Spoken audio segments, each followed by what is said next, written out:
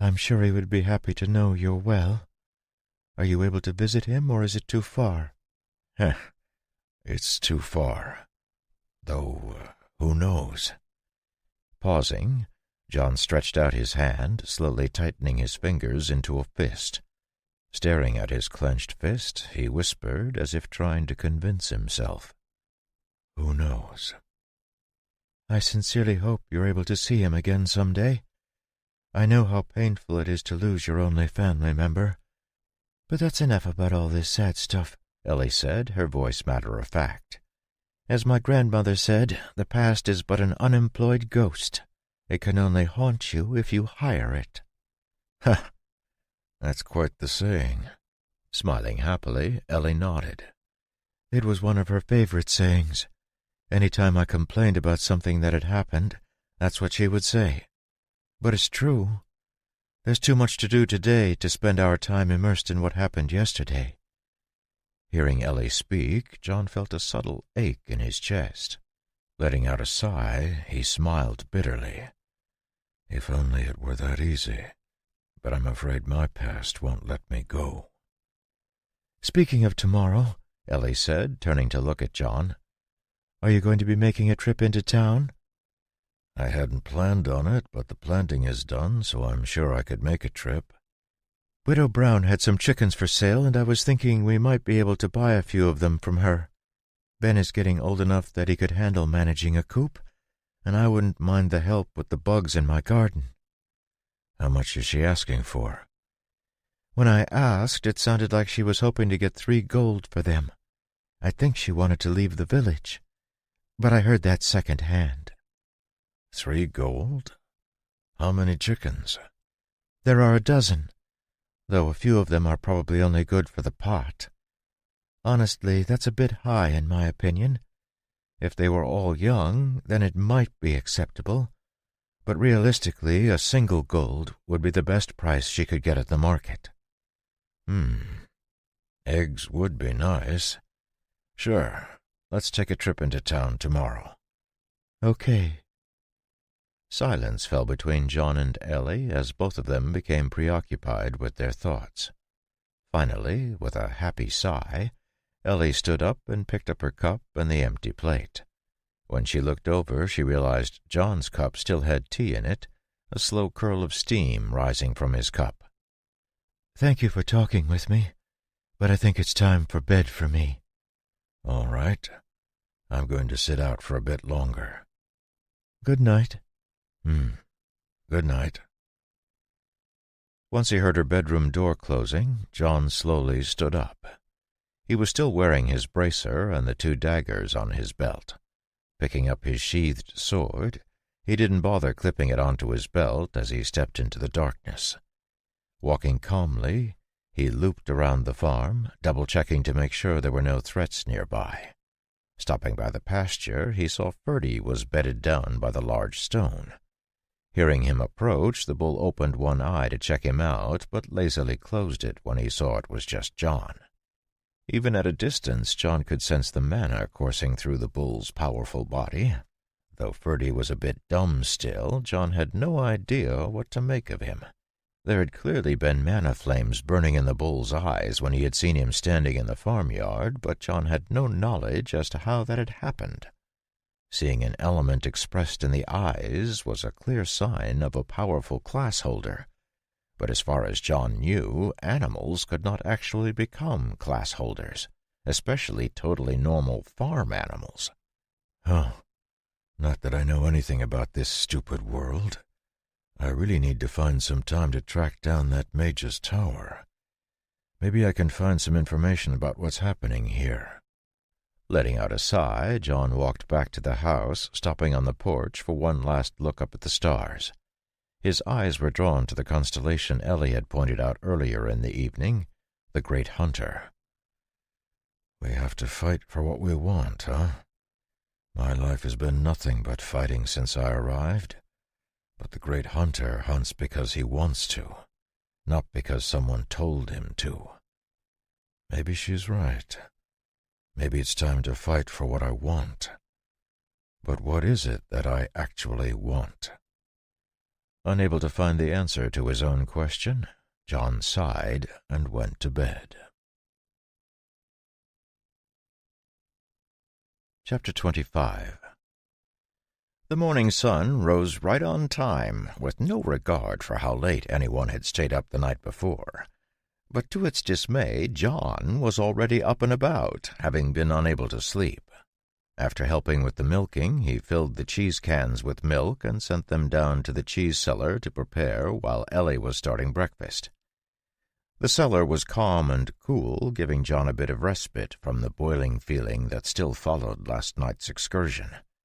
Taking the cans of milk out of the cart, he transferred them onto the stove and started the fire with a flick of his fingers.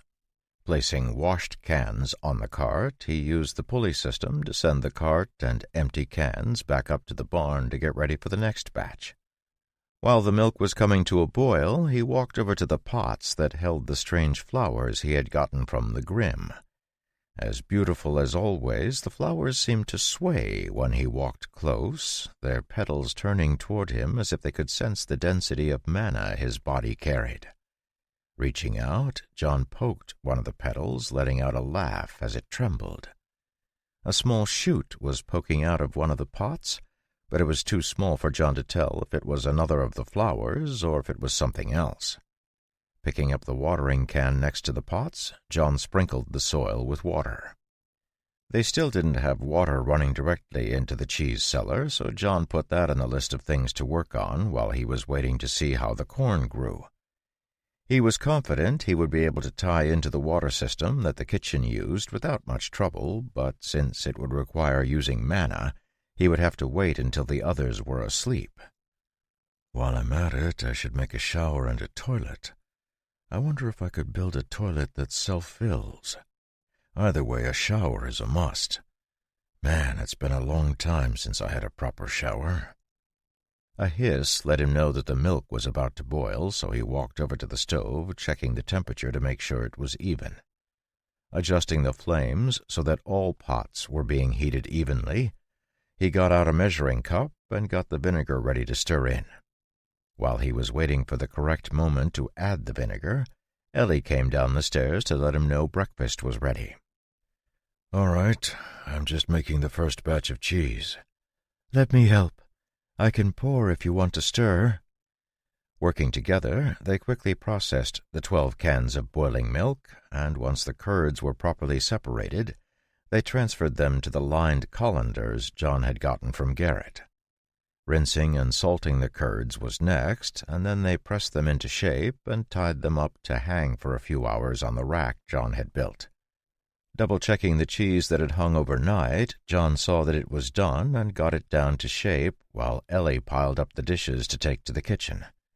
Once the cheese had been shaped, he took some of them to the shelves at the back of the cellar, where he had stacked the cheese for aging.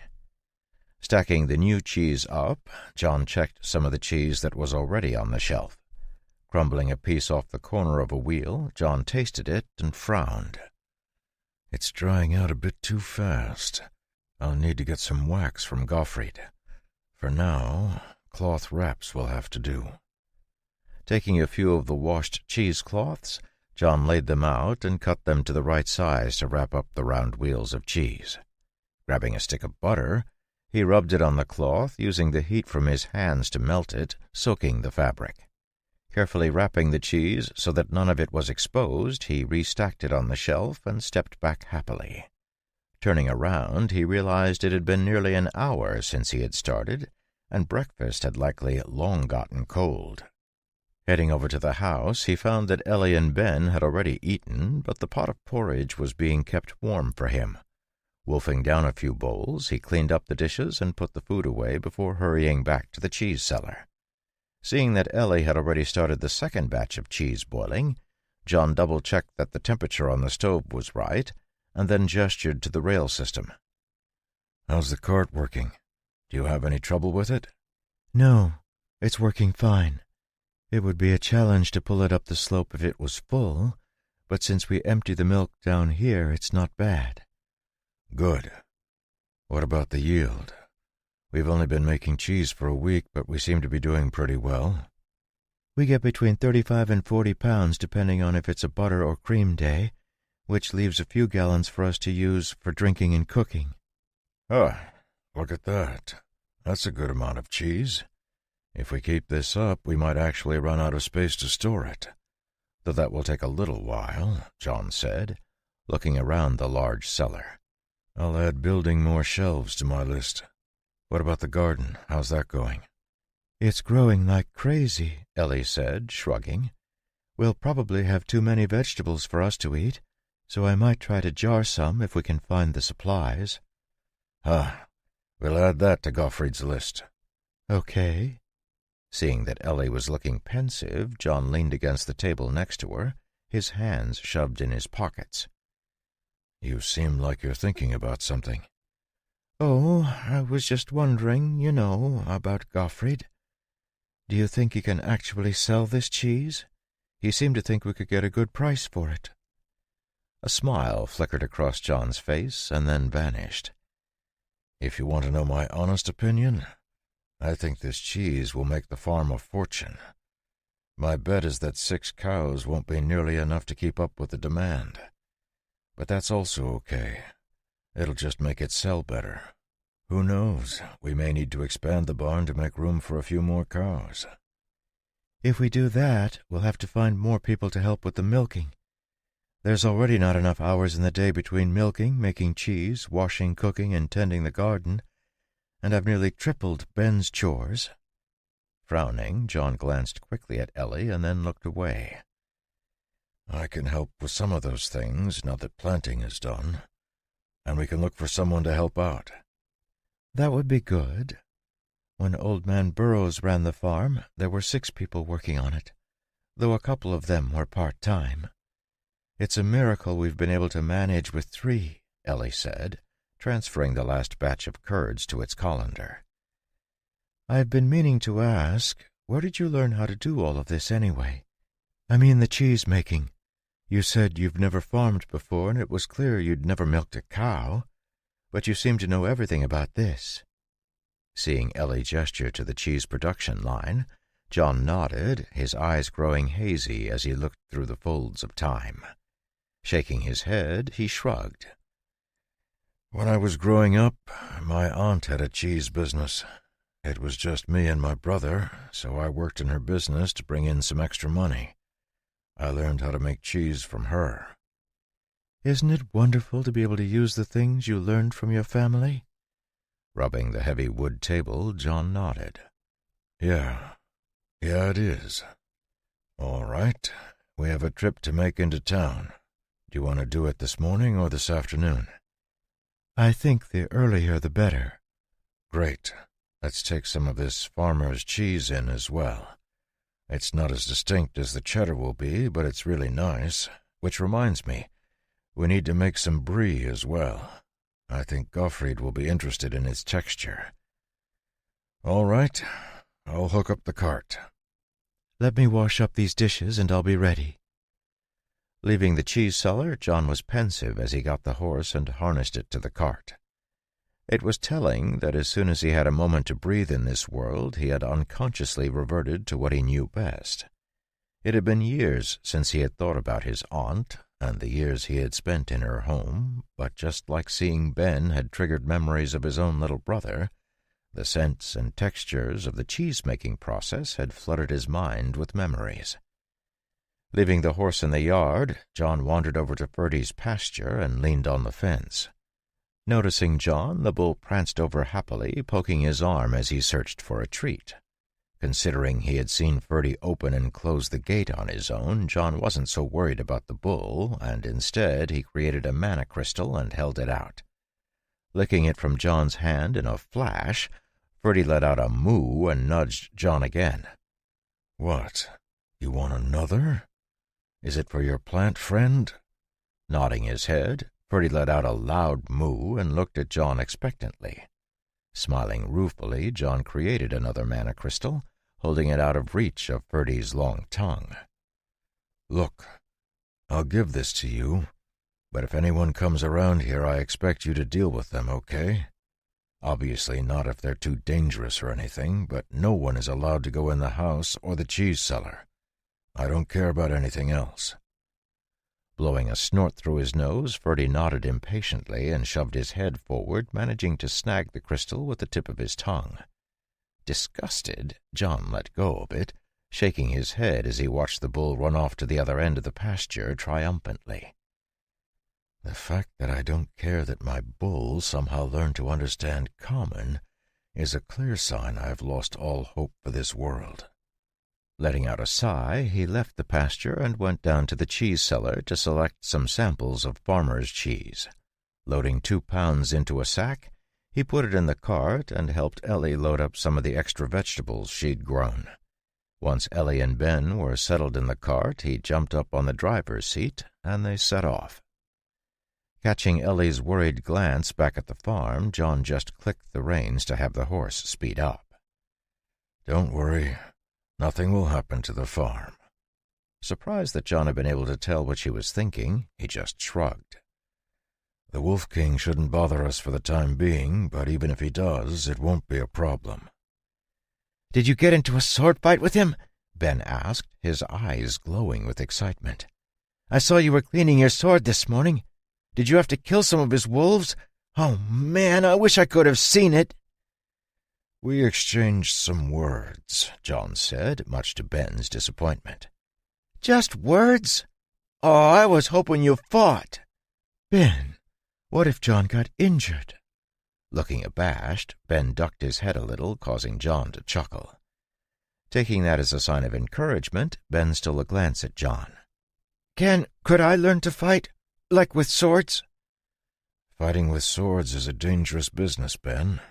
No matter how good you are, there's no guarantee that you won't get hurt, or worse, killed. Every time you hold a sword, you put your life on the line." "But what if the Wolf King comes back? Shouldn't I know how to defend myself? I feel like I'm going to need to know how to do this in the future." Nodding, John glanced at Ellie and saw that she was biting her lip, clearly torn. Reaching back, he tapped the handle of Ben's dagger. "How about we compromise? I'll teach you how to use the weapon you have. After all, a knife is just as effective as a sword in a lot of situations. And besides, most swords are going to be too heavy for you." "Deal!" "Hold on there. Nothing comes free, kid. In exchange for me teaching you to use a weapon, you need to take on more responsibility around the farm." "That's fine. I can get up earlier and do the milking and feeding by myself. I can also help in the garden." "If your sister consents, of course." "Oh, come on. Can I, Ellie? Think about how helpful it will be. I'd be so much safer in the woods. Can I?" Shooting a glare at John for throwing the decision on her after getting Ben so worked up about it, Ellie saw him wrinkle his nose and look away, pretending he had nothing to do with the conversation. Sighing with annoyance, she shushed her brother. "Hush. I'll think about it. Besides, John teaching you is conditional on you doing more work on the farm, not promising to do more work. The work comes first." Taking her statement as tacit consent, Ben pumped his fist excitedly, nearly falling out of the cart in his exuberance. Continuing to chat, they soon arrived in town, but it was immediately clear that something was off. Pulling up outside the inn, John got down and tied up the horse. All along the main street, the villagers stood in small groups, talking about something in hushed voices. As soon as they saw John, their groups seemed to draw back, watching him with wary eyes. "John," Ellie said nervously, her hand clutching her skirt. "I'm going to talk with Sven. Keep Ben close." Taking the bag of cheese, he pushed open the door of the inn, scanning the dining room with a quick glance. To his surprise, the inn's dining room was nearly full. The Red Corral adventuring team sat toward the back of the room with Halden, while Garrett, George, and a few other townsfolk sat at a table in the middle of the room. However, what was most surprising to John was that the front table was occupied by Whale, Rosalie, and Haver the Wolf King. Chapter 26. Despite his surprise, John smiled calmly at Haver and walked past the table toward the bar where Sven, the innkeeper and bartender, was wiping down a glass. The reaction from the three at the table, on the other hand, was anything but calm. Whale jumped so high he nearly stood up, and Rosalie choked on her drink and clutched her side, spilling her cup all over the table. Even Haver rose halfway out of his seat, his handsome face warped into an expression of anger. Completely ignoring them, John put the bag holding the cheese up on the counter. "John, how are you today?" "I'm doing well. How about you?" Passing. "Only passing? Business seems to be booming." "That's true. Unfortunately, the cause isn't one I'd wish for." "Oh? What do you mean? Did something happen?" Nodding, Sven put down the glass he was drying and picked up another, causing John to wonder where he was getting all the wet glasses from. It seemed that whenever he looked at the bartender, he was drying a new glass. Leaning forward, Sven gestured for John to come closer. "George found another traveler on the path onto the valley." Waiting for Sven to continue, John was confused when the bartender leaned back and nodded at him seriously, as if he was supposed to understand the comment. When it was clear there was no more information forthcoming, John raised his eyebrows and shrugged. And he was dead, stabbed in the back and stripped of all his worldly possessions, Sven said, giving John a strange look. "You speak as if this happens a lot." Realization dawned on Sven's face, and he put the cup down and flicked his dish towel up onto his shoulder. Resting his hands on the bar, he nodded. "That's right, I forgot you've only been in the valley for a little while. This has been happening every few months for the last few years. All the victims have been travelers or people who live out on the fringes. Same means of death, same patterns." Nasty business." "Yeah, you're telling me. It gets the community all spooked." "And no idea who it is?" "Don't think so. At least if George knows, he isn't speaking up. Regardless, keep an eye out." "I will. Thanks." Smiling, Sven tapped the bar top next to the bag John had put down. "Enough of that depressing stuff. What'd you bring me?" "Well, there are some fresh vegetables in the cart, but we've been working on something special I thought you might want to take a look at." Opening up the bag, John got one of the blocks of farmer's cheese out and placed it down. Reaching for his lower back, he unsheathed one of his long daggers and sliced a thin piece off of the top. With a flick, he put it down in front of Sven and then carved another few slices from the block of cheese. "Give it a try." Is this cheese?" "Yeah." Picking up a slice, Sven bit into it, chewing carefully. His eyebrows shot up and he stared down at it. Cheese wasn't a new thing in this world, but for the most part it was wet and crumbly, with very little flavor. Used as a way to pack out filling or eaten by the very poorest of citizens who couldn't afford fresh milk, Sven had never eaten anything like this. Reaching for another piece, he ripped it in half and put it on his tongue, letting the taste permeate his mouth. There was a bit of salt and a lot of cream, but the biggest feature was the slightly tangy flavor that was completely new to Sven. When he reached for the third piece, John smiled and chopped a few thick pieces from the end of the block. Picking one up and biting it in half, he pushed the rest of the cheese over. "What do you think?" "I think it's delicious." "Yeah?" So did Gottfried when he stopped out by the farm. Pausing mid-bite, Sven stared at John and then slowly finished chewing as he put the piece of cheese he was holding down. Wiping his fingers on his towel, he put it back on his shoulder, his eyes never leaving John. Unbothered, John cut himself another piece of cheese and looked around the room. Do you know what that money-worshipping snake in the grass will do if he gets a hold of something like this?" "Who? Oh, Gottfried? He said he would help us sell it. If you like it, you can wait and buy it from him." "Buy it from him?" Letting out an angry snort, Sven slammed his hand on the bar. "If Gottfried had his way, he'd suck every single penny out of us. You'd better be careful. I don't know anyone who has partnered with him who hasn't lost their shirt and worse." Laughing, John shook his head. "Don't worry. No one can take what's mine." Almost by accident, his eyes happened to pass over Haver's table as he spoke, and his gaze locked with the pale-faced Wolf King. Giving Haver a happy nod, John straightened up and tapped the bar next to the half-eaten block of cheese. "Well, I better get going. I just thought you might like the taste of our new cheese." "It's delicious," Sven admitted, looking troubled. "But if Gottfried has an exclusive contract, I'm afraid I won't be able to afford it. No one in the valley will be able to. On the other hand, if you can sell some locally, I'd love to buy some blocks each week." "I'll have to talk to Ellie," John said, mirroring Sven's troubled look. "Really, this is more her thing than mine. The biggest issue is that there's only so much milk the cows we have can produce.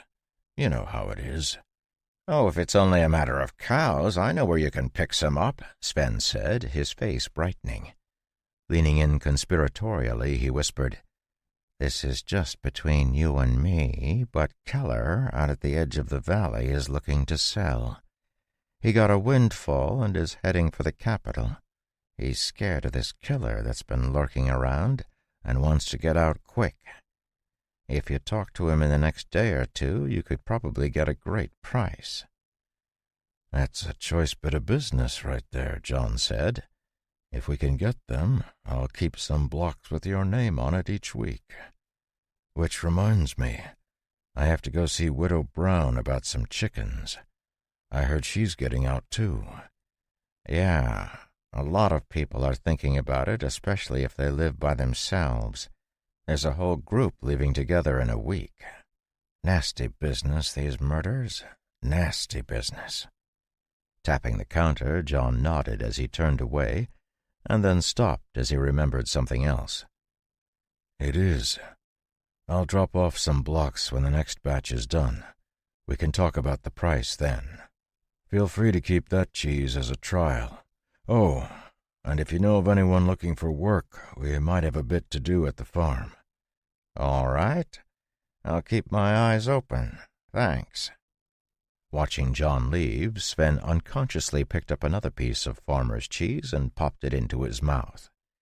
Realizing what he was doing, he froze and then let out a defeated sigh. As John walked past the table where Haver sat, Whale and Rosalie watched him cautiously. Both had suffered under his fists, and neither particularly liked their chances if he suddenly attacked. Praying he would just walk out, Rosalie shivered when John stopped in front of their table. Mercifully, he didn't even look at her as he addressed Haver. "Hello, Haver." Glowering up at John from where he sat, the Wolf King spoke slowly, his deep voice hiding a vicious edge. "Mr. Sutton, you strike me as a smart man, or if not smart, cunning at least," John said, his voice as expressionless as his face. "I'm happy to pretend I've never met you if you're happy to do the same. The alternative will not be pretty, I assure you. You were clever enough to leave when you had the chance last night, but I won't tolerate your presence or the presence of your dogs on my property again. You might consider last night your one and only warning." Sniffing, Haver nodded. "I can live with that." "Wonderful. Have a good day." "Ma'am?" As John turned away, Haver's finger twitched, but he ultimately didn't take action. Instead, it was Whale who stood up and spoke to John's retreating back. "Where is Jamal?" Stopping at the door, John didn't turn around, instead speaking over his shoulder. "The barbarian? He's gone. Hopefully to greener pastures, though somehow I doubt it. Watching the door swing as John vanished, Wales slowly sat down, his expression troubled. Haver and Rosalie both looked at him. "What does that mean?" Rosalie asked, glancing between Haver and Wale. Slowly pulling something out of the bag at his feet, Wales slid it across the table for the others to see. Sitting amidst the plates of half-eaten food was a ruined axe-head.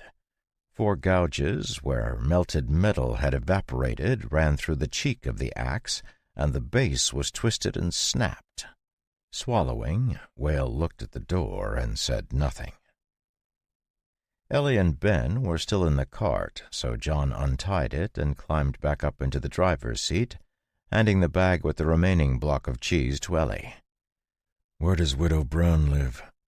"On the southern side of the village, out by the big willow."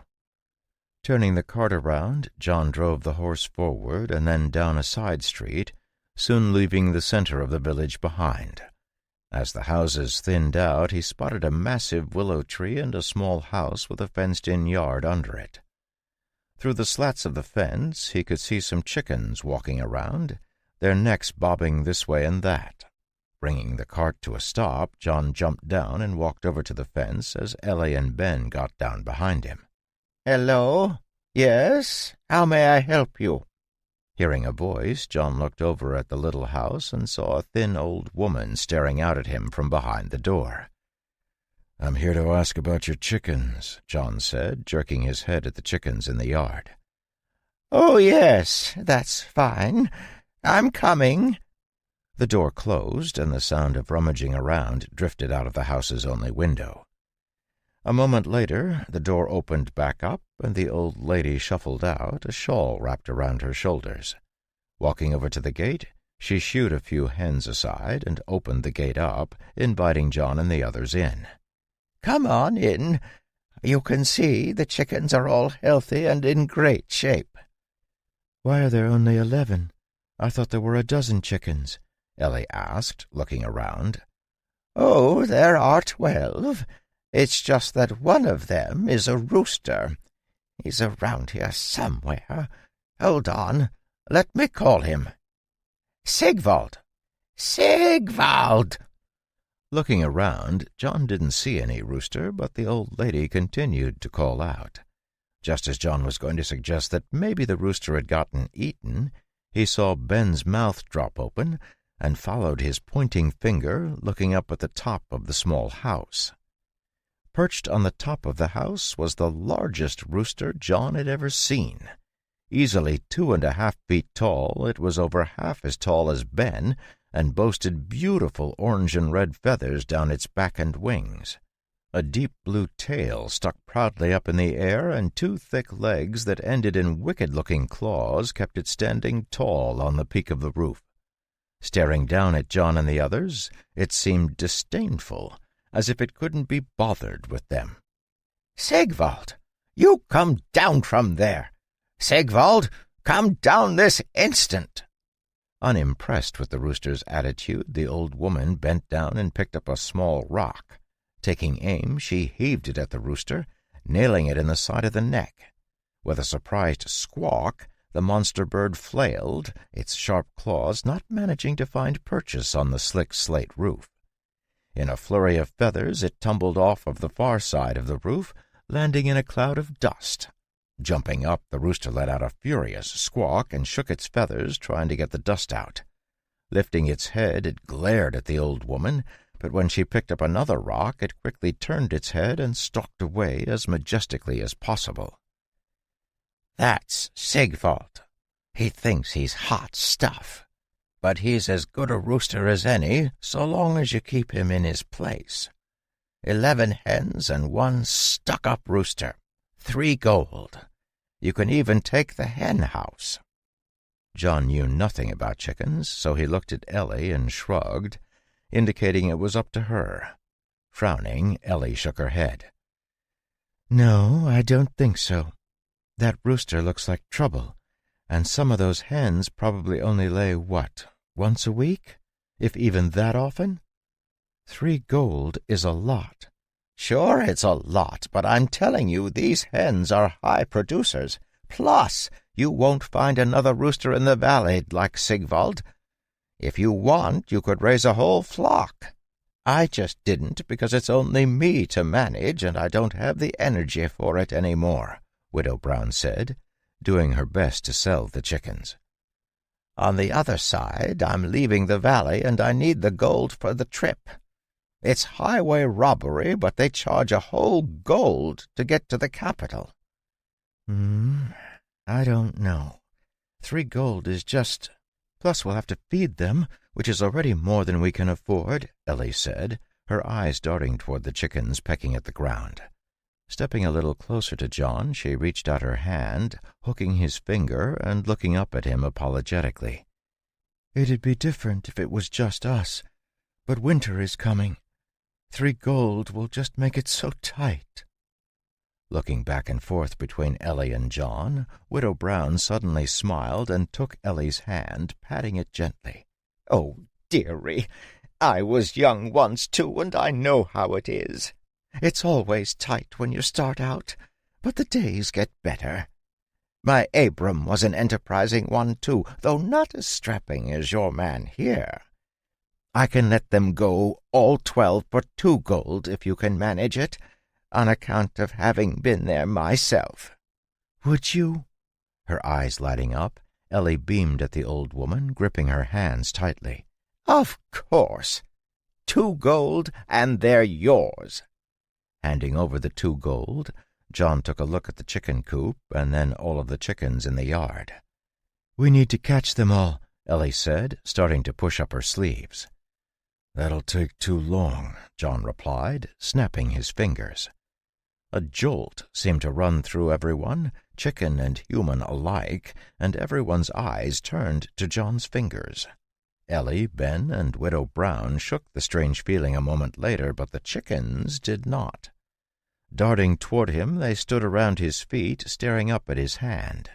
Even Sigvald, the giant rooster, came stalking over, his beady eyes locked onto John's fingers. With the chickens seemingly enthralled, it wasn't hard for John to stuff them into the chicken coop. Widow Brown watched in slack-jawed amazement as John locked up the chicken coop and then picked it up, carrying it easily to the cart. "Definitely not as brawny," Widow Brown muttered under her breath, shaking her head with regret. Chapter 27.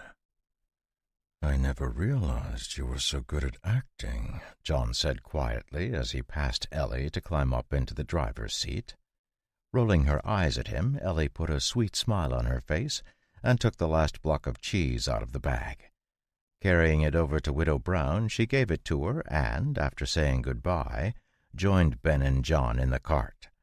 Ben had barely been able to squeeze into the back of the cart because of the large chicken coop, and as John drove out of the yard, the young boy found himself locked in a staring match with the massive rooster.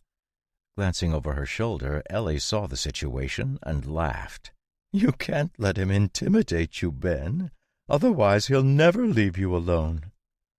"But what if he scratches me? Look at the size of his claws. They're as long as my dagger." "Then he'll end up as Christmas dinner," John said, twisting around to look at the big bird. It only took a second of matching gazes with John before the rooster seemed to understand he wasn't someone to mess with. Surprisingly, he lowered his head and then blinked his beady eyes coyly at John, as if he was trying to act cute. Giving Sigvald a strange look, John turned around, shaking his head. "Great. I picked up another weird one." "Ellie?" "Yes, Ben?" "What did Widow Brown mean when she said it would get easier later?" A slight blush rose on Ellie's cheeks at the question, but she hid it by looking out at the countryside that was passing them by. Composing her voice, she tried to keep her answer as light as possible. "Oh, she just meant that when you're raising chickens, or really doing anything, the hardest part is starting." "Oh, okay. I guess that's true. Like when I learn to fight with my knife, the hardest part will be that I have to do more chores first. But once I do more chores, it will get easier because I get to do the fun part. Yeah, sort of like that. Enjoying listening to Ben and Ellie chat, John passed the trip back to the farm in silence. When they finally arrived, he looked around, but everything seemed normal, so he got the chicken coop out of the cart and put it down near the back of the house. He had been thinking about where he was going to put it, and, after chatting with Ellie, finally decided on the back of the house by the garden. In order to teach the chickens that the farm was their new home, they had to keep them in a fenced area, but since they hadn't fenced in the area behind the house yet, John would have to build one before they let the chickens out. Surveying the back of the house, John marked out where he wanted to put his posts, and then, fetching his axe, he walked toward the woods. Along the way, Ben ambushed him and peppered him with ideas of extra chores he could help with, but John managed to pawn him off on his sister, claiming she was in charge of all the chores. Feeling a sense of relief as Ben finally ran off, John shook his head and walked into the forest. It took him a while to find a tree that was thin enough for his fence post, but once he did, chopping it down only took a matter of minutes. With a loud crash, it fell to the ground, and after trimming the branches, John pulled it out of the forest and chopped it into 6-foot sections. Heading back to the forest, he found a couple more trees he liked the look of, and soon he had his 12 fence posts. 6 feet long and around 8 inches wide, the fence posts were sharpened slightly at one end and trimmed of their bark. Carrying the first one to the spot he had marked out, John looked around to make sure Ellie and Ben weren't watching, and sank it into the ground with a gentle push. Checking the height, he realized it wasn't quite far enough in, so he put his hand on top of the post and pressed down until only 4 feet remained above the ground. Hearing a surprised squawk, he looked up and saw Sigvald was standing on top of the coop, staring at him. The giant rooster, who had somehow managed to get out of the chicken coop, seemed both shocked and intimidated by what it saw, though as soon as John crossed gazes with him, his head raised proudly in the air and he looked away. Laughing, John picked up the next post and walked to the next position, sinking it into the ground with a thrust. All of the posts went in easily, and soon the basic outline of the fence was ready. With all the posts in, it was time for John to put the rails and pickets together. The most time-consuming part of the process was cutting the material, but thanks to the plasma torch that extended from his finger, John was able to cut and trim the pieces as he worked. It was mid-afternoon when he finished pushing the last nail into the final picket, and apart from having a slightly scorched look, he thought the fence looked great. Currently, the coop was sitting on the ground, so he lifted it up and added some posts to the bottom to raise it up a few feet. After double-checking to make sure he hadn't forgotten anything, he opened up the chicken coop and let the slightly traumatized chickens out into their new home. Seeing Ben staggering by as he tried to carry a giant load of wash he had just pulled from the wash line, John called him over. "Has your sister talked to you about caring for the chickens?" "Yes. She says I have to collect the eggs and feed them." "Good. Let me know if you need help, and let me know if they run away." With the chicken fence finished, John put away the tools he had barely used and headed out to check the fields. It had been a few days, but thanks to the quality of the manna-rich soil, there were already tiny shoots starting to poke through the dirt. Looking over the rows of bright green shoots, John smiled. It was a marvelous sight. 5 one-acre sections had been marked out and planted with corn so that John could try some different things, and heading to the first of the 5 sections, he crouched down. "All right, let's try this. It'll probably fail, but I've got time."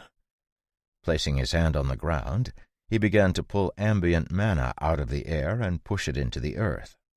Feeling the ground starting to heat up, he carefully controlled the temperature, allowing it to be slightly warmer than the surroundings, but not letting it get hot enough to scorch the tiny seedlings. Once he had flooded the entire patch with manna, he moved on to the next section, repeating his action by increasing the amount of manna by 1 stage. 3 more times he injected manna into the ground, stepping up the amount of manna he pushed into the ground each time. Standing up after he was done, he dusted his hands off and looked over the fields. The differences in the 5 sections were impossible to see with the naked eye, but to John's eyes they looked drastically different. The mana concentration in the last of the 5 one-acre sections was high enough that John was a bit concerned it would harm anyone who wandered into it. While it was not as bad as the mana-irradiated wastelands left on the battlefields by forbidden-level spells, it was starting to approach that level of mana density. Resolving to mention something to Ellie and Ben, John headed back to the house. There were still a few hours before dinner, so he wanted to start work on getting water into the cellar. Seeing that Ben was still running around helping his sister, John got out some paper and drew out the house and the cheese cellar. Marking the position of the well, he began to plan his excavation. Poking around under the sink in the kitchen showed that the well was using clay pipes, which John was not overly excited about, since they were hard to tie into. Metal pipes would be much better. I wonder if there are any sources of ore around here. Otherwise, this is going to get really expensive. Hopefully, Gottfried was able to find me a forge. Never one to do anything by half measures, John took a look at the bathroom as well, trying to figure out if it would fit a shower. Currently, there was a large tub they used for taking baths, but John wasn't particularly happy with it. Soon one drawing had turned into 2, and then 5. And it wasn't long before John had over a dozen sketches that included everything from an addition to a complete water and septic system. By the time he was finished, night had come, and he sat at the table with the sketches spread out in front of him. "Tea?" "Thank you." Accepting the warm cup from Ellie, John took a sip of the scalding liquid, licking his lips as the bitter liquid traveled down his throat. Putting the cup down, he picked up one of the drawings and then glanced at the back wall of the kitchen. The house was currently shaped like a capital L, and he was considering whether it would be worth it to push it out, making it a square, to add some more rooms. Ellie and Ben were sharing a room at the moment, and in addition would give them some space to stretch out. Sitting down at the table with him, Ellie peeked at the drawings. John had been working on them for most of the afternoon, and she was curious what he was doing. Seeing the glance, John shuffled the papers together and slid them over in front of her. "I've been thinking about expanding the farm." Slowly sifting through the sketches, Ellie glanced up at John, a slightly strange look on her face. "That's what the farmhouse will look like once it's finished. See, we would be converting this window at the back of the kitchen into a doorway, extending the hallway all the way around the house, and then adding a room on this side.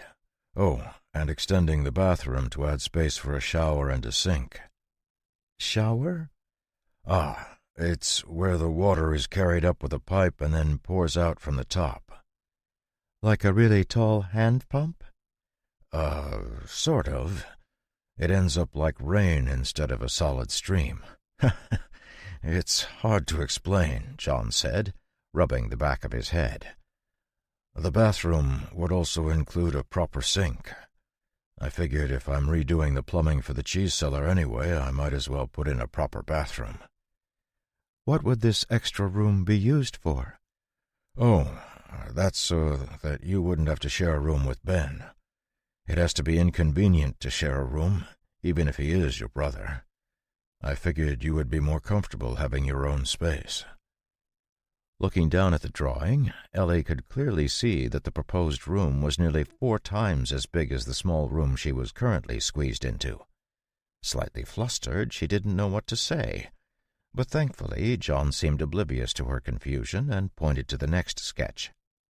"I also did another one with a second story, but that would pretty much be a complete rebuild.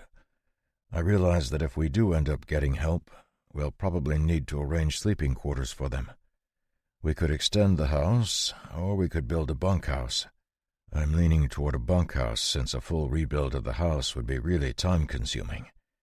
But that would also mean running another set of pipes. What do you think?" "Most of the time, workers sleep in the barns.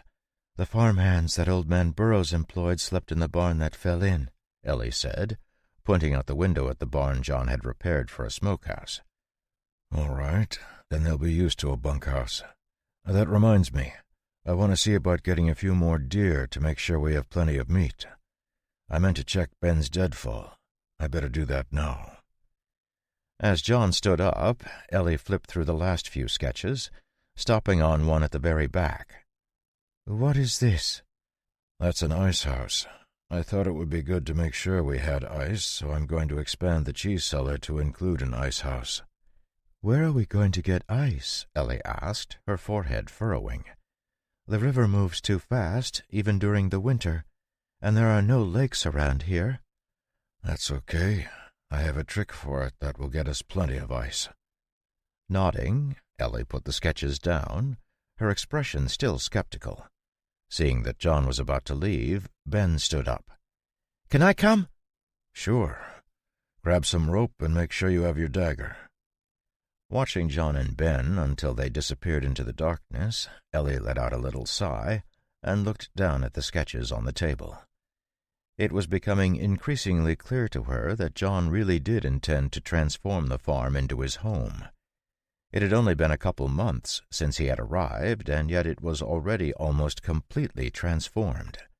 She had never met someone who moved with the sheer force he possessed, yet no matter how swiftly he moved, the things he turned his hands to happened without fail. Letting her finger trace the outline of the room he had sketched out in the addition, she felt her hand tremble.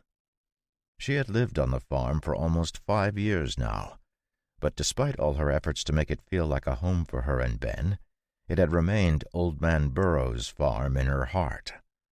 Yet in the few months since John had arrived, it had changed so much, and she was terrified to realize she was changing with it. For some reason she couldn't quite pin down, John had taken her and Ben into his life, adopting them along with the farm as if they were part and parcel. Now, looking at the changes he was proposing and hearing his offhand comment that she needed her own space, she felt like the walls built up around her heart were starting to crack. She had been living on the edge of a knife for as long as she could remember, always ready to abandon everything and flee with Ben if the danger grew too great. But the weight of John's presence had allowed her, for the first time she could remember, to imagine a life without having to run. A small smile curled at the corner of her lips as she indulged in the fantasy of having a home, a real home, for the first time since her grandmother had died. Hearing an excited shout, that smile grew as Ben ran into the yard. Ellie, we got one! My trap got one! Chapter 28. I don't think we should build an extension to the house until after we build a bunkhouse, Ellie said, looking across the table at John. It was the next morning, and they were enjoying a breakfast of oatmeal and biscuits with butter and cream. Pausing as he reached for the bowl of blueberries Ellie had set out, John nodded. Okay, why is that? First, I'm fine sharing a room, and if we need to spread out, we can clear the storeroom. Second, I think there are more important things we need to do. You mentioned that you found some cows you might be able to get, which means we need to expand the barn first. But if we're expanding the barn, we need a bunkhouse because we'll need to hire a farmhand. Third, all of this is going to cost a lot. I think it would be better to wait until the farm has a stable income source before spending so much. Realizing there was some sense to what she was saying, John nodded. That's fair. I forgot about expanding the barn last night. We'll need to do that if we're getting more cows. Speaking of, what would you say a fair price is for a cow? According to Sven, a farmer out at the edge of the valley is looking to get out quickly. No more than 5 gold a head, Ellie said after a moment of thought. But if he wants to leave soon, I would say you could probably get him down to 2 with hard bargaining, or 3 without so much trouble. You really think he would take half price for them? It's all a matter of time and place. Who else has the money to buy them? Not everyone has the capital resources you do, John, and anyone who does has no need for cows. True. All right, I'll head over there today to see what he has, but before that, I'll dress the deer and start it smoking. Mr. Sutton! Mr. Sutton!" Bursting through the door, Ben looked wild-eyed and restless, as if he had seen something that had shaken him to the core. Hurrying over, Ellie smoothed his wild hair and looked at him concerned. "Ben, calm down. What's going on?" Pushing her hand away, he completely ignored her and spoke to John, his voice breathless. "It's that rooster! Sigvald! It's trying to fight Ferdy!" Putting his spoon down slowly, John swiveled around in his seat and stared at Ben. "He's doing what?" "Ferdy and Sigvald! They're fighting out in the pasture!" As soon as Ben's voice faded, John heard a powerful bellow and an answering crow in the distance, and stood up abruptly, his face grim. "If either of those stupid animals—" Letting his words trail off, he strode past Ellie and Ben and out of the door, leaving the brother and sister staring after him. Exchanging a glance with Ben, Ellie put down the towels she was holding and picked up her skirt. Despite running after John, neither Ellie nor Ben managed to catch up with him as they headed for the pasture, and by the time they arrived, he had already hopped the fence. In the middle of the field stood Ferdy, his hooves spread wide and his head held low as he stared down at Sigvald. With less than a foot between them, the large bird was clearly annoyed that Ferdy wasn't making way for him, and had drawn himself up to his full height and spread out his powerful wings. The two animals faced each other in an uneasy standoff, neither willing to budge. Pawing the ground, Ferdy let out a snort, blasting air from his nose, only to be answered by a piercing chirp as Sigvald scratched a deep furrow in the grass. Just when it looked like they were going to come to blows, John arrived. An ice-cold expression plastered across his face, he stomped over and grabbed Ferdy's horn. Sensing John's hand coming toward him, Sigvald tried to dodge away, but John was too fast and clamped onto the rooster's wing with an iron grip. Slamming both creatures down into the dirt, John crouched down so his face was right next to theirs. "Listen to me, you dumb animals. You both belong to me, and I am the absolute pinnacle of whatever pecking order is established on this farm. If either of you picks up so much as a scratch, you'll have to account yourself to me. And if either of you inflicts so much as a scratch on the other, I will cook and eat both of you. There will be absolutely no, and I repeat, no, fighting. This is Ferdy's pasture. The garden and pen behind the house is Sigvald's. Everything else is common space, and all of it, every last inch, is mine. Do you understand me?" Managing to somehow look hurt by John's name-calling, Ferdy nodded his head frantically. Sigvald, on the other hand, tried to look away, but the increasing pressure on his wing refused to let him ignore John. Almost reluctantly, he nodded his head. Satisfied, John let go of the two animals and stood up. About to turn away, he remembered something else and pointed at Ellie and Ben, who were standing at the gate, staring at him. "And they outrank both of you by a mile, so don't cause trouble, okay?" Turning around, he shook his head. "What a farce. Most powerful person in an entire fantasy world, and I'm reduced to bullying farm animals." Seeing the concerned expression on Ellie's face, John hopped over the fence and dusted off his hands. "They'll behave now." Hearing the certainty in his voice, Ellie gave him a doubtful look. He seemed to be able to work miracles on a regular basis, but declaring that two alpha animals were suddenly going to get along was a hard pill for her to swallow. Looking past John, she saw the two animals in question were still standing close to each other, but instead of staring each other down, they both looked dejected, almost as if they were finding solace in the other's company. "What did you say to them?" Ben asked, his eyes wide as he hung on the fence, staring at the two animals. "I just told them who was boss," John said, leaning against the fence and staring out at the pasture, "and that I would eat them if they fought." Out in the middle of the field, Ferdy caught John looking at him and hurriedly turned his head away, acting like he was upset with him. Ben's eyes got even bigger, and he peeked at John's impassive face. Shaking her head, Ellie just threw up her hands, abandoning any effort to understand what was going on. "I have a kitchen to clean," she said, calling out to her brother as she walked away. Ben, have you checked for eggs yet?"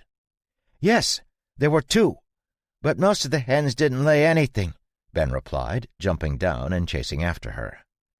"That's normal. It might take them a few days before they start laying again." Listening to the conversation between Ben and Ellie while he watched Sigvald and Ferdy to make sure there wouldn't be any trouble, John soon found himself alone. "I guess I better figure out what's going on with the barn." The cow barn was attached to the first pasture and had a considerable amount of room to expand, but John wasn't sure he was skilled enough to make the extension work seamlessly with the existing building.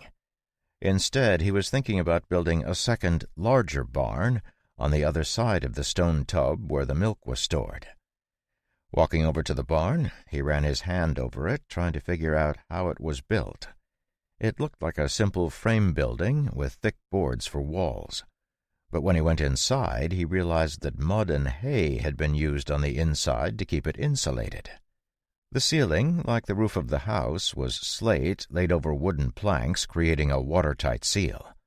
Unsure where he would find the slate for a new roof, John decided to get the cows first and then worry about the rest later. Walking back to the pasture, he whistled, and after a second, Ferdy came trotting over. Sensing the bull was still a bit hurt, John patted his head and then fed him a mana crystal. No sooner had the crystal formed than Sigvald, who was studiously ignoring John, snapped his head around, his beady eyes fixed on the crystal in John's hand. With a speed that would put an Olympic sprinter to shame, the rooster crossed the pasture, only stopping when the mana crystal vanished into Ferdy's mouth. Seeing there was no hope of recovering that one, Sigvald looked at John, shaking his feathers to make himself look as pretty as possible. "What a stupid bird." Despite his thoughts, John pulled mana into his palm, condensing it into another mana crystal. Holding it between his fingers, he showed it clearly to Sigvald as he spoke to both animals. "I'm leaving. You know the drill. Keep the farm, and more importantly, Ellie and Ben safe." Without another word, he tossed the mana crystal to Sigvald, who gobbled it out of the air with a lightning-fast strike. Crowing triumphantly, Sigvald spread his wings and flew up to one of the fence posts, posing there like he was the king of the farm.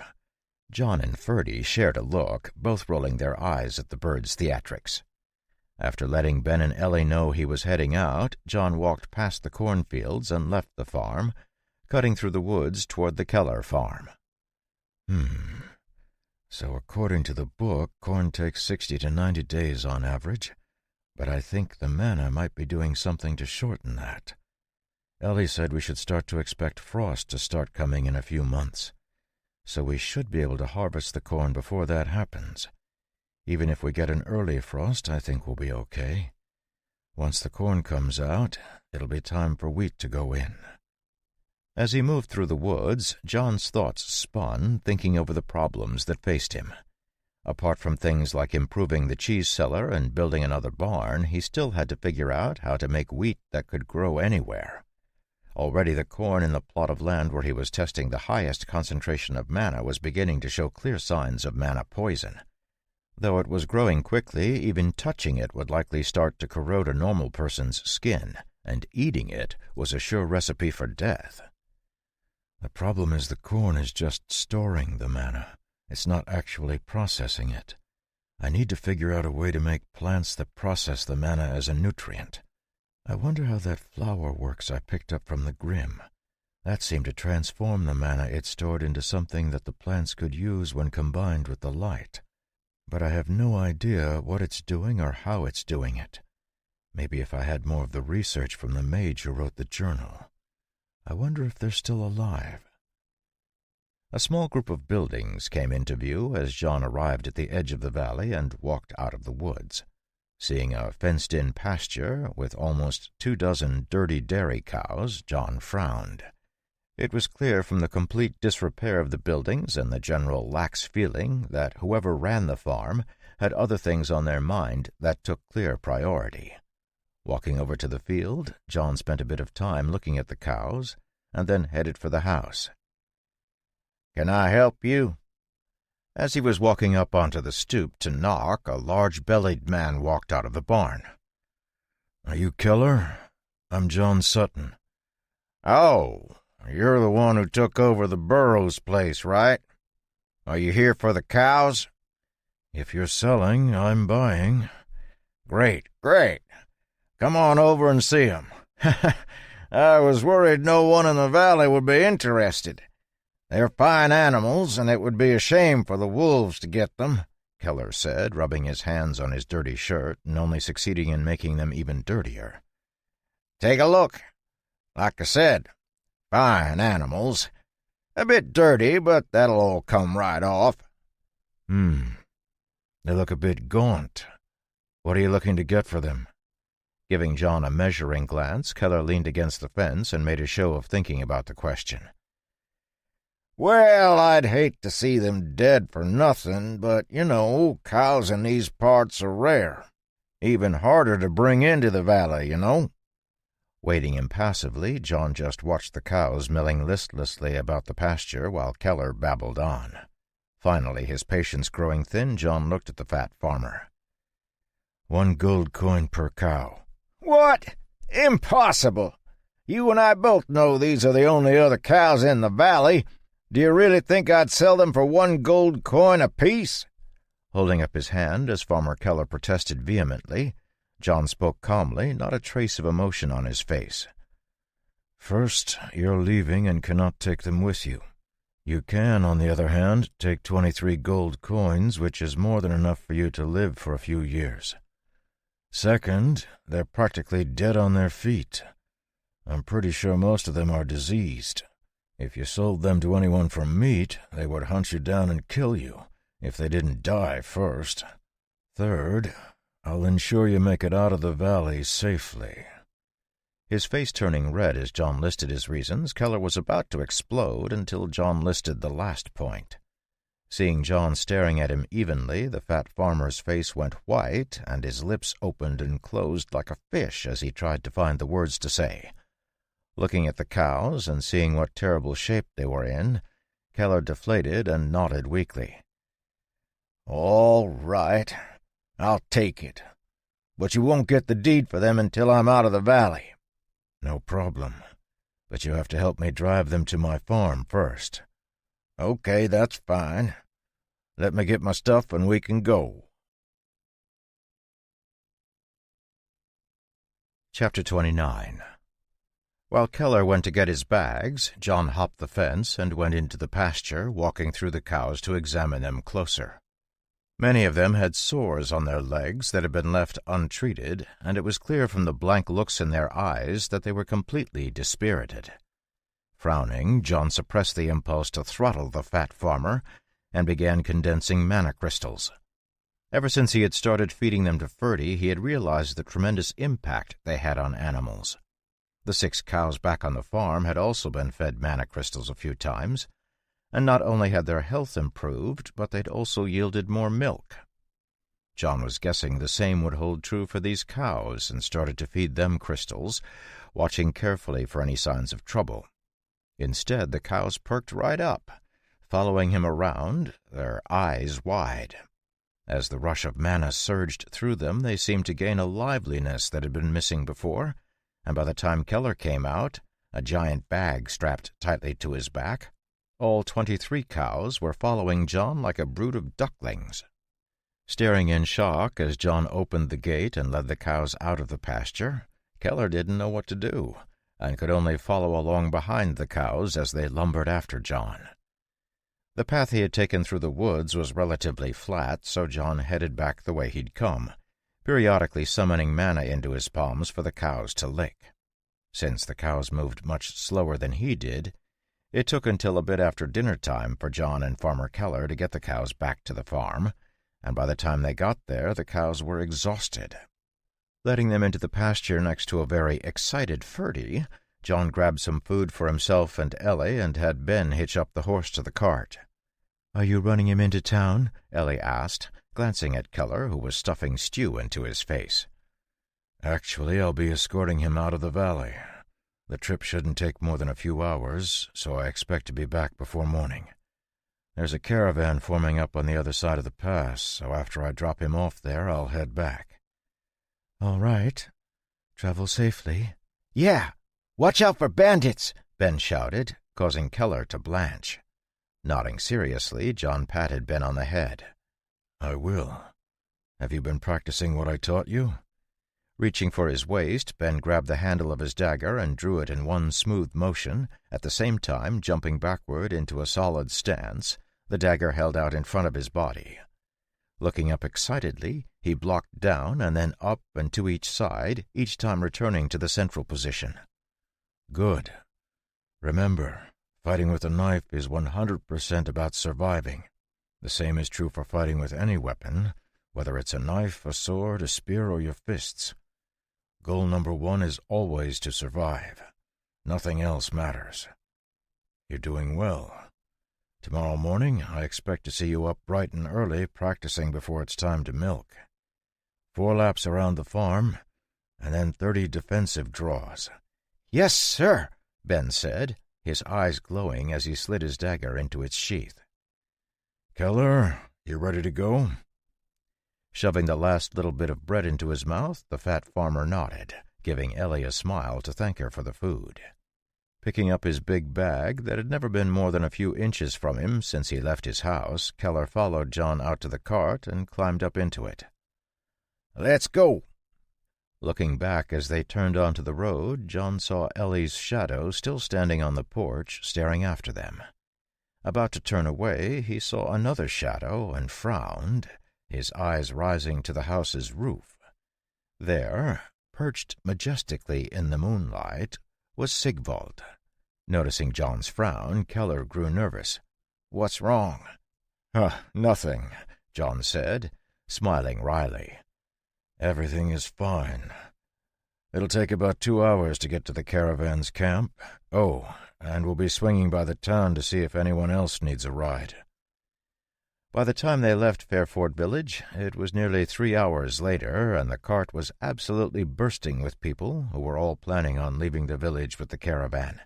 Some of them were leaving for good, like Widow Brown and Farmer Keller. Others were taking a trip to the closest city, and preferred to do so with the safety of a large group. John couldn't blame them, since bandits had been rampant since the last war finished up. That was one of the reasons he was so hesitant to get rid of Haver the Wolf King.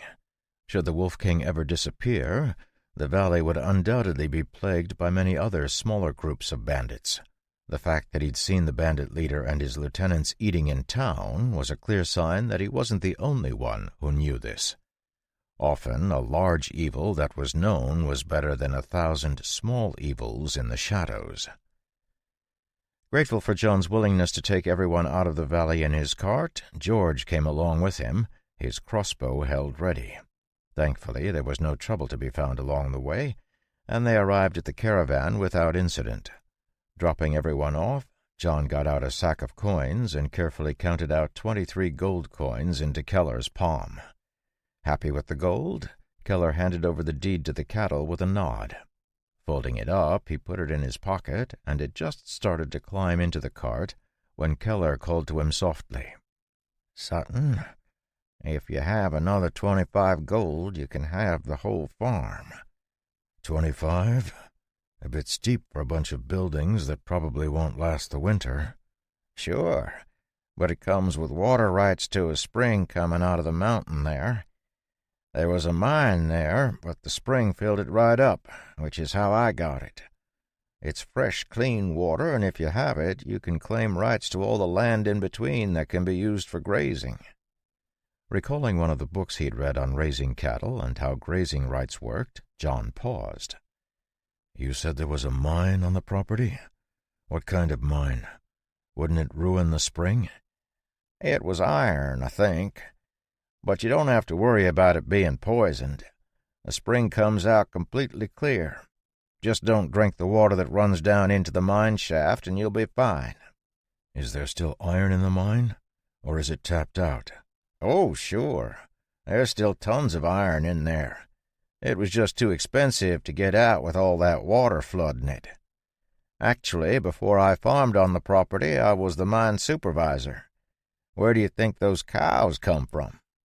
Yes, it was quite the mine back in the day. There was a smelter and everything. Shame it's all under water now. Of course, anything you can get out is yours. Only 25 gold for the lot of it. But if you're not going to buy it, I'll have to find someone in the city to take it off my hands." "You have the deed?" "Yep, it's right here." Staring at Keller for a moment, John tossed the bag of coins to him. Catching it, the fat farmer opened it up and counted exactly 25 shining gold coins. Grinning, he signed the farm's deed over to John and nodded happily. "Thanks for doing business." "You know, I think it's good you're heading to the city," John said, a faint smile on his face as he put the deed away. "I think you're in the wrong business. You should be a merchant or a shopkeeper." "You know, I've heard that before. Thanks."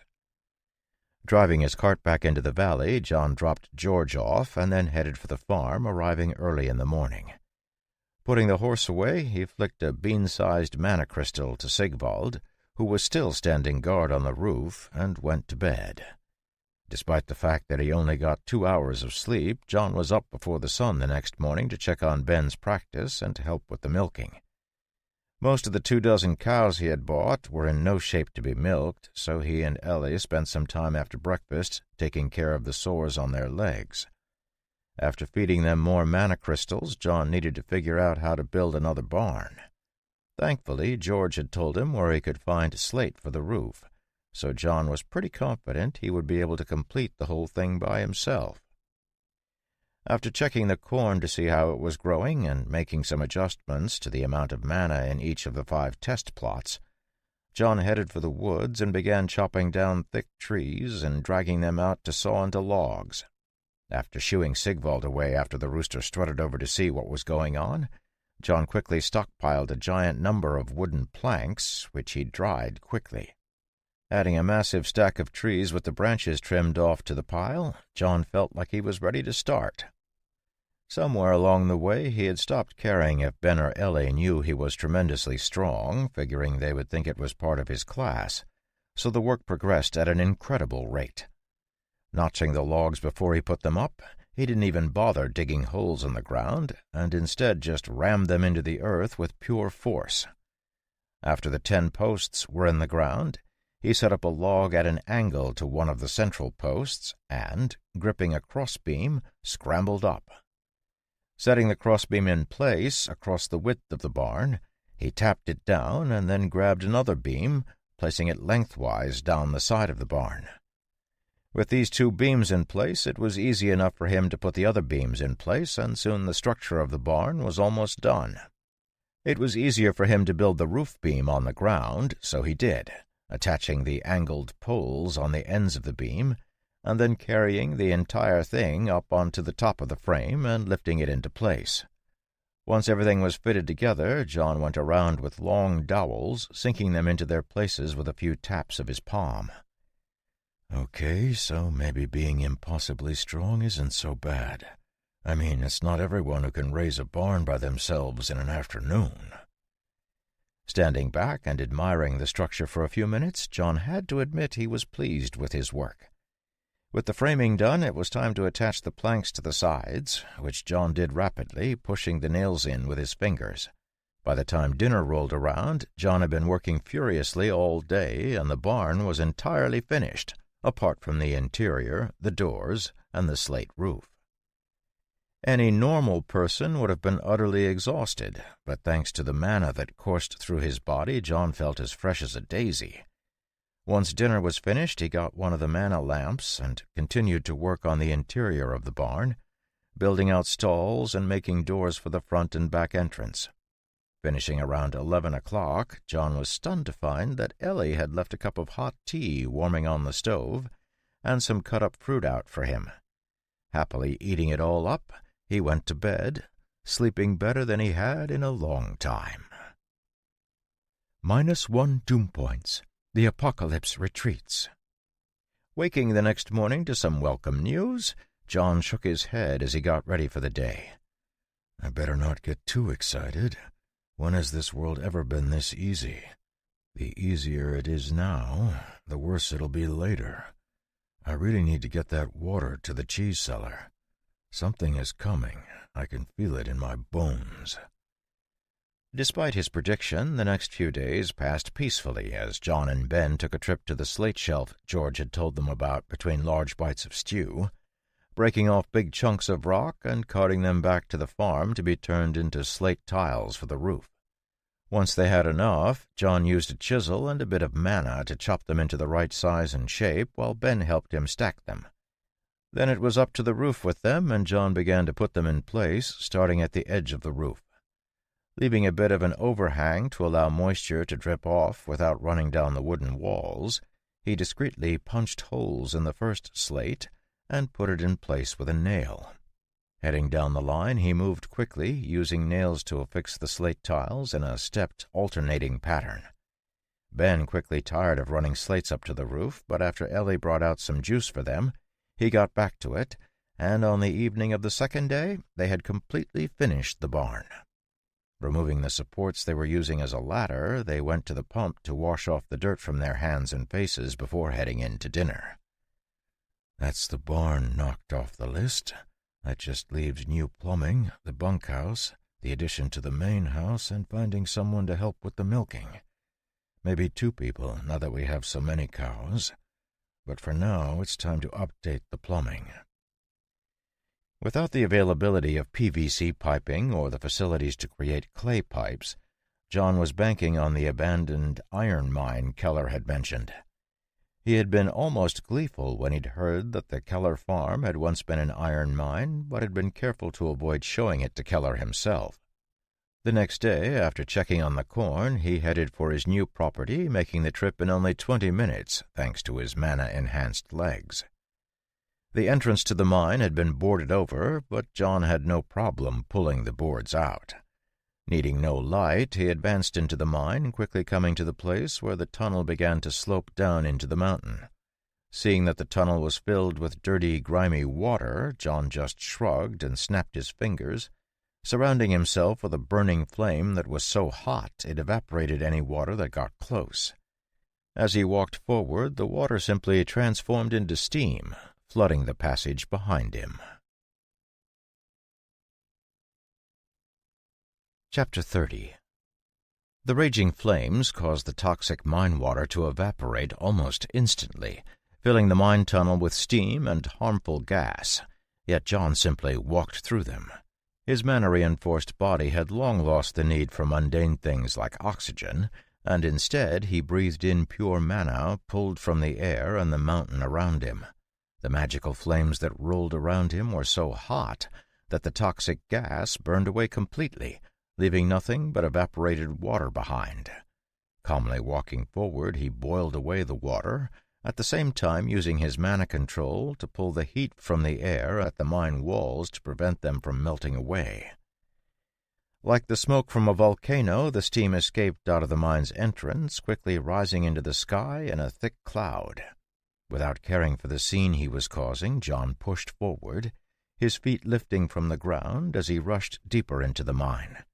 Within a few minutes, the water level had dropped considerably, revealing a passage that shot off to the side. Seeing the steam he was creating rush in that direction, John knew there was some sort of passage to the surface that must have been filled with water. Guessing that the passage led to the smelter Keller had spoken of, he pulled the flames in and walked that way, soon arriving at a large room with a massive pile of partially rusted tools and a hulking stone furnace with a smelter on top of it. A tall chimney had been drilled into the rock for the smoke from the smelter, and John could still see water dripping from it. With a thought, the heat in the room increased, sending a dry wind spinning, and a few minutes later the room was dry. Thanks to the light from his flames, the entire room was well lit, and John had no problem examining the things that had been abandoned when the mine flooded. Piles of metal ingots were scattered around the room, obviously disturbed from their places when the water had originally rushed into the mine. Picking up a piece of pig iron, he snapped it in half, examining it carefully. Despite a layer of rust on the outside of the iron, the interior was perfectly fine, and would suit his needs perfectly. He had spent enough time around the nation's weapon manufacturing while he was in the Army that he understood the process for making steel, so he wasn't concerned about being able to use the pig iron. Rather than clean out the whole mine, John went back and continued to burn through the water until he found another passage. Heading in, he found huge piles of pig iron and happily moved them into the smelting room. Once he had moved everything that could be moved, he came back out into the main passage and snapped his fingers, creating a large fireball. With another snap, it thinned out, transforming into a sword. Using his fingers to control it, he dug out the top of the passage, completely caving it in. Once he was sure it would be practically impossible to clear, he went back to the smelter room, continuing to fill the passage in until the smelter room was completely cut off. With the passage filled in, the only path to the surface was the small chimney, but a few minutes of work turned that into a passageway that was more than big enough for his body to fit through. Close to 60 feet long, the passageway went straight up, emerging on a sloped part of the mountain behind some large rocks. Pleased with his new entrance, John found another large rock he could set over the opening to prevent animals or people from wandering in and falling to their deaths. Heading down to the forest, John knocked down a couple trees and brought them back up to the mountain, dropping them down the passage.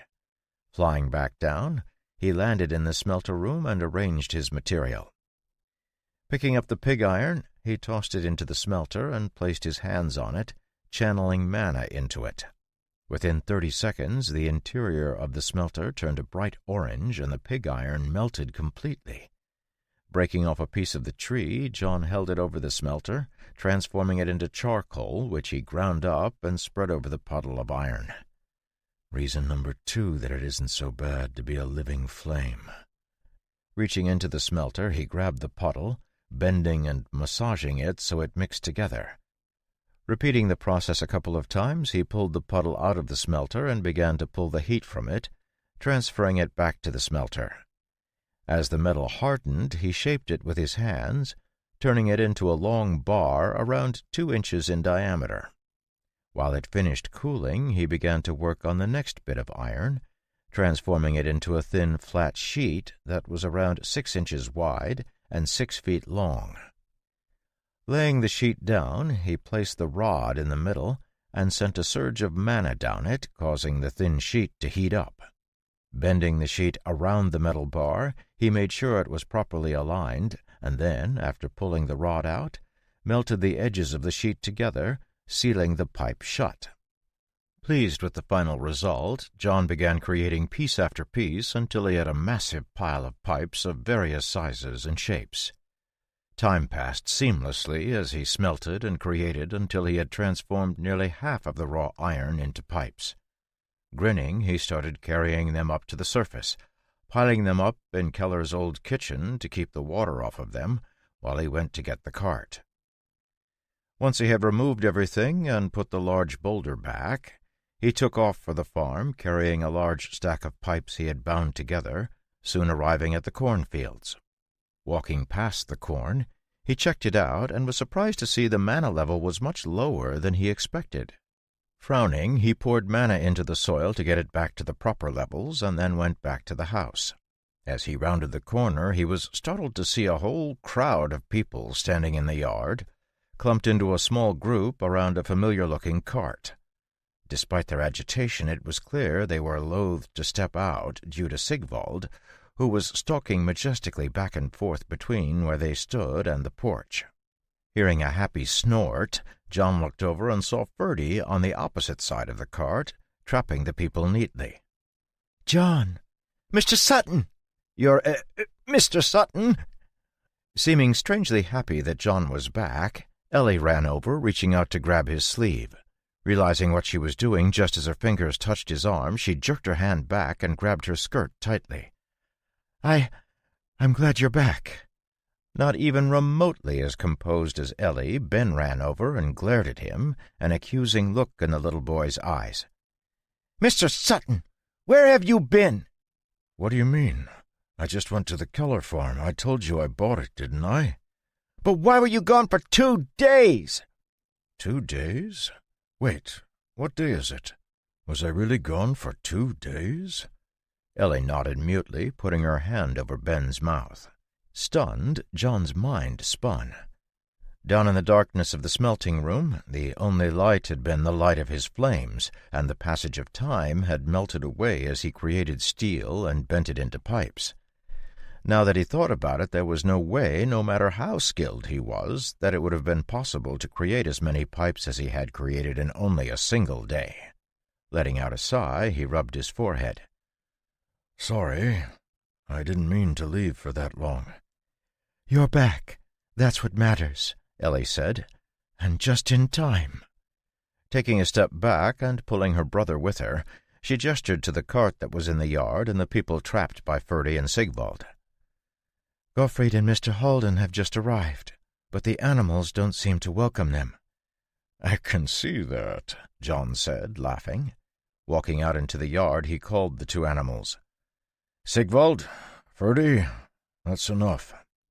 Mooing happily, Ferdy trotted over to him, nuzzling him in the chest as he asked for his reward. Sigvald was slower, leveling a long, arrogant look at the people by the cart before he strutted over to John. Rewarding both of them with a small mana crystal, John patted Ferdy on the side. Wiggling his butt, the bull snorted at Sigvald, who jumped up on his back, balancing on his wide shoulders.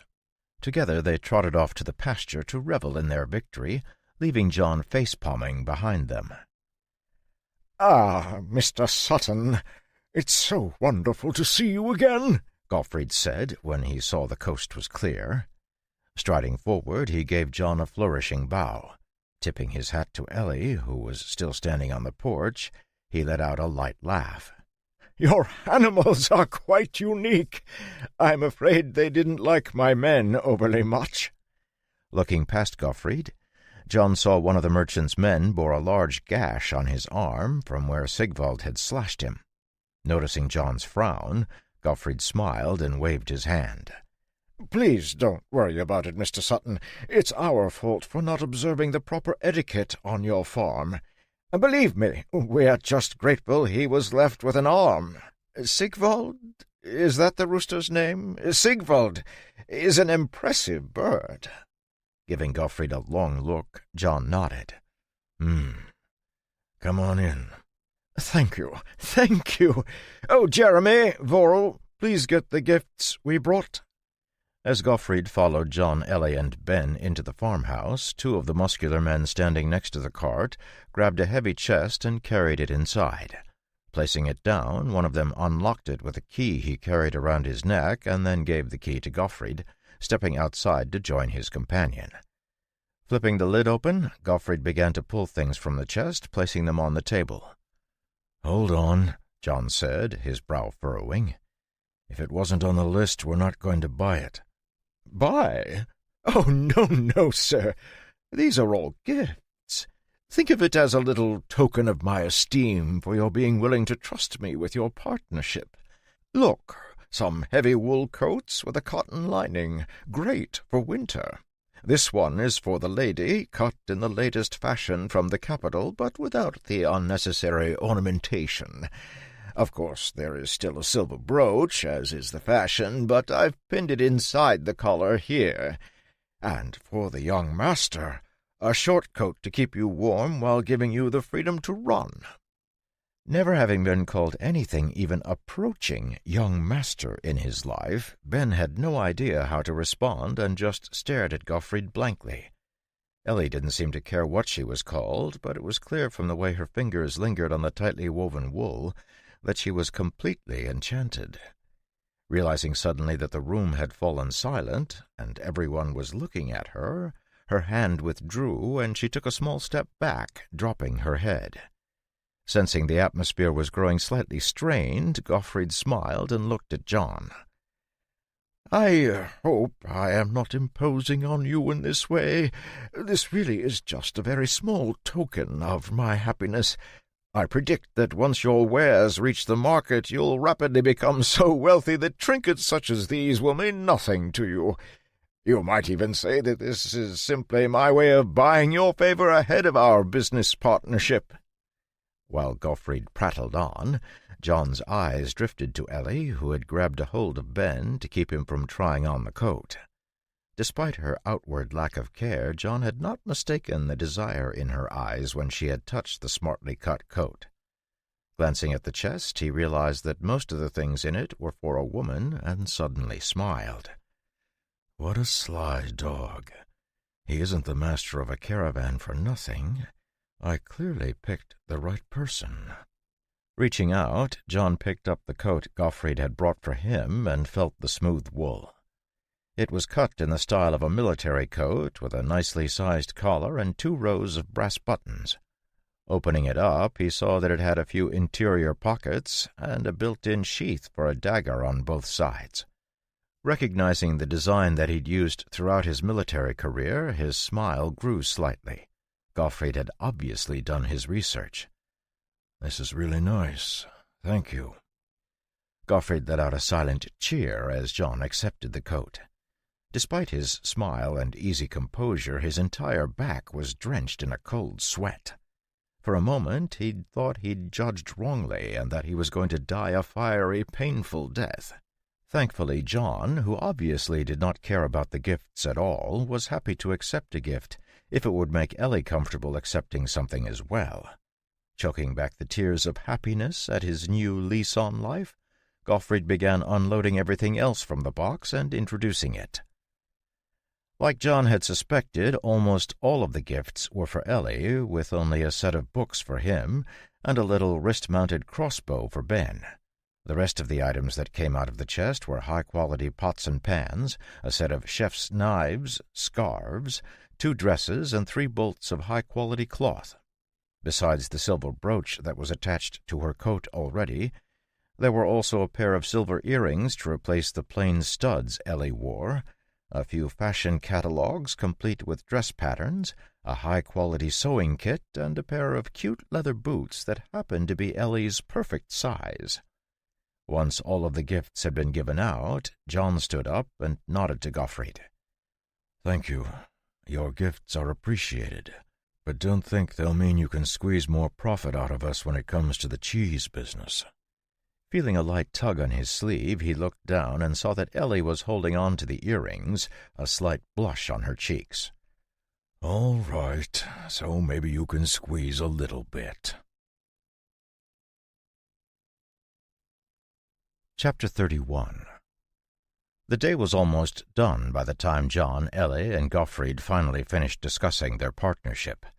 The merchant had brought a considerable amount of supplies for John and Ellie, including a press for adding a design to the top of the cheese, a large supply of wax and cheesecloth, and many of the tools that cheese shops in the city used.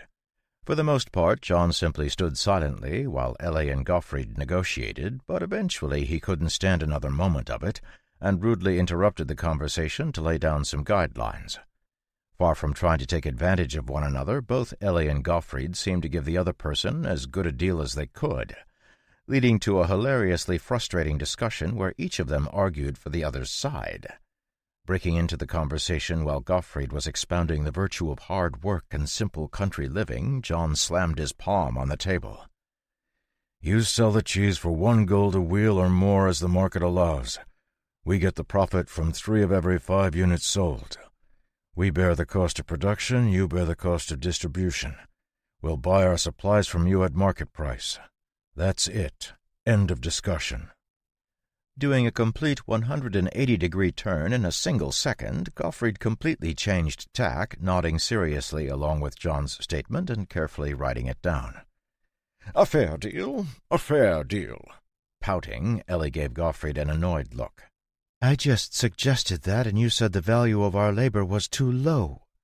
Putting his hand in front of Ellie's eyes to block her stare, John shook his head. Enough. Enough. I don't want to be here all night. Giggling, Ellie jumped up and gave Gottfried a little bow. Will you stay for dinner? Dinner?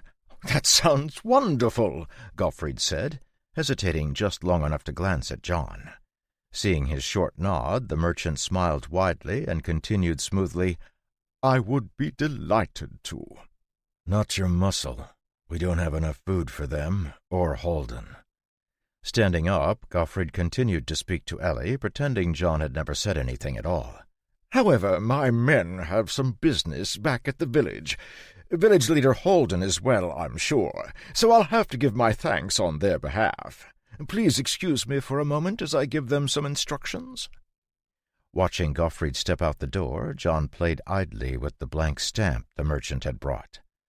The deal they had worked out was massively in their favor, and while John understood why Gottfried was trying to give away all his profit, it still bothered him. John had no desire to take advantage of anyone, and when people like Gottfried were actively working to give him as many benefits as they could, it got under his skin. "Did I do badly?" Hearing Ellie's quiet question, John shook his head and stood up, walking over to the stove to help her light the pot.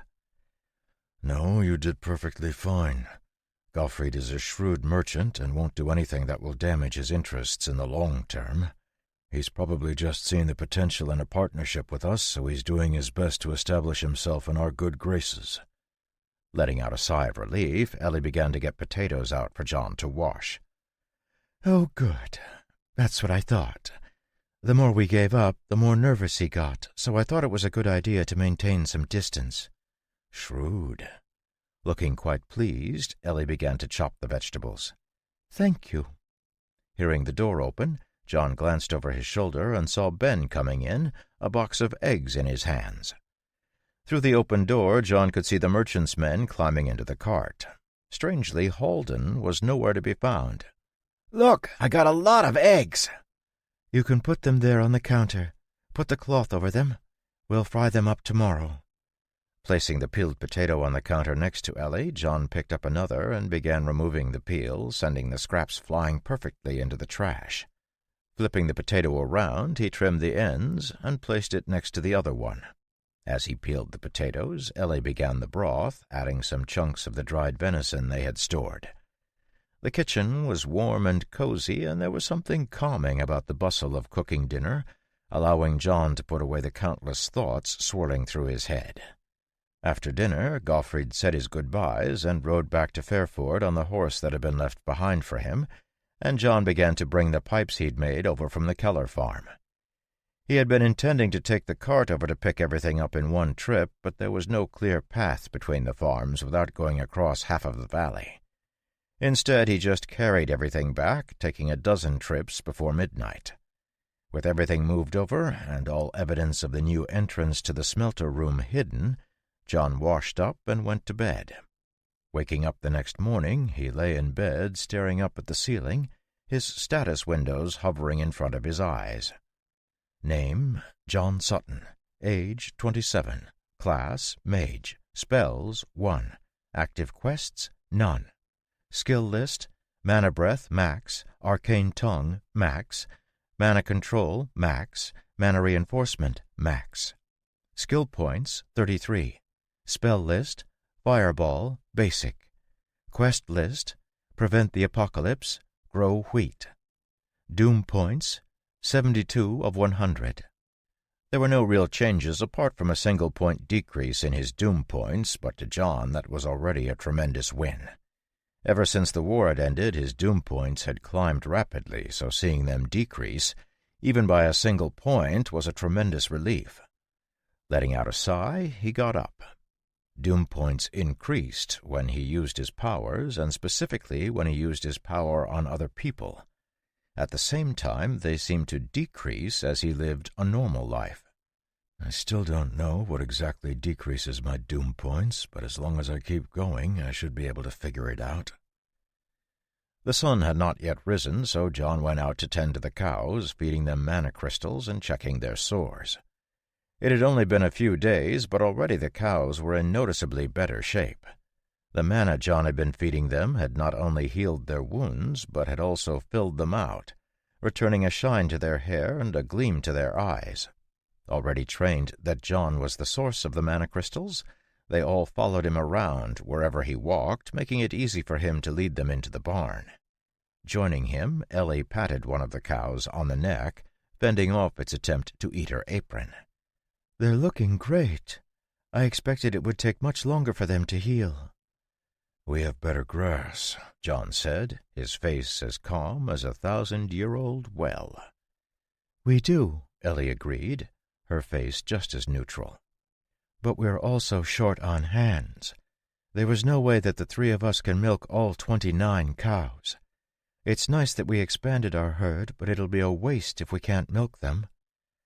"I guess I better go find some help," John said with a sigh. "I feel like I just got back to the farm and now I'm leaving again." "Just wait for Gottfried to come back. I'm sure he'll be back today. He wants to be useful, so let him." Glancing at Ellie, John hid the smile that popped onto his face. At first blush, Ellie appeared to be a typical hard-working farm girl, but every once in a while it was clear that she had once been something entirely different. Her level of comfort with ordering people around, and the way she used innocent charm to get what she wanted, was the mark of someone who had been raised in the social intrigue of the noble circles. Part of him was curious about her past, but considering that she hadn't said anything, John felt that it'd be impolite to dig into it. "Besides, I have my own things to hide. Which of us doesn't have secrets?" "All right, that's a good idea. I'll ask him when he comes." Helping Ellie and Ben with the milking, John fed the other animals and then started the first batch of cheese while Ellie got breakfast ready. Then, once he had eaten, John grabbed his shovel and went down into the cheese cellar. While Ellie was cleaning up the dishes, he cut a hole in the stone wall with his finger and summoned a fireball. Using it to burn through the earth, he melted a tunnel through the ground and then quickly pulled the heat out of it to create a long, hardened tube.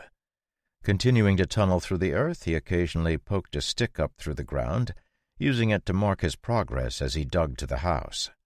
Once he was under the house, he continued to the kitchen, abandoning the fireball for a shovel as he got closer to avoid destroying the clay pipe. Working the dirt out with his shovel, he soon found the pipes and cleared a nice space around them. Backtracking, he turned and dug another tunnel under the bathroom, being careful as he broke into the cesspit under the toilet. "Ugh, gross. No wonder the bathroom always smells. We're not keeping this." If there hadn't been a house above him, John would have just burned it all up, but lighting up a fire above a cesspit would produce a large enough explosion to level the house completely. Instead, he backed up and began to dig down with his shovel, rapidly filling the hole leading into the cesspit. Once that area was blocked off, he cast his only spell with a snap of his fingers, summoning a blue fireball that burned through the ground like a block of hot steel falling through a snowdrift. After digging down for 6 minutes, he started widening the tunnel, creating a large cavern with flame-hardened walls. Standing in the middle of the cavern, he thought about it for a moment, and then, snapping again, summoned 7 more fireballs. After he had tripled the size of the cavern, he nodded to himself and shot up through the earth, quickly returning to the cesspool. Using his shovel, he dug through the ground, cutting a path so that the cesspool could empty into the giant cavern that was deep underground. While the cesspool drained, John headed back up to the surface and dug another path out to the place where he would be building the bunkhouse. After that, it was time to start running the pipes. The hardest part was rerouting the old clay pipes from the well and tying them into the new steel pipes. Because there was no pump in the well, pressure had to be generated by pumping wherever the water was supposed to come out. But by installing the pressure tank that he'd ordered from Gottfried, John was able to ensure that that entire system kept enough pressure to keep pulling water from the well. There was also a large copper heating tank that had a spot for a fire at the bottom that John put next to the pressure tank, running a second set of lines to the kitchen and the bathroom. Thicker pipes were run from the bathroom and kitchen to the new cesspit, but after realizing he had way more pipes than he needed, John laid the pipes needed for another bathroom in the bunkhouse and one more in the cheese cellar. By the time he'd finished putting all the pipes out, it was well into the afternoon, and he was filthy. Taking a quick bath, he walked down to the cheese cellar, where Ellie was showing Gottfried the cheese they were aging. Tremendous! Tremendous! Completely amazing that something like that even works! Oh, Mr. Sutton, I was just admiring your setup. I'm excited to try your aged cheese when it's finally ready. It'll be delicious. But before that, has Ellie mentioned we need more hands? Got anyone you can recommend? They need to be steady, quiet, and good at milking. We pay a fair wage." Freezing, Gottfried almost looked like he was about to volunteer himself, but at the last moment he relaxed and nodded. "As a matter of fact, one of my men just expressed how inspired he was by your farm. He was telling me that he intends to settle down and live a simple agrarian life. If you give me a minute, I can go and let him know." Stopping Ellie, who was going to follow Gottfried out of the cellar, John shook his head. "He needs time to remember which of his men it was. Here, let me show you how this will work. I still need to put in all the fixtures, but the pipes are in place and the system is primed." After some thought, John had created a separate room for the water system to avoid heating up the cellar too much. Though it didn't have a door yet, it was set far enough from the cheese storage that it wouldn't ruin the cheese. "Is that for heating the water?" Ellie asked, her eyes going wide as she saw the copper tank. "Yup. Warn Ben not to touch it when it's hot. I've run pipes for hot water and for cold water as well as for sewage." "Sewage?" Waste. Anything that goes down the sink or the toilet or the shower will end up in the new cesspit I dug." "You dug a new cesspit?" Looking at the tank system, John didn't see how wide Ellie's eyes got. "Yeah, the other one was too small. This is a new pump system I had Gottfried pick up for me. I heard all the nobles are using them now. Well, the king at least. Like the mana pumps, it runs on mana stones, so it will last for a long time. I wanted to get a heater that worked on a mana stone as well, but apparently he couldn't find one. He said he'd keep an eye out." Biting her lip, Ellie nodded. "All right, that's the system. If you need to shut it off, just flip this switch. It'll kill the whole system. I think that's everything. Let's go see if Gottfried managed to remember which of his men is volunteering to stay with us." Chapter 32. Outside, Gottfried was standing by the cart that he'd brought John's goods in, a short but powerfully built middle-aged man standing next to him.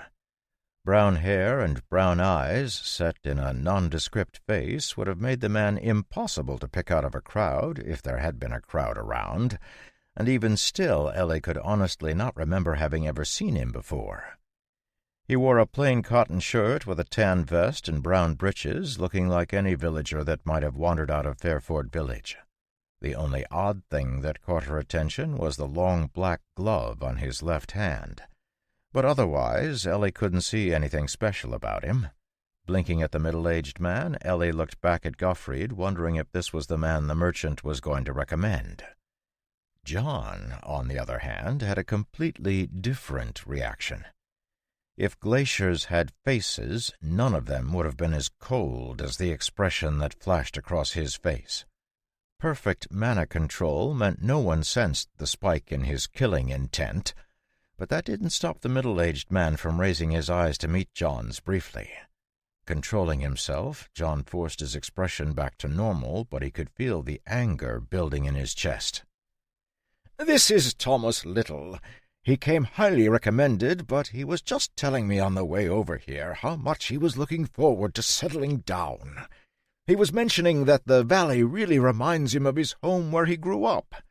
If I could be so bold, maybe I could recommend him to help you on your farm. I'd hate to let him go, but I'm sure he would be a great asset to you." Glancing at the middle-aged man again, Ellie's forehead wrinkled, and she looked at John. His expression having returned to its normal neutral state, John nodded. "Sure. Since Thomas has come, there's no reason for him to leave. I'm afraid he'll have to stay in the barn for now, as I haven't finished the bunkhouse. And the pay isn't very good, so if that's going to be a problem, then maybe he'll have better luck in town. I know there are a lot of farmers leaving the valley these days." Remembering that John had said the pay was generous when they were down in the cellar, Ellie blinked and Gottfried faltered, but Thomas just stepped forward and bowed, speaking in a soft voice. "Thank you. That will be fine. Do you even know how to farm?" "Yes, sir. I grew up on a small farm. My family kept goats." "Then you can stay. Come on, I'll show you the barn." Nodding to Gottfried, John turned and walked off, not bothering to see if Thomas was following him. The middle-aged man bowed to Ellie and followed, carrying a small bag over his shoulder. Watching them leave, Ellie looked at Gottfried, her brow still furrowed, but only got a shrug in return. Walking into the larger of the two barns, John turned around and waited for Thomas to appear, his eyes frostier than the wind over a frozen lake. The middle-aged man walked in, gently closing the door behind him. With the same unhurried gait, he put down his bag and kneeled down, stretching out his arms with his palms up. Pressing his head to the ground, he remained there as the seconds ticked by, completely silent. "Get up and stop it with that stupid bow. You look ridiculous." Carefully getting to his knees, Thomas kept his head bowed, not even looking at John's shoes. "All hail the eternal flame." Though his voice was still quiet, it was impossible to miss the fervor that hid behind it. "Does Ecclesia know I'm here? Because if so, a lot of people are going to die, starting with you and that blasted merchant." "No, Your Eminence. I recognize the cheese Gottfried carried. You're the only one I know who has ever possessed that cheese. So when I saw it, I thought he might have been in contact with you." Letting out a bitter sigh, John shook his head. "Is there anyone else who would know that?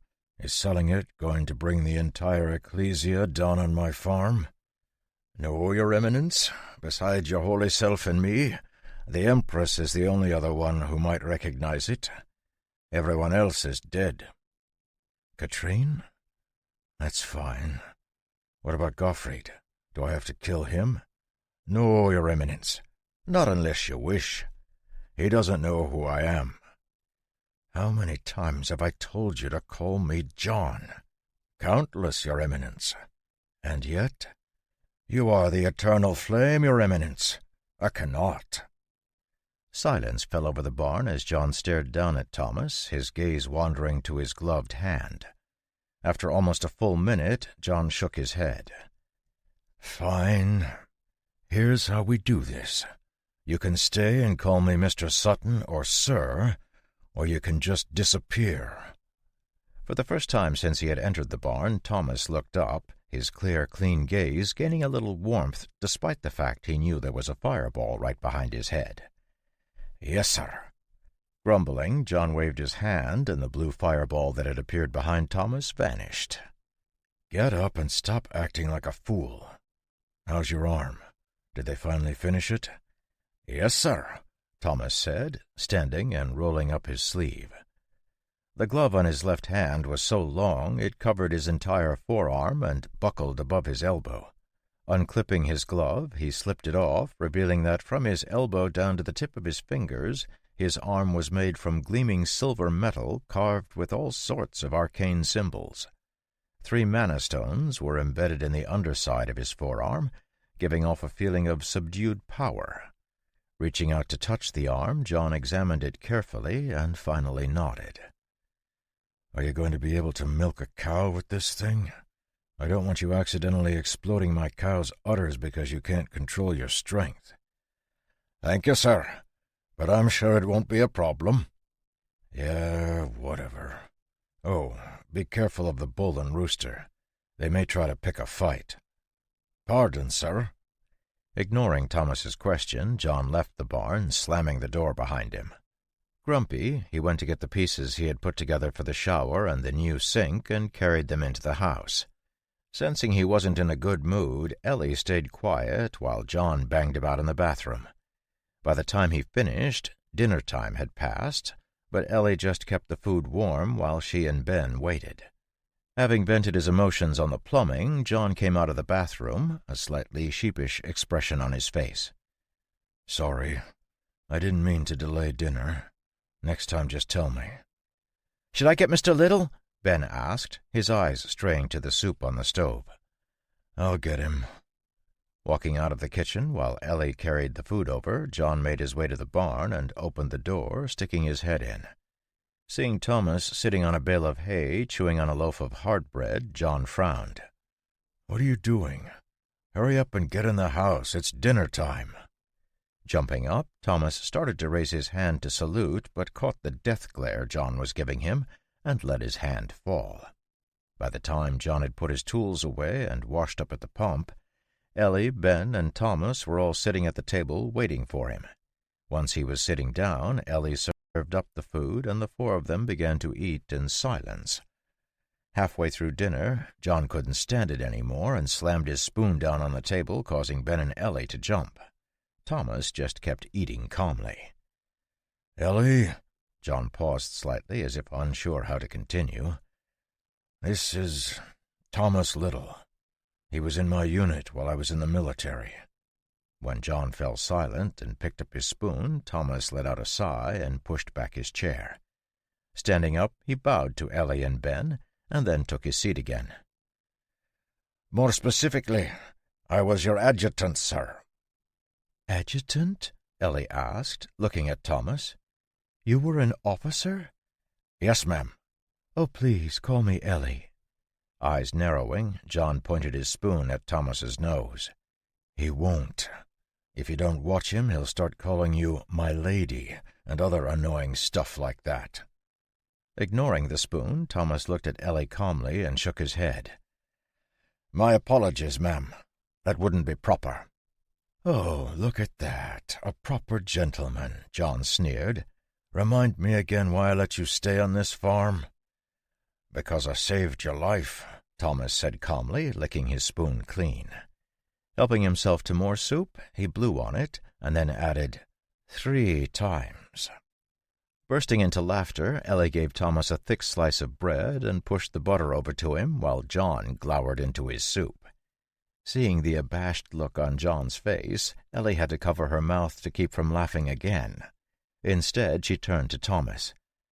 "Then that means you've known John for a long time?" "That's correct, ma'am. Ever since since he made second lieutenant.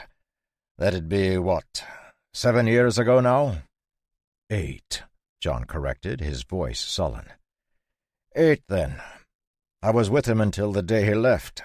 Our unit was disbanded after the war, and that was the last time I saw him."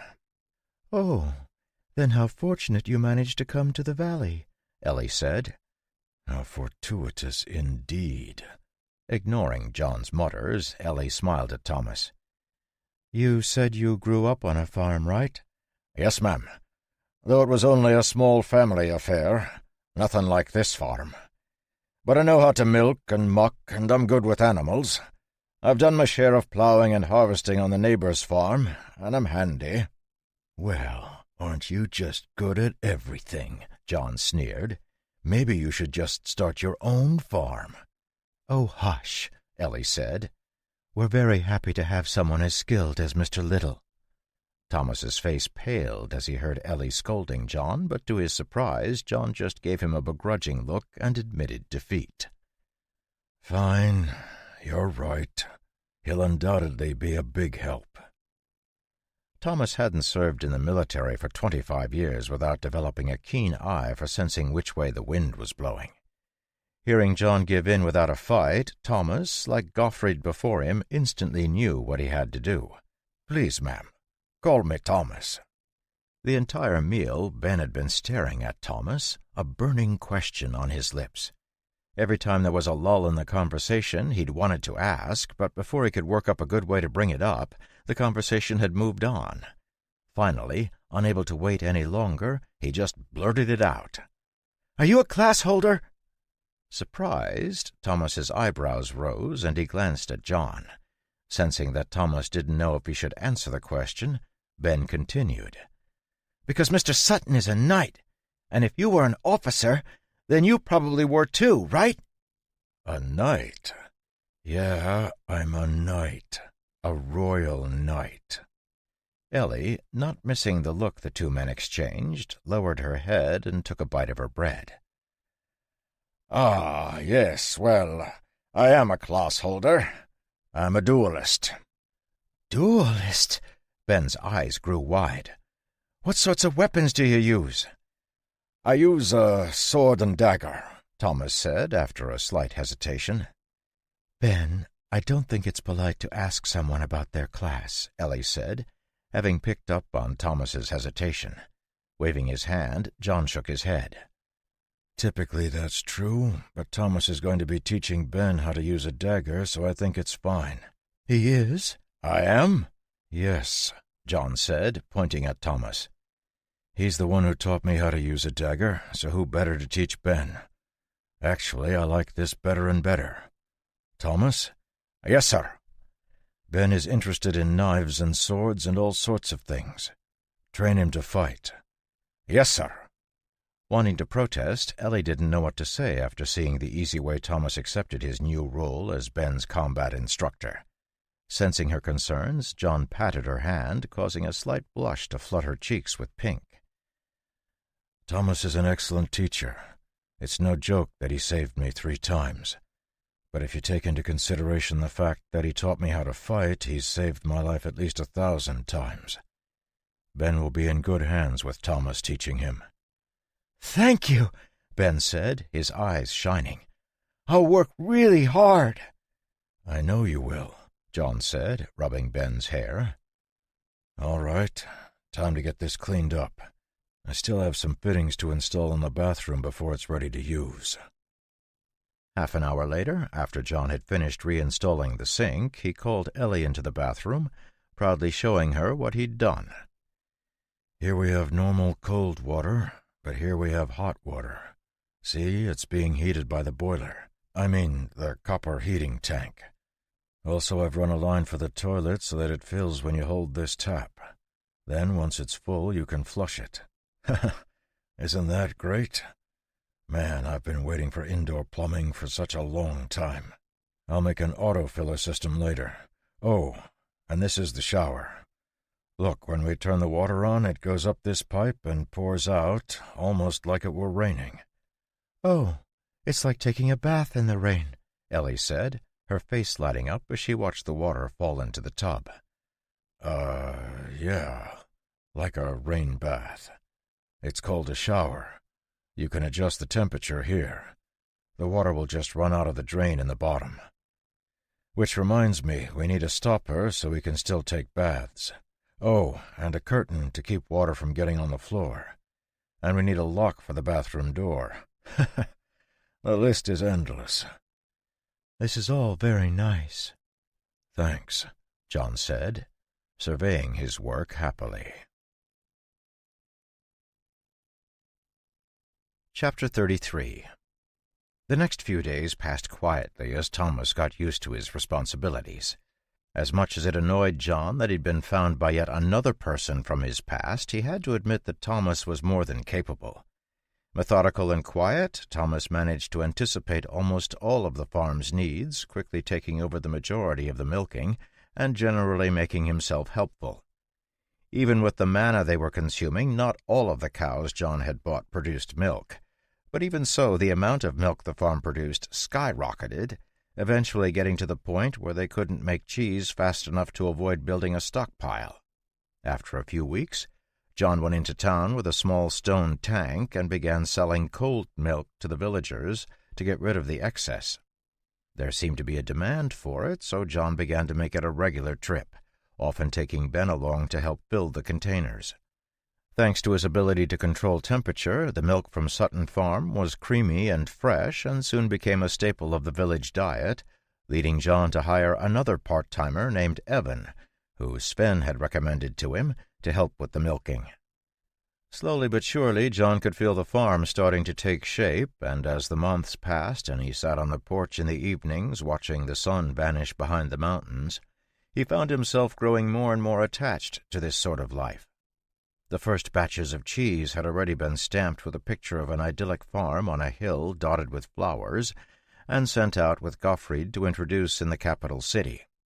John had insisted on adding the words Sutton Farm to all of the blocks of cheese, along with another stamp that identified what sort of cheese it was, much to Gottfried's bemusement, but the merchant hadn't protested.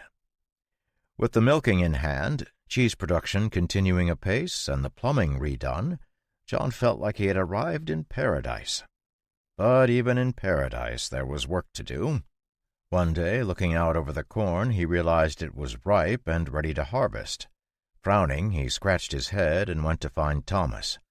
Finding him in the barn, he knocked on the edge of the stall. "Yes, sir." "Seriously, call me John. So annoying." "No, sir." Whatever." Giving up, John leaned against the stall, watching as Thomas skillfully milked the happy cow. "The corn is about to ripen. How do we collect it?" Over the last few months, he'd realized Thomas had a wealth of knowledge about farming in his head, and in most cases it was much easier to ask him how to do things than refer to a book and try to figure it out. Thomas was happy to comply, so the arrangement worked out, and John felt his knowledge about farming growing by leaps and bounds. "Evan, can you take over here?" "Yes, Mr. Little." Hurrying over, Evan, a skinny young man who John estimated to be around 17, took over the milking from Thomas. Though he wasn't quite as smooth as Thomas, Evan was still way better at milking than John, and had cut down the farm workload by a good bit. At first, John had been skeptical because of the young man's age, but he had proven himself to be a hard and able worker, so much so that John had just hired him full-time. Washing his uncovered hand in the sink John had run to the barn, Thomas carefully dried them and walked with John out to the fields. The corn had begun producing silk almost a month earlier, and it had turned brown, standing out clearly against the green husks. Examining it closely, Thomas nodded. "It looks like it's ready. We don't have a binder, so we'll need to pick everything by hand, but there's a sheller in the barn. If we knock the rust off of it, we should be able to handle a dozen bushels an hour once it's dried." "Drying won't be a problem," John said, doing some quick math in his head. "Hold on. That means with that sheller device, it's still going to take us 100 hours to shell all this corn?" "Is that a long time, sir? That's only about 2 weeks of work, sir. That seems pretty normal. We also have to shuck it before we can shell it, which will slow us down." Looking at the field of corn, John frowned again. "Man, I need to invent a combine, but I have no idea how a combine works, or what they even do." It was clear to John that, no matter what, he was in for a few weeks of hard work, so the next morning he got down to it. Harvest season was all hands on deck, so when the cows weren't being milked, everyone on the farm pitched in, picking the heads of corn from the stalks after cutting them down. Stacking up the corn in the cart John had attached to Ferdy, they pulled it over near the barn and dumped it, piling it up to get ready for shucking. Once they got toward the end of the fields, John had Ellie and Ben begin shucking the corn while the men finished up. After that, John and Evan joined Ellie and Ben while Thomas fixed up the turn-crank sheller and got it ready to go. The days were full, and the work was tedious, but even in the seemingly endless monotony, John found himself at peace. Though the motions were repetitive, the company was good, and over time conversation started to become easier. Thomas seemed to be filled with stories from his days in the military, and had a knack for transforming the brutality of war into amusing anecdotes. Once the ice was broken, Ellie and Evan joined in as well, and slowly a sense of camaraderie began to build. At first, John felt a strange sense of distance, as if he was removed from all of it. Everything felt so mundane, and John felt a strong temptation to jump into the sky and unleash his mana to its fullest extent. Despite bottling up those feelings, John often felt a sense of isolation, as if he was just watching the group from the outside. Thankfully, Ellie seemed to instinctively know when he was starting to drift and would pull him back into the conversation, helping him remain tethered. Once the corn was all shucked and stacked in the barn, John got up in the middle of the night and went out to the huge pile. Hearing some movement, his eyes narrowed, but when he looked up, it turned out to just be Sigvald perching on the top of the pile like he was king of the hill. As John watched, the large rooster pecked down, grabbing an entire cob of corn. Tossing it back, Sigvald swallowed the entire thing in one gulp, leaving John rubbing his eyes, unsure if the moonlight was playing tricks on him. When Sigvald did it again, John grabbed a cob from the bottom of the pile and hurled it up at the rooster. Letting out an angry but very quiet squawk, Sigvald waved his wings, batting the flying cob aside. Staring down at John, the big bird decided he didn't like his chances and, grabbing a few more cobs, flapped his way up onto the roof of the barn. With the pesky bird gone, John stretched out his hands and let his mana expand into the air around the pile of corn. Slowly swirling it around, he began to create a hot wind. Carefully controlling the temperature, he increased it degree by degree. As the hot air blew over the corn cobs, the moisture they contained began to be pulled out, speeding up the drying process as the warm air carried the moisture away into the sky. By the time the farm stirred back to life in the morning, the corn was completely dry and ready to shell.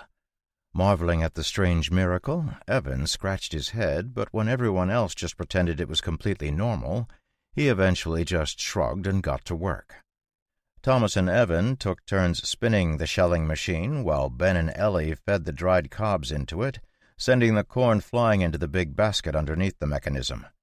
With no patience for any of it, John just picked up an ear and, closing his hand around the kernels, pulled them off. Staring at the handful of corn in his palm and then up at the giant pile of corn cobs, he could only smile wryly and got to work. Cob after cob was freed from the grasping kernels, and as John sped up, Thomas soon sent Ellie over to hand John pieces of corn so he didn't have to bend down. At least 5 times faster than the machine, it took John next to no time to strip the kernels from the corn cob, and eventually the machine was abandoned altogether as the others hurried to bag the pile of corn John was creating. For the next week, all John felt like he did was shell corn, but mercifully it eventually ended, and John vowed then and there that he would never plant corn again. There were still 5 one-acre plots, but as far as John was concerned, they were all failures. Humans couldn't eat the corn they produced, but John was pretty sure the animals wouldn't have any problem with it. So he buckled down, and after a few more days of work, he had enough feed for the winter for all 30 head of cattle and all the chickens. Once the corn had been completely harvested, it was time to prepare the fields for planting wheat. So John hitched up Ferdy and got to plowing. The bull kept getting stronger and stronger, and was now more than smart enough to follow John's commands, making the plowing easy. After he had finished turning over the soil, John got out a rake and smoothed the fields out.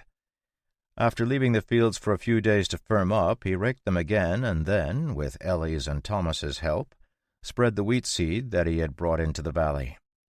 After he raked it over one last time, it was just a matter of waiting until spring to see how it came up.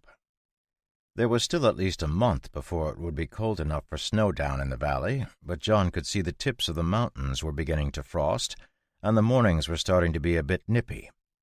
To John's baffled but pleasant surprise, Thomas also announced they should be expecting almost 24 calves in the next year.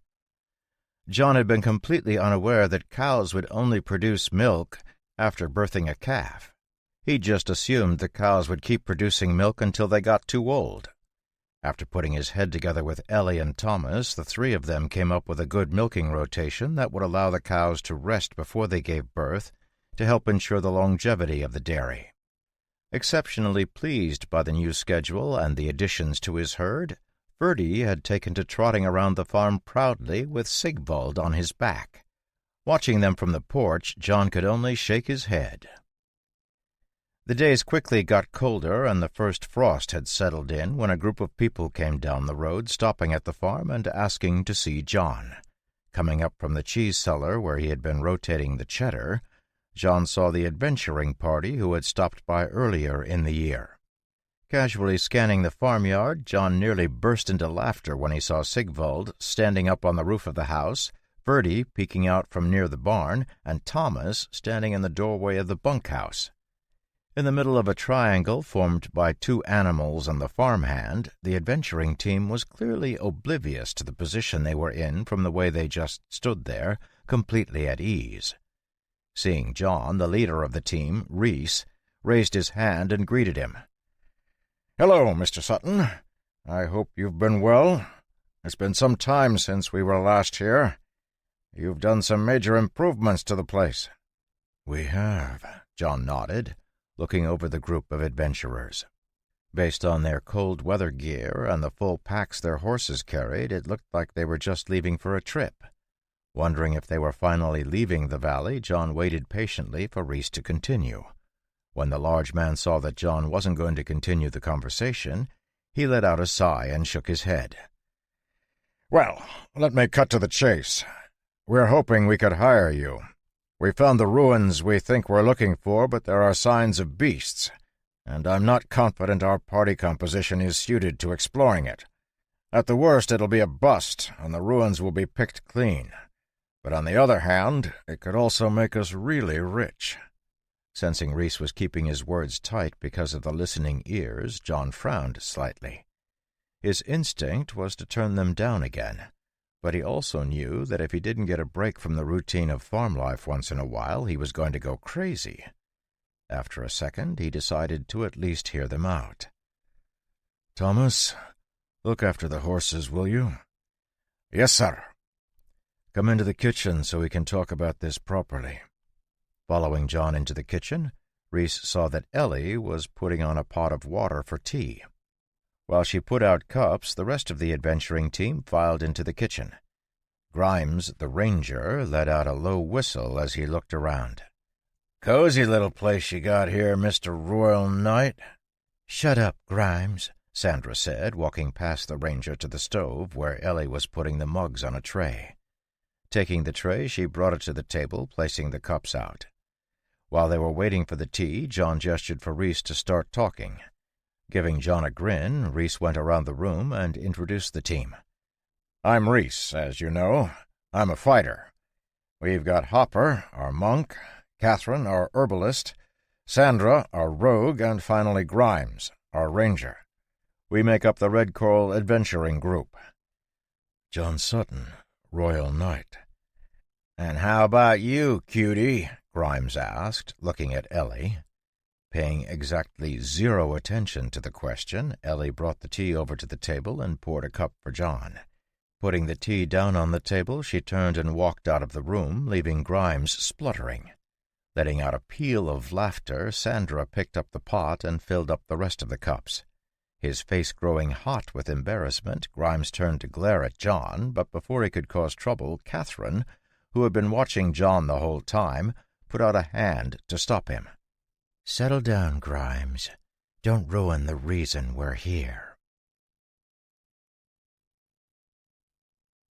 Chapter 34. Catherine's words seemed to douse Grimes's fire, and with a nasty expression he pulled a chair over, spinning it around and sitting on it backward. Taking the cup of tea Sandra handed him, he sat silently glowering at John, who paid him no attention. Taking a sip of tea, Reese cleared his throat and began to explain the situation. "Ahem. Yes. It might be helpful for me to give you a bit of background about our group. We've been a professional-level adventuring group for around 6 years now, with a few of us having worked together even longer. We were hired to find a family heirloom by a noble in the capital city. However, he only knew that the ruins were here in the valley.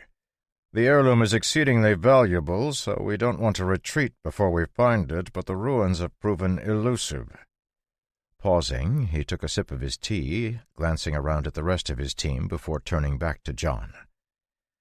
"Recently, we managed to discover a ruin up in the mountains. We think it's the place we're looking for." "But there are beasts?" John asked, his voice calm. "Yes, well, we can't be sure. Grimes is a very accomplished tracker and thinks he found some signs that the ruins have been taken over. Additionally, there will be traps and the like to protect it.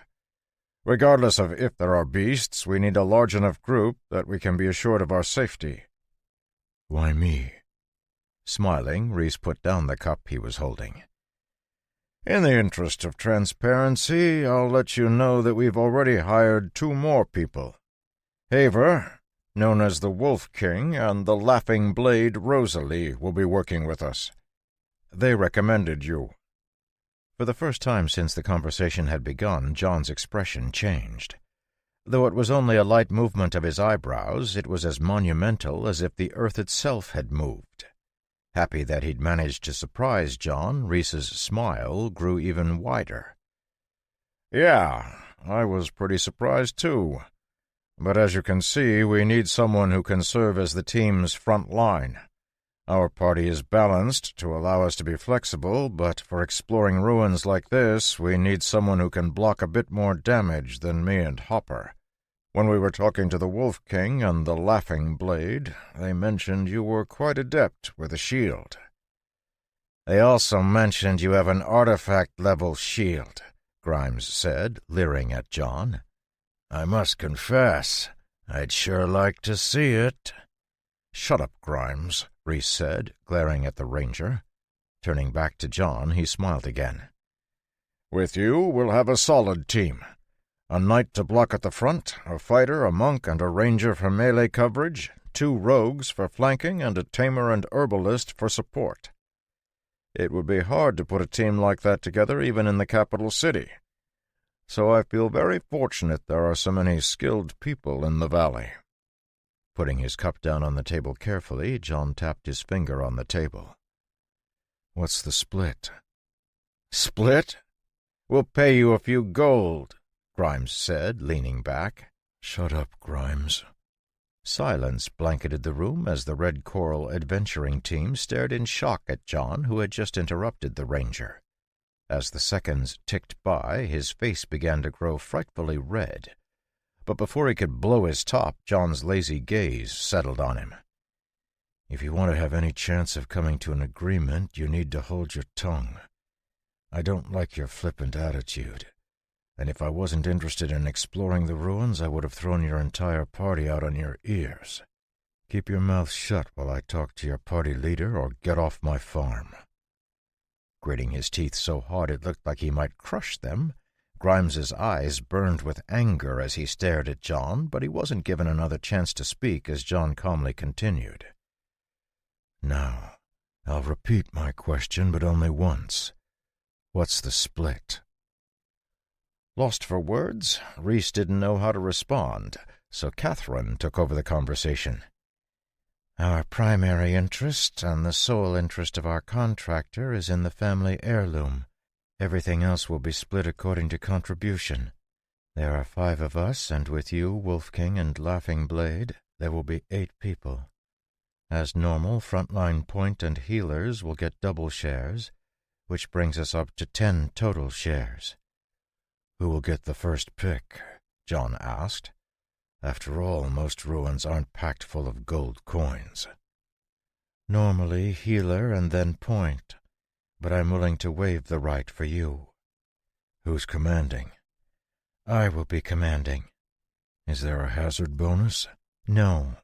We're hiring you because we think it will be hazardous." "And is there a minimum guaranteed earn?" Exchanging glances with Reese, Catherine found herself sweating slightly. They had assumed John was a retired royal knight who had spent his whole career in the palace, so to hear him ask questions like a seasoned adventurer was a little disconcerting. We've not talked about it, but I think 10 gold would be appropriate. Reese?" "Yeah, 10 gold should be good. I'm willing to guarantee that if you don't get at least 10 gold worth of spoils from the ruins, I'll make up the difference to you from my own pocket." "When do you want to leave?" "Either tonight or tomorrow. There will be at least 2 days of camping before we get to the location of the ruins, maybe 3 depending on the conditions in the mountains. What do you say? Are you in?" Looking down at his hand, which was resting on the table for a moment, John tapped the table twice and nodded. "Yes, I'll be ready to leave tomorrow morning." An intense look of relief flashed across Reese's face, but he hid it as fast as he could. Smiling widely, he stood up. "Then I'm looking forward to our partnership." Just keep your people in line and we'll get along fine." Bristling, Grimes stood up slowly, his glower turning into a full-blown glare. "What's that supposed to mean?" "It means I don't like you," John said, his voice even and matter-of-fact. "And I don't want to talk to you. I'm not here to mess around with you, so save it for your friends." "Or what?" Grimes asked, shoving the chair out of the way with a clatter. "Grimes!" "No, Catherine.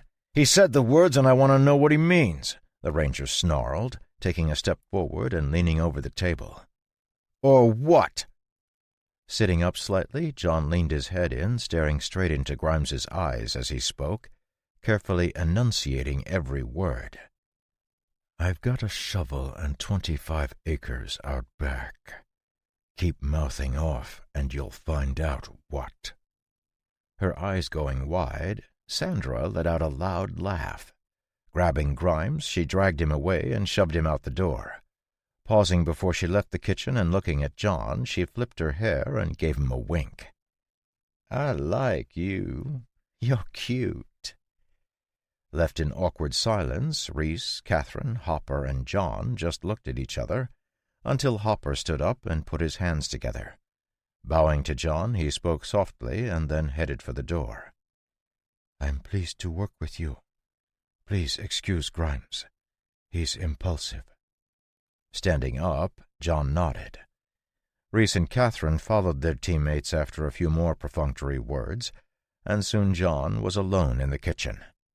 Sitting in silence, he was lost in his thoughts until the hallway door opened, and Ellie peeked her head out.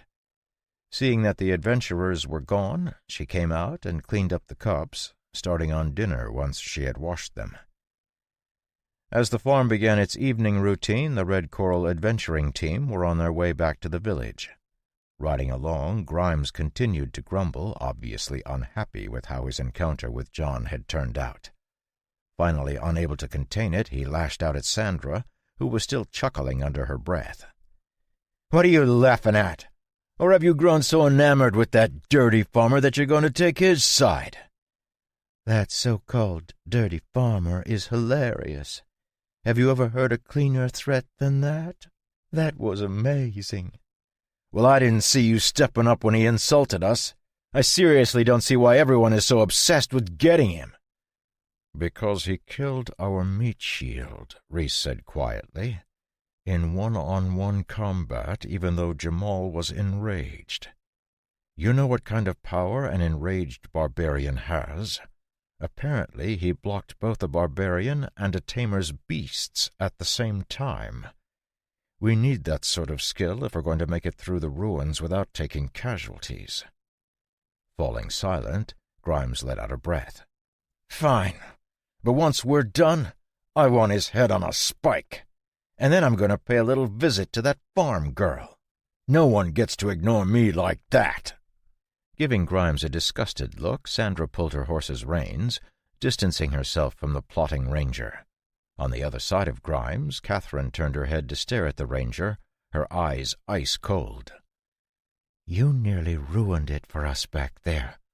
I don't care what you do after the mission is done, but if you screw it up for the rest of us by messing around, I will personally skin you alive." Quailing under her glare, Grimes nodded. "I got it." That night, after everyone else had gone to bed, John sat on the porch, his silver sword resting on his knees. It was a chilly evening, but he was only wearing a light cotton shirt, and the air around him seemed abnormally warm. Breathing in a steady rhythm, he pulled mana into his body and cycled it through his lungs, into his muscles and bones, and finally into his skin. He was pretty sure he was gaining no real benefit from the insanely painful exercise, but the habit had been so deeply ingrained in him that he simply couldn't help it. Seeing the flicker of a shadow, he reined in the mana that swirled around him. "Sir, would you like me to take care of them?" Hearing Thomas's soft voice, John smirked and shook his head. "No. If you did that, who would lead me to the ruins they found? They might mean you harm." They wouldn't be the first, now would they?" A pregnant pause followed John's question as Thomas's mind spun, memories of the last 10 years flying through his head. Taking a step forward into the moonlight, he shook his head. "No, No, they wouldn't. And I'm still here, aren't I? Besides, who cares if they intend to harm me? They'd need the ability to do it first. No, I need you to stay here and take care of the farm. I don't know how long I'll be away, but if something happens, send Ellie and Ben into the cheese cellar. It can be locked down, sort of like the bunker we built in the war with the Moralithe Empire. Oh, and Sigvald and Ferdy will be able to help as well. I've made a stockpile of mana crystals and left them in your room under your mattress. You can give each of them one every 2 days if they're behaving. Otherwise, just keep everything stable. Oh, and do something about Evan, too. He's been watching you train Ben in the mornings. Yes, sir. Standing up, John flicked his wrist, smoothly returning his sword to its sheath. Adjusting the silver bracer on his arm, he picked up his coat and slipped into it, buttoning it up and turning up the collar.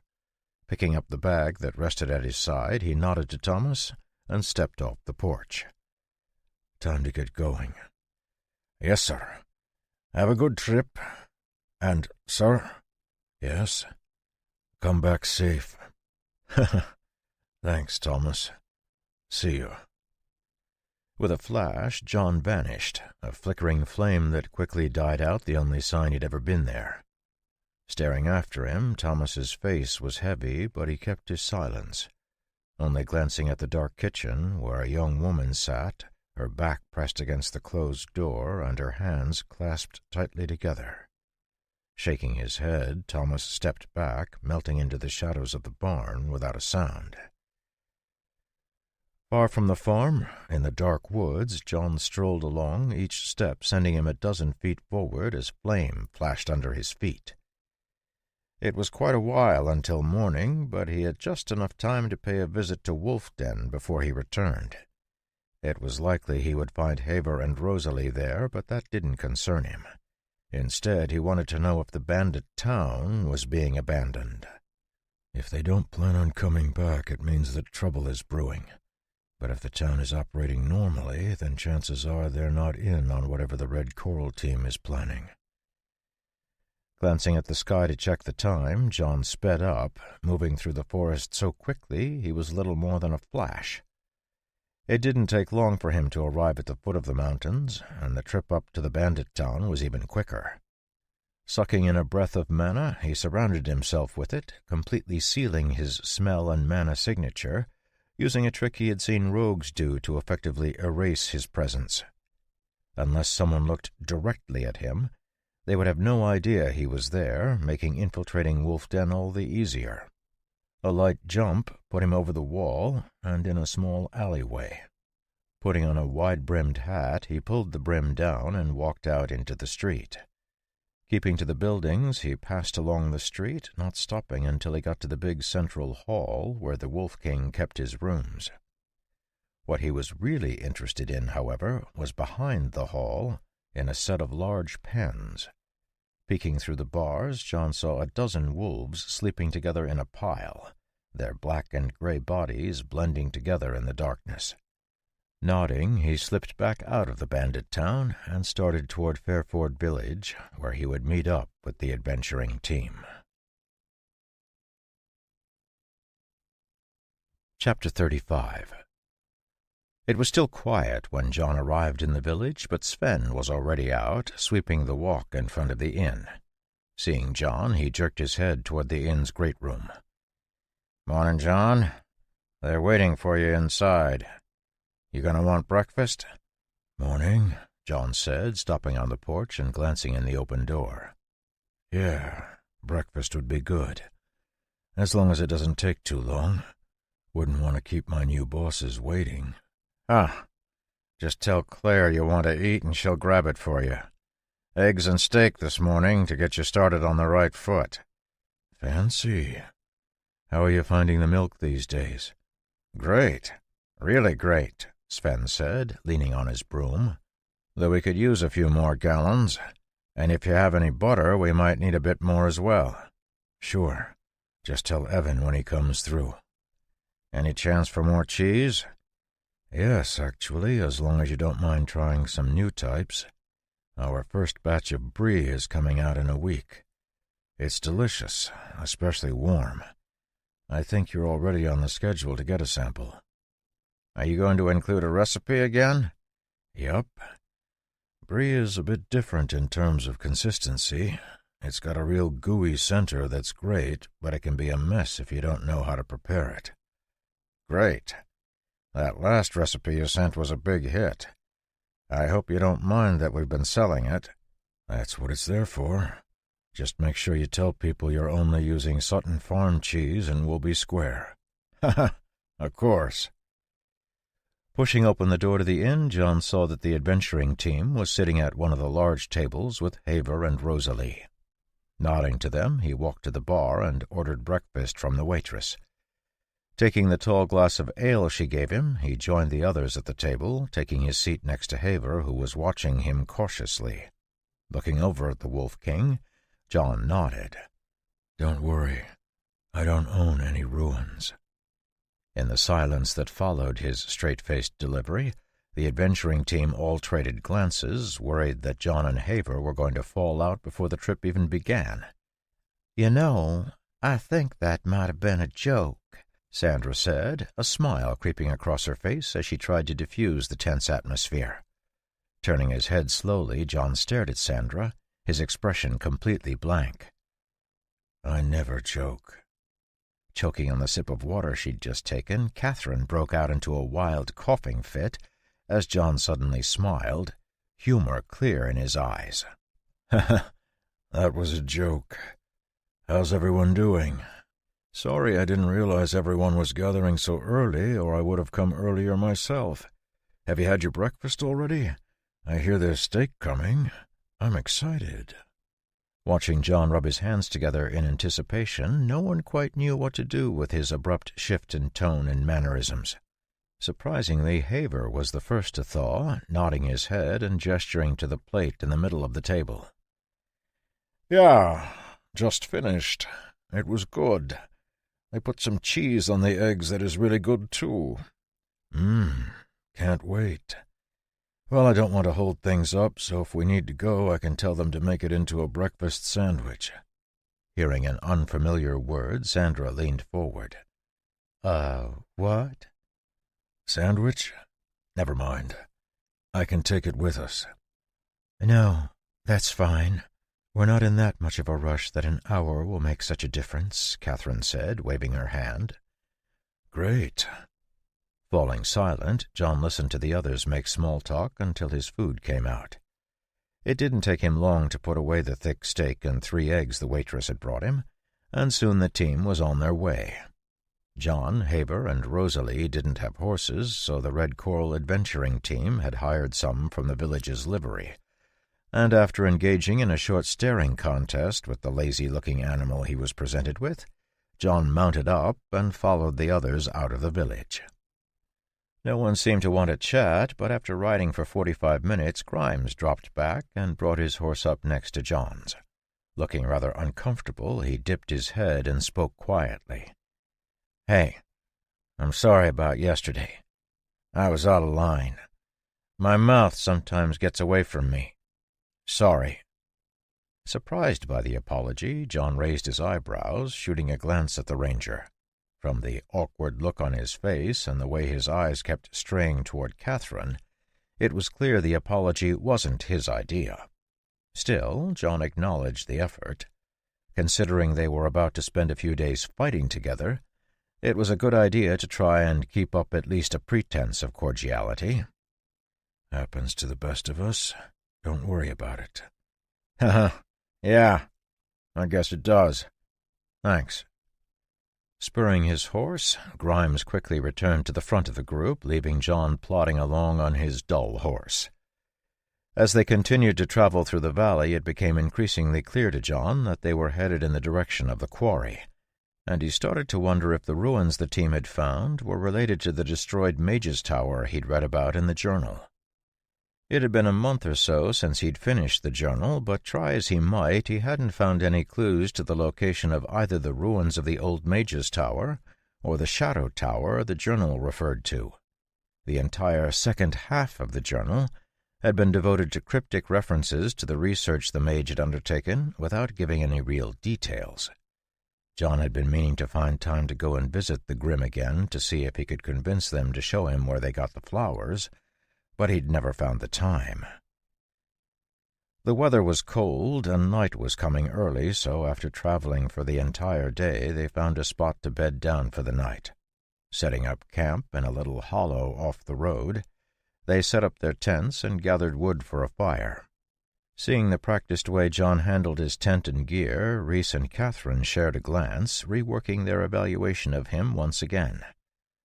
Dinner was a thick beef stew with plenty of spice to help fight the cold. After eating and cleaning up, Rhys assigned the watch and they all went to bed. Sometime early in the morning, when the frost had started creeping up the tents, Rosalie tapped lightly on John's tent, and a minute later he crawled out, yawning and stretching. "I gathered some sticks for the fire. You'll find them in a pile on the other side. Oh, and there's an owl flying around, so don't get freaked out." "Thanks." "Sure." Rosalie nodded, looking like she wanted to say something else. After a moment, she just smiled and said, "Stay warm." Watching her crawl into her tent, John looked around the quiet camp. The fire had been well fed all night, and though the cold didn't bother him in the slightest, John still walked over, pretending to warm his hands. Feeding the fire periodically, he also walked around the camp, taking care to avoid stepping on any dry branches. Twice the owl passed silently overhead, its tawny feathers blending with the night sky as it hunted for prey. John was supposed to wake up Hopper for the last watch, so once the time came, he added a few more sticks to the fire and tapped on the tent the monk was sharing with Grimes and Rhys. "Coming." Almost immediately the monk crawled out of the tent, nodding to John. "Brr, it's a chilly one. I'd almost rather there be snow than this wind," Hopper said, smiling good-naturedly. The monk wore a thick robe, and despite his bald head being uncovered, didn't seem as bothered as he was making out. "Wood's by the fire. Oh, and there's an owl. Otherwise everything was quiet. Sleep well." Waving, John crawled back into his tent and lay down on top of his blanket, going to sleep almost instantly. When he opened his eyes again, the sun was just starting to rise, and the camp was rising along with it. Sounds of cooking came from the fire, so he got up and rolled up his bed. Putting his tent away quickly and efficiently, John packed everything up and put it on his horse, tying it behind his saddle. The horses all had thick blankets on to help against the cold, and had been tethered near the fire to help keep them warm. So he moved the pickets to allow them to graze on fresh grass before they got going. By the time he was done caring for the horses, breakfast was ready, so he joined the rest of the team at the fire, greeting everyone casually as he accepted the bowl of oatmeal Sandra handed him. While everyone was eating, Haver tapped his spoon against his bowl, drawing everyone's attention with a ringing sound. His 2 large wolves that had accompanied him lay at his feet, their eyes alert, making him look even more dashing. "I bet he picked the tamer class because of how cool it would make him look." Oblivious to John's internal monologue, Haver looked at Rhys and Catherine. "Mind sharing a bit more information about what you're leading us into?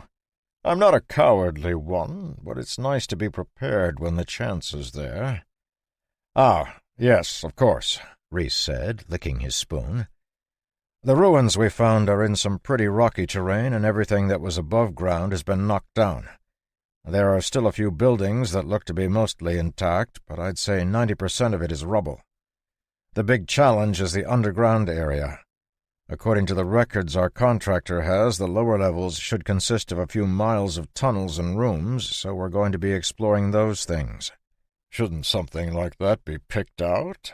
Haver asked, his brow furrowed. "Normally, yeah.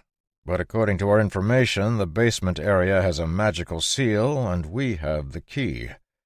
So we'll need to look for the door when we get there. But Grimes believes he spotted it in one of the buildings." Seeing John, Haver, and Rosalie looking at him, Grimes smirked and tapped next to his eye. "Eagle eye. One of my class skills." Okay, so we're going to be underground. That's fine. The twins have great dark vision, Haver said, patting the 2 wolves that lay at his feet. Helping himself to another serving of breakfast, John lifted a spoonful of the steaming oatmeal and blew on it. You mentioned you saw beast signs? When he heard John's question, Reese's face grew serious, and he nodded his head slowly. There were a number of signs, including claw markings. Grimes is well versed in beast signs, and from what we could tell, there should be at least a dozen beasts in the area. Additionally, the information we have suggests there are beasts in the underground area as well. What do you mean when you say beasts? John asked, lifting another spoonful of oatmeal. Are we talking about mutated animals or proper beasts? Is there a difference? Grimes asked, flashing a crooked smile at John. Yes, John nodded, putting his spoon down and looking around at the group. Any animal that consumes mana long enough could mutate into a monstrous version of itself, becoming something akin to a beast. But true beasts are born with improved mana efficiency and possess the ability to harden their skin. Add to that a variety of magical abilities depending on the type of beast, and you have 2 very different situations. Mutated animals may be stronger and faster and tougher than their normal versions, but they can't breathe fire or turn invisible. Sheesh, it was just a joke, Grimes muttered, lifting his hands in mock surrender. I know, but I'm going to be the one standing in between you and whatever is down there, John said, letting out a sigh. I don't mean to be so nitpicky, but my strategy will change depending on what we're actually facing. Like the Wolf King said, if we can, it's better to be prepared. Fair point, Reese nodded, reaching into his coat. Pulling out a roll of leather, he tossed it to John, who caught it with one hand. Putting his food down, John unrolled it and spread it out, his eyes going wide when he saw the contents. Letting out a low whistle, he shook his head and passed the leather to Haver. Just like John, Haver showed shock when he saw the leather's contents. Craning her head over, Rosalie peeked at the leather and let out a helpless-sounding laugh. Do you have a death wish? You want us to walk into a nest of a dozen thorn bears? Haver's low voice carried a dangerous edge that made the 2 wolves at his feet slowly bare their teeth. No. That would absolutely be a death wish. The signs we saw outside are gnolls. There's a nest of a dozen gnolls in the area. The thorn bear is down in the underground area. A memory, long buried in the recesses of John's mind, floated to the surface as John took another look at the picture on the leather. He knew from personal experience that thorn bears were much scarier in person than they looked in a drawing. A dozen gnolls shouldn't be bad as long as we don't get ambushed, John said. But be clear about the thorn bear. Is there one, or is there more than one? Unfortunately, we don't know, Catherine replied, letting out a sigh. If there was one, we would have just gone down ourselves. But we weren't able to confirm that, which is why we hired you. Our team is enough to deal with 1 thorn bear by ourselves, but we would struggle with 2. With the 3 of you added, we're confident we'll be able to handle 2 thorn bears without any trouble. And if there are 3 or 4? If there are 3, we should be able to squeeze through. If there are 4, we run, Reese said matter-of-factly. But we have a map of the underground area, and we'll be taking it slow, so even if we run across more thorn bears than we anticipate, it won't be a problem for us to call a full retreat. Chapter 36. The party continued on after cleaning up from breakfast, a subdued air shrouding them as they each prepared mentally for what was coming in the days ahead. By noon they had reached the mountains, but they didn't stop, instead pushing on until it was almost dark. When Reese finally called for a stop, everyone was tired from a full day's travel, and after quickly setting up camp and shoving down some food, they went to bed. According to what Reese said, they would arrive around mid-morning the following day at an abandoned hunter's lodge where they could leave the horses. From there, it would be a 4-hour hike further into the mountains to the ruins themselves. It had been cloudy all day, but John was pretty sure they were around 30 miles south of the quarry, making him start to doubt that the ruins and the tower mentioned in the journal were the same. I guess I don't know how far Grimm typically range, but if it is the ruined tower, then maybe there'll be some clues to the location of the Shadow Tower. Hearing a sound, John looked up and saw Rosalie crawling out of her tent, a thick coat wrapped around her body. John had pulled the first watch and Rosalie the second, so he wasn't surprised to see her. "Anything out of the ordinary?" she asked, looking around. "No, it's calm and quiet. Added some wood to the pile." "Got it." Rosalie gave John a small smile, clearly hesitating as if there was something she wanted to say. Poking the fire, John shot her a glance and then turned his head away. There were still a few more minutes until his watch was over, so he continued to tend the fire. "I'm going to answer nature's call." "Sure. There are some rocks and a pit I dug just around those trees." Nodding her thanks, Rosalie walked past John and headed into the woods. Reaching up to scratch his neck, John palmed the slip of paper Rosalie had slipped into his collar as she walked past him. Bringing his hand down naturally, he poked the fire again, using the motion to cover for opening the folded paper. The words, "Watch your back," were scrawled on it in sloppy writing, accompanied by a simple drawing of a crossbow. Well, things are getting interesting, aren't they? Poking the fire again, John tossed the stick into the fire, at the same time burning the paper in his hand to ash with a tiny spark. Standing up, he nodded to Rosalie, who was walking back to the fire, and stretched. "Thanks. I'm headed to bed." "Sure." Leaving the laughing blade at the fire, John crawled into bed. Chuckling at the strangeness of life, he shook his head and closed his eyes, falling asleep almost instantly. The night passed quickly, and early the next morning the team set off for their third day of travel. Just like Reese had predicted, they arrived at a broken-down hunting lodge around 10 in the morning. The house had collapsed entirely, but the shed was still sturdy enough for the team to leave their horses in without fear. After making sure they had enough food and water for a few days, Grimes led them into the mountains, following a ridge for a few hours before beginning to climb around the side of a tall mountain. Coming to an outcropping that overlooked the mountain's slope, Grimes called a stop, and the team settled down for a quick bite. While they were eating, Grimes disappeared to do a bit of scouting, soon returning with a serious look on his face. After a whispered conversation, Reese nodded and turned to the party. "There are gnolls active in the ruins. We had hoped to avoid them by coming during the daytime, but Grimes saw 2 of them actively foraging. It's going to be impossible to get through them, so it means we're in for a fight.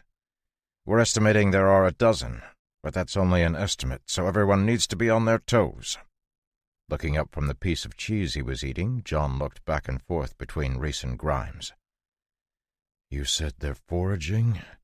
Were they eating their prey or dragging it?" Taking a moment to think, Grimes's face suddenly turned a shade whiter. Noticing his change, Catherine's eyebrows rose, and she gestured for him to speak. "Spit it out, Grimes. We're a team and need to know what we're walking into." Nodding, Grimes took a deep breath. "They were dragging half a deer." "So? What does that mean?" Sandra asked. "It means there's a gnoll matriarch," Grimes said, his voice stabilizing. "Gnolls are nocturnal beasts, and the only time they're active during the day is when there's a bigger and badder predator hunting at night, or if they're gathering food for the matriarch's litter." "Wait, you mean there might be more than 12? "Yeah."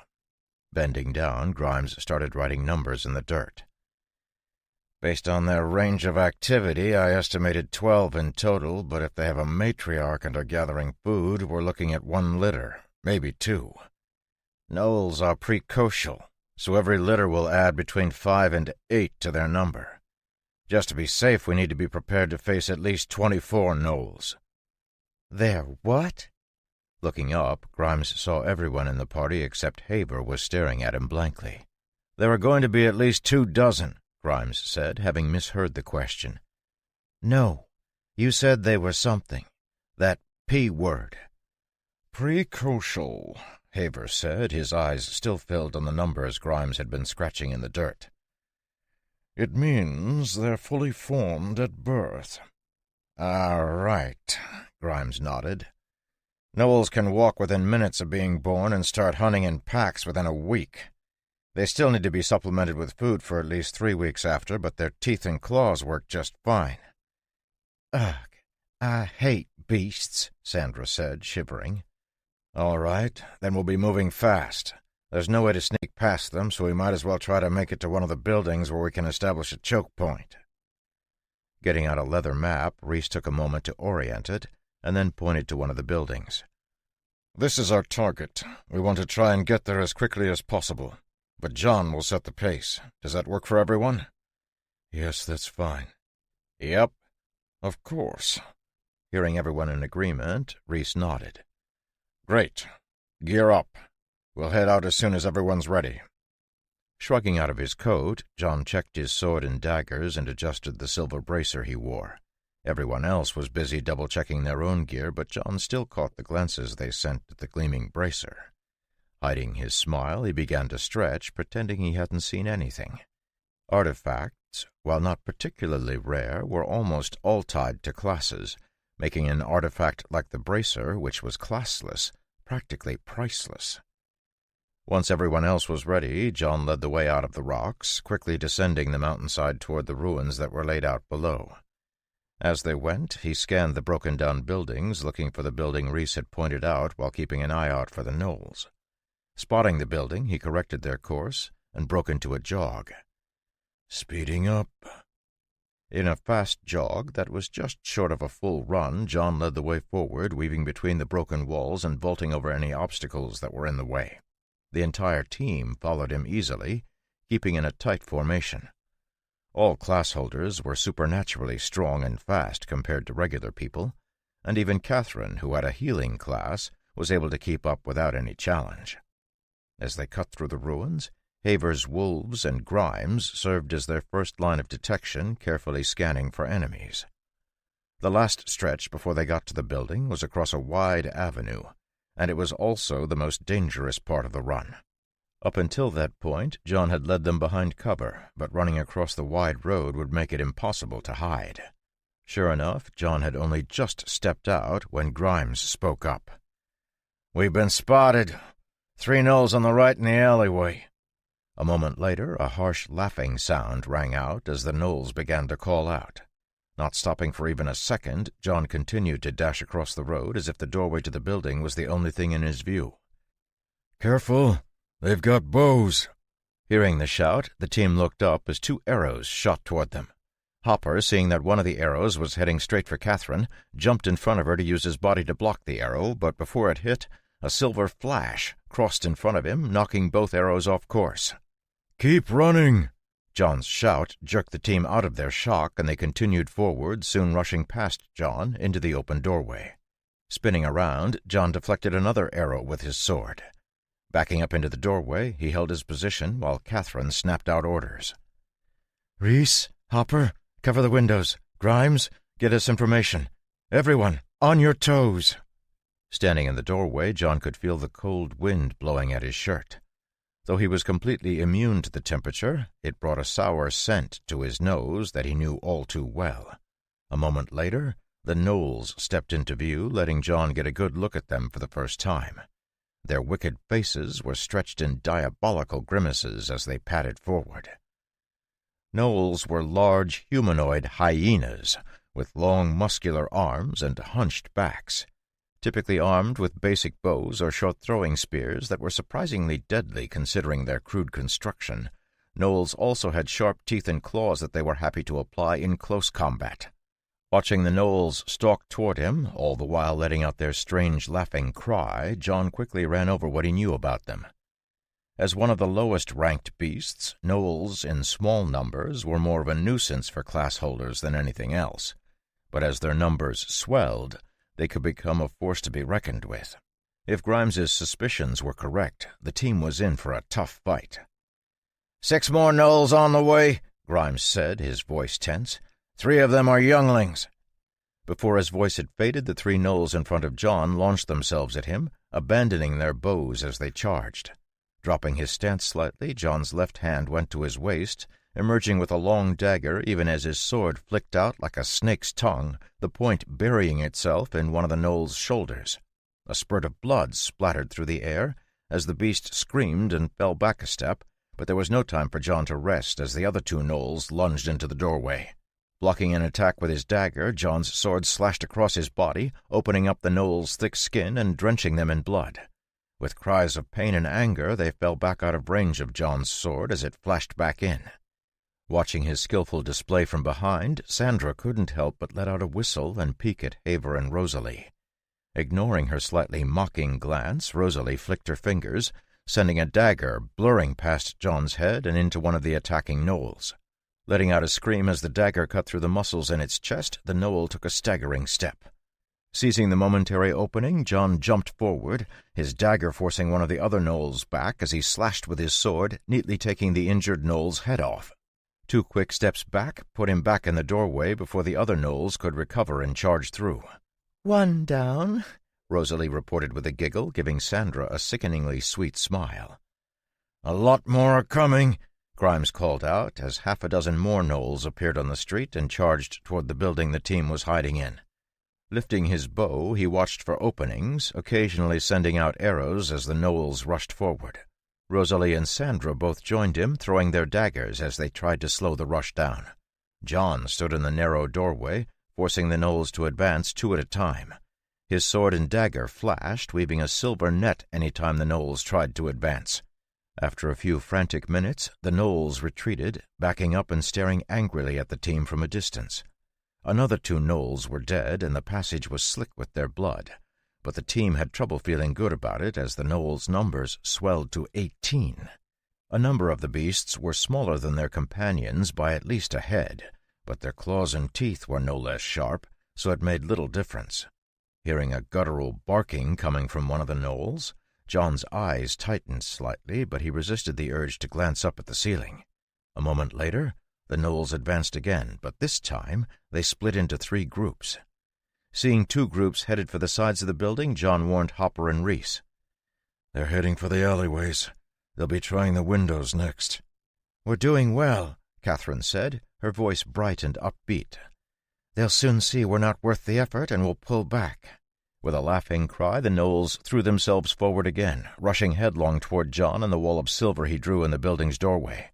Hearing fighting at the windows, John was tempted to glance back and see how the others were doing, but instead stuck faithfully to his part, not letting even a single claw pass through the door.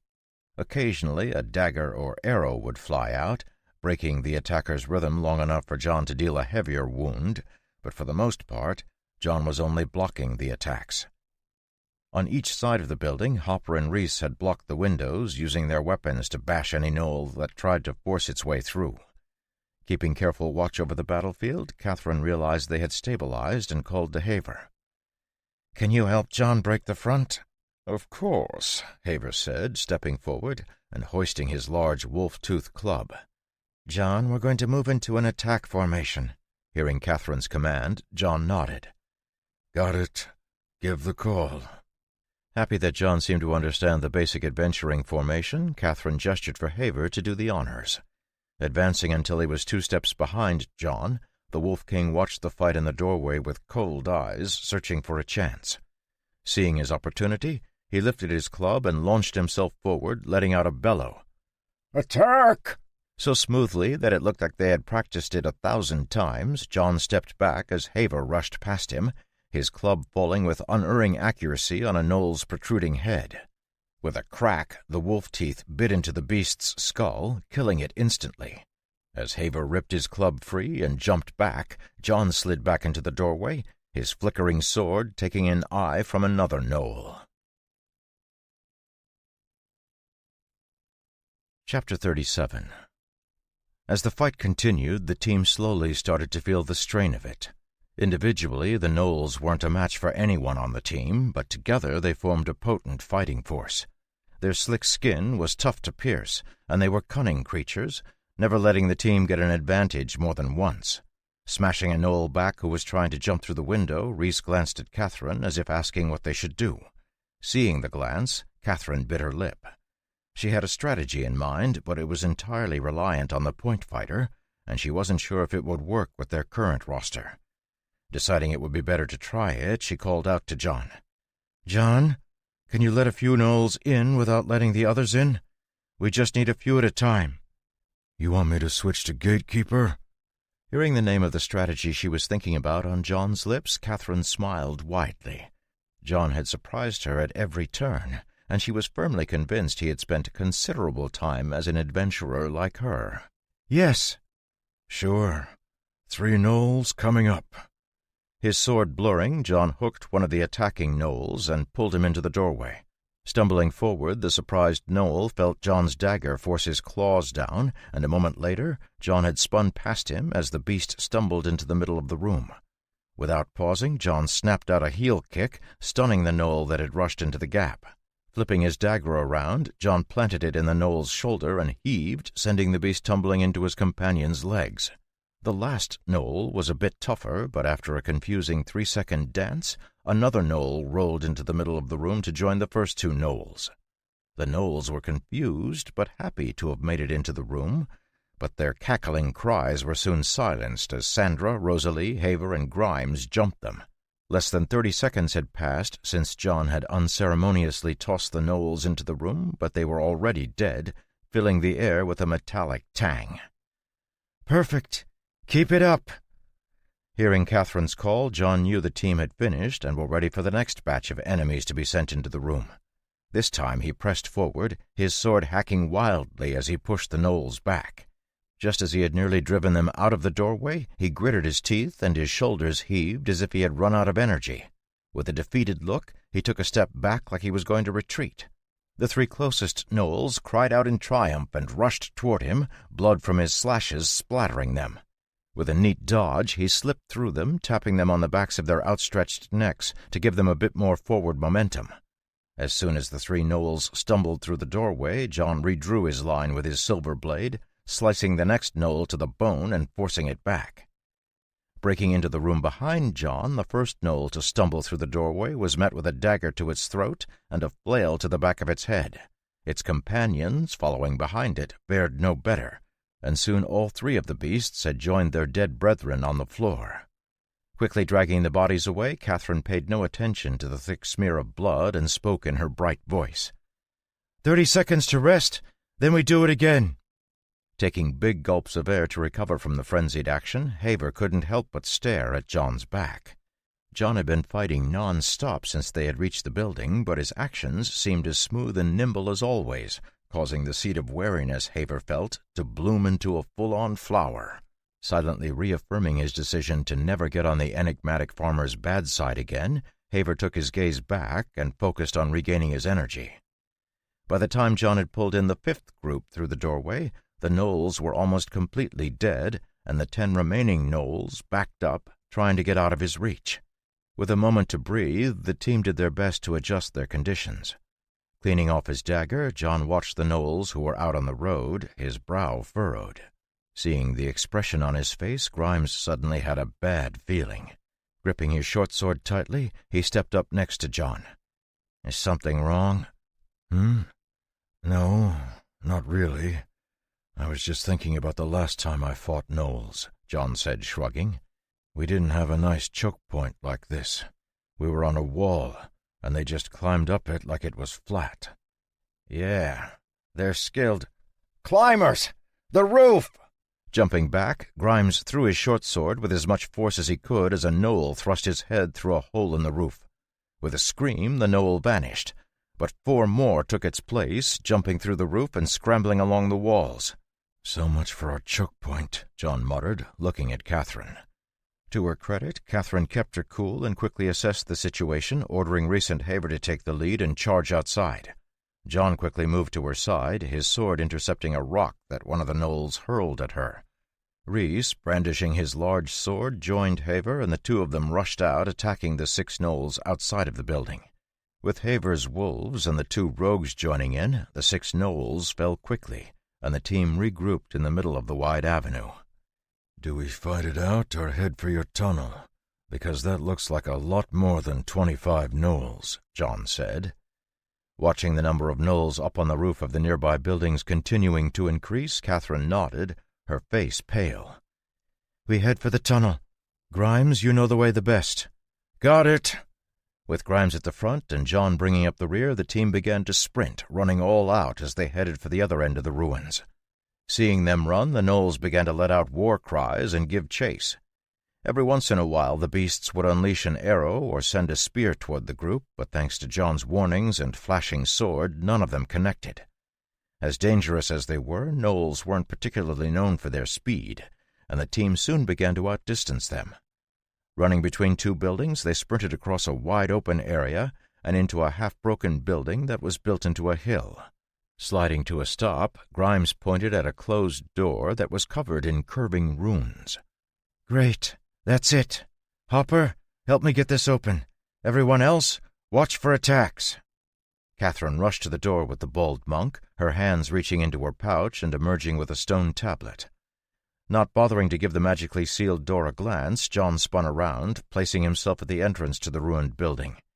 As the seconds ticked by, John could feel Reese, who had come up next to him, growing more and more nervous. "Catherine?" "I'm hurrying, Reese. This isn't as easy as turning a key." "Yeah, I know. Not to rush you or anything, but there are a lot of gnolls coming." "What do you mean, a lot?" Catherine snapped. "How many times have I told you to be precise?" 60? "What?" Letting out a shriek, Catherine began to work even more feverishly to open the door, while the rest of the team lined up beside John, watching the ever-growing horde of gnolls rushing toward them. Sneering, Haver glanced at Grimes. "A couple of dozen at the most, huh?" "Oh, shut up and get ready to fight," Grimes said with a growl. As the gnolls drew closer and closer, John felt the mana sealing the door shut loosening, and just when the beasts reached the edge of the open square, Catherine gave a happy cry. "It's open! Quickly get inside! We can reseal it from inside!" Breathing sighs of relief, the team ran through the door, slamming it shut behind them. They had cut it so close that a few arrows bounced through the shrinking doorway, skidding off of the stone floor and clattering into the darkness. As the stone door shut, the only sound in the silent passageway was the heavy breaths of the team. Feeling his way over to the wall, Grimes leaned against it and slid down into a seated position, gulping down air. The mad run they had executed, combined with the drastic increase in the number of gnolls chasing them, had put everyone's nerves on edge, and they all needed a moment to reset before heading further in. Everyone apart from John, of course. After double-checking that his dagger was clean, he slipped it into his sheath and tapped his bracer. With a hum, a shield of mana appeared on his arm, its faint golden glow lighting up the whole passage. Ignoring the stares that came his way, John used it in place of a torch to look down the passage. 6 feet wide and at least 10 feet tall, the passage sloped slightly as it headed into the hill. Around 30 feet ahead was a set of stairs that plunged down into the darkness. Glancing over his shoulder, John saw the rest of the team were in various states of collapse around the passage, so he put his sword away and sat down as well. "Let's rest for a few minutes, then we'll head in," Catherine said to John. "Sure. You made a good call getting us out of that building when you did." "Pure luck. Thankfully the door wasn't too hard to open, and it will be impossible for the gnolls to enter." "Yeah, but how are we going to get out?" Haver asked, gesturing to the sealed door. "There are close to 100 gnolls out there. There's no way we'll be able to fight through that." Sharing a glance, Reese and Catherine seemed to come to a silent agreement. Nodding, Catherine spoke softly, as if she was trying to keep everything calm. "Actually, we never intended to come back out through this entrance. Our employer is actually the descendant of a mage." In the shocked silence that followed Catherine's words, John seriously thought Haver had just stopped breathing entirely. When the tamer finally did inhale, it was with a gasp. His voice trembling, he pointed at Catherine. "Are you insane? You brought us into an abandoned mage's tower? Do you mean to kill us all, or are you just crazy?" If he's this afraid of an empty mage's tower, then how frightened would he be if he found out he was standing next to an actual mage? Actually, that might be pretty funny. Holding up her hands, Catherine tried to placate Haver, but John didn't miss how Sandra casually shifted to Haver's side. To his credit, the Wolf King didn't either, and with a tap on one of his wolves, the animal shifted to face Sandra. Realizing that things were about to get ugly, Catherine spoke quickly. "Hold on. Just hear me out. I promise you won't think we're crazy after I explain it. This isn't a modern tower. Our employer is the descendant of a mage who lived over 150 years ago. There used to be a tower here that was part of the Empire's academy system. This was before the Empire split up in the Second Mage War, right? Well, this was one of those academy towers. They studied food or something harmless like that, okay? No war machines or forbidden spells or anything. Food.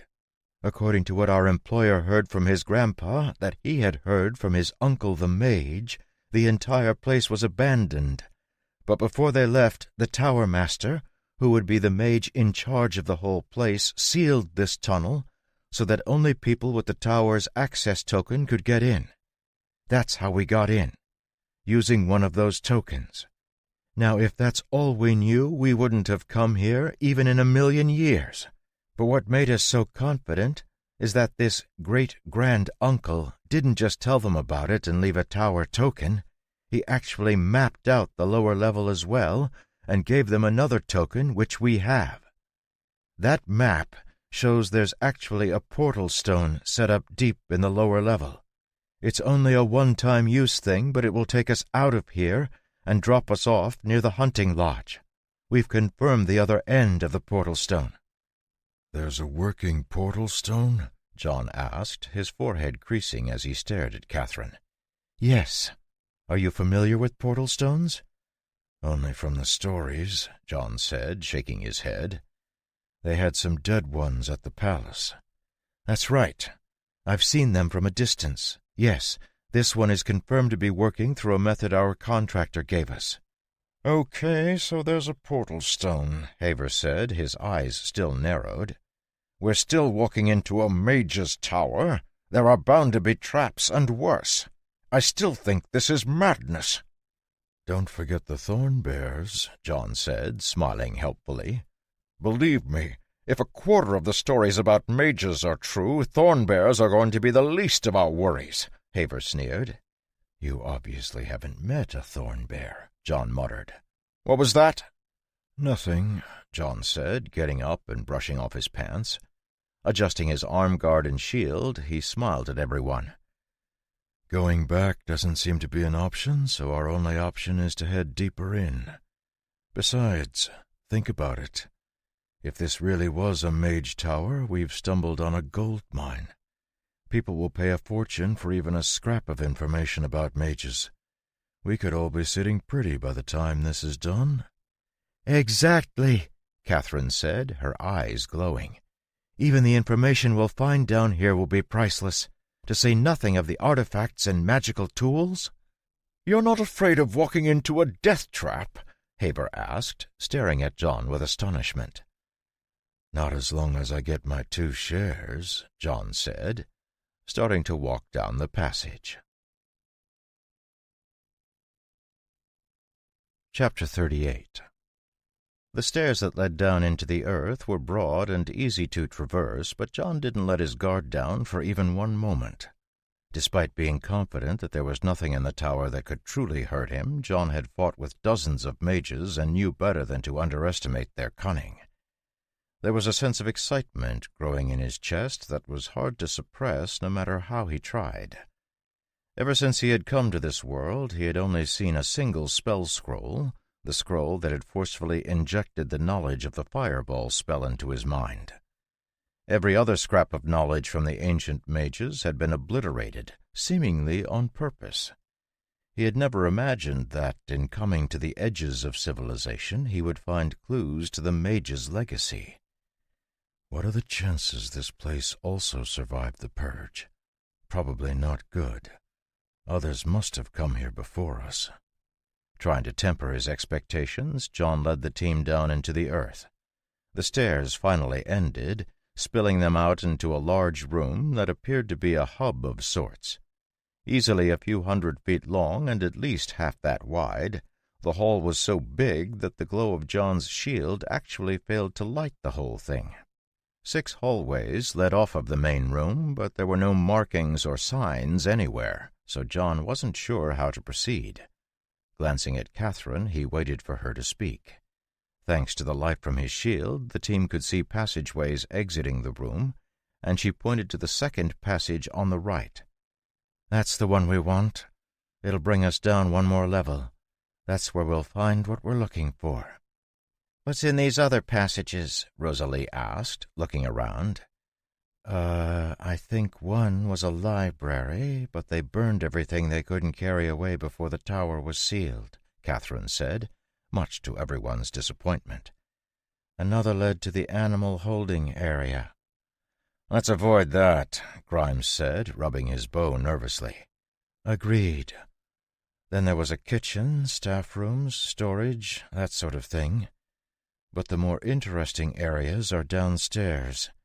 A laboratory and the official mage's offices. That's what we're aiming for.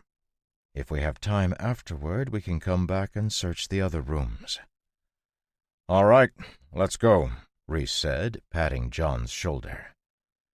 The Red Coral team was obviously excited to be so close to what they'd been working toward for so long, and it was clear the excitement was starting to infect Haver and Rosalie. John, on the other hand, found his mood dampening with each step. Having stripped a few secret lairs in his day, he knew all too well the obvious signs that others had been there first, and to his dismay the signs were everywhere. He was starting to think he had stumbled into the tower the journal had talked about, but if that were the case, there was probably nothing of value left. As they walked through the large room, John's sharp hearing caught a hint of something, and a moment later Haver's wolves picked up on it as well. Stiffening, they both looked toward the shadows on the far side of the giant room. Crouching, Haver stroked the wolves' heads while he tried to figure out what they were hearing. Closing his eyes, he melded his senses with the wolves' senses, shooting up a moment later, a horrified expression on his face. "It's a thorn bear," John said, his voice matter-of-fact. "Wait, what?" Reese looked between Haver and John, confused. "He saw a thorn bear. They're the only thing down here that would make him look like that. And from his stuttering, I would suggest we begin to move." Reaching out, John smacked Haver on the back, knocking him out of his stuttering shock. The tamer's expression was no less horrified, but at least he could speak. Backing up, he was about to turn and run for the entrance tunnel when Reese grabbed him. "Spit it out! What's out there?" "Thorn bears." "Thorn bears? As in more than one?" 6. Unlike the rest of the team, who couldn't see through the thick gloom, John could see just fine. Suppressing his shudder, he counted 7 of the hulking monstrosities known as thorn bears. Like the stuff out of nightmares, the thorn bears were heavy, 6-legged beasts that had a bear-like head. Barbed bone protrusions grew out of all their joints, and their fur was mixed with thick, bony plates that covered their legs, chest, and back like armor. As if that wasn't bad enough, 2 sinuous, whip-like tails grew from their tailbones, complete with toxic stingers and bone barbs. The first time he had seen a thorn bear, he had nearly wet himself, so John didn't blame Haver for his reaction at all. "Well, that escalated quickly," John said, chuckling mirthlessly. Giving Catherine an even look, he raised his eyebrows. "So, what's the plan? We're sealed in here, right? And even if we could get out, there are hordes of gnolls." Licking her lips, Catherine nodded. "We head further in. That's our only option. And we do it quickly. Reese, Grimes, you lead the way. Hopper, John, you'll block at the back. Haver, your wolves are the only ones who can see through the dark, so we'll need you to keep scouting. Sandra, Rosalie, with me. Be ready to support the front or back as needed. Let's go!" Quickly falling into formation, the team hurried toward the second passageway on the right, but before they could arrive, a hissing sound froze them in their tracks. Near the entrance to the passageway they were heading for, a muffled sound brought fear to the team's faces as a grotesque beast lumbered into view. In the soft light of John's shield, the beast looked like something that had crawled out of the deepest pit. Overly large eyes stared out of a bony face that looked like a bear's head with the flesh stripped away. Large fangs extended from the monster's bony jaws, and a forked tongue flickered in and out between its teeth. Thick plates extended across its body, holding together slack and drooping flesh. Scabby skin and sporadic tufts of hair were visible whenever the beast moved, explaining the intense stench that rolled toward the party. Behind the monster, two tails lashed, almost invisible in the darkness. Letting out a muffled shriek, Sandra covered her mouth, but not before the monster turned its lantern-like eyes on her. The thorn bear looked like a demon that crawled out of the deepest hell, and its presence pressed down on the team, making their movements sluggish. Sweeping the group with its terrifying gaze, the beast seemed to hesitate, almost as if it was waiting for its companions. Teeth chattering together, Catherine pointed at the passageway that was half blocked by the beast. "All right, I'll engage, but I doubt I'll block it for more than 30 seconds, John said, his hand resting on the handle of his sword. Hearing his words, Reese seemed to receive a burst of courage from somewhere and nodded, unsheathing his longsword. "I'll help. Grimes, get ready to lead everyone forward. John and I will follow." "All right, I'm ready," the ranger said nervously. Taking a deep breath, Reese brought his sword up in front of him and nodded to John. "We'll flank to the left to draw the monster's attention while the team goes right. Then, once they're past, we'll run." "Seems like a plan," John said with a nod, his face calm. To his credit, Reese took the first step toward the thorn bear, but as John walked forward, the fighter slowed down, and within a few steps was following behind John. The closer he got to the thorn bear, the clearer the feeling of suppression that flowed from its body. Though it didn't bother John in the slightest, he could sense the way the beast naturally tried to take control of a mana around it. Eyes narrowing, John suddenly paused and lifted his shield, parrying a bone barb that shot toward him from the side. The strike was lightning fast and nearly invisible in the darkness, and though it wasn't a particularly hard attack, the clash between bone and magical shield still echoed throughout the great hall. In the distance, the other thorn bears swung their bony heads toward the party, alerted by a sound they hadn't heard in years. Swearing under his breath, Reese stepped forward, his sword swinging at the thorn bear. Though he was still a dozen feet away, he swung his sword as if he could actually hit the beast, causing John to roll his eyes. The sound of the large blade cutting through the air seemed to draw the beast's attention, and it took a lumbering step forward, bringing it closer to John. "If you're going to run, I would do it now," John said in a low voice. Without waiting for a response, he lifted his shield and tapped his sword against it. With the sound of a ringing bell, the front of the shield suddenly flashed with bright light, flooding the space in front of John with light so bright that it hurt. For the party, the burst of light made them wince, screwing up their eyes and lifting their hands to block the gleam. The thorn bear, standing in front of the shield, wasn't so fortunate. A hissing scream burst from the lips of the beast as it reeled from the sudden assault of light. For a monster who lived its life in lightless tunnels, the soft glow of John's shield was already hard enough to look at, and the incandescent flash was enough to completely blind it. Reese, seeing an opportunity, yelled for the others to run and dashed forward, his sword lifted above his head. Flashes of blue mana wrapped around the large blade, coating the edge as he completed his charge and attack. "Mighty strike!" he roared, activating one of his class abilities as he brought his sword down in an arc onto the staggering monster's shoulder. Cracking under the power of his attack, the bony plate on the beast's shoulder still held, but Reese slammed his sword down again, cutting into the thorn bear's flesh. Letting out a triumphant yell, he was distracted and failed to see the beast's tail headed for his side. Flashing out of the darkness like a whip, the barbed end of the thornbear's tail slashed through Rhys's shoulder, turning his yell of triumph into a screech of pain. Feeling toxins starting to invade his system, Rhys was horrified to see the still blinded beast open its grotesque maw and lunge toward him. Idiot. It's used to operating while blind. Charging forward, John's silver longsword slashed at the thornbear's neck, somehow managing to slip in between the bone plates to score a slash on the monster's flesh.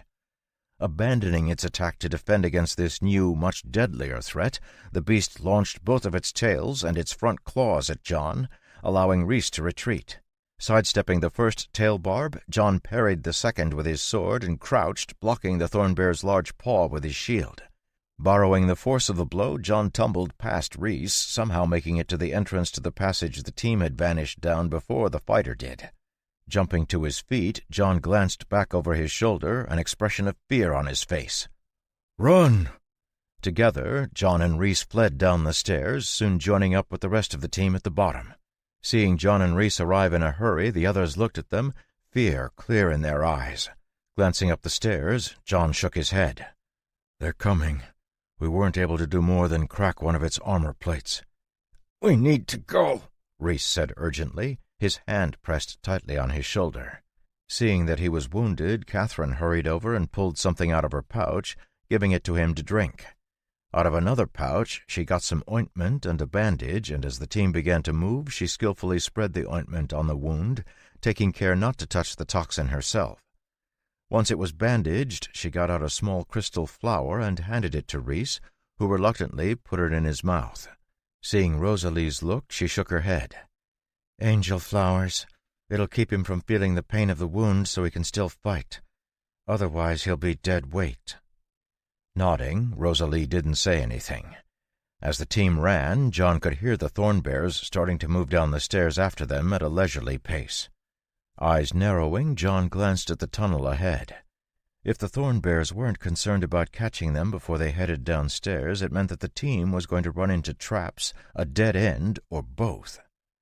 After 5 solid minutes of running, almost everyone was starting to flag, so Catherine called for them to slow down. His chest heaving, Grimes shook his head and leaned against the wall. "Whoever said we could beat a thornbear should be strung up by their toes." "That would be Rhys," John said, not hesitating to throw the fighter under the cart. "I think he said we could handle up to 3. "Yeah, that's my mistake. Our contractor said they were only 4 feet tall at the most, not 10 feet tall." "Maybe they were 4 feet tall 100 years ago," John said, amusement clear in his voice. "But how could they have lived for 100 years?" Sandra asked, her voice trembling as she remembered the horrifying monster. "Hibernation. A lot of non-humanoid beasts can hibernate almost indefinitely by taking in ambient mana. We must have woken them up when we opened the door."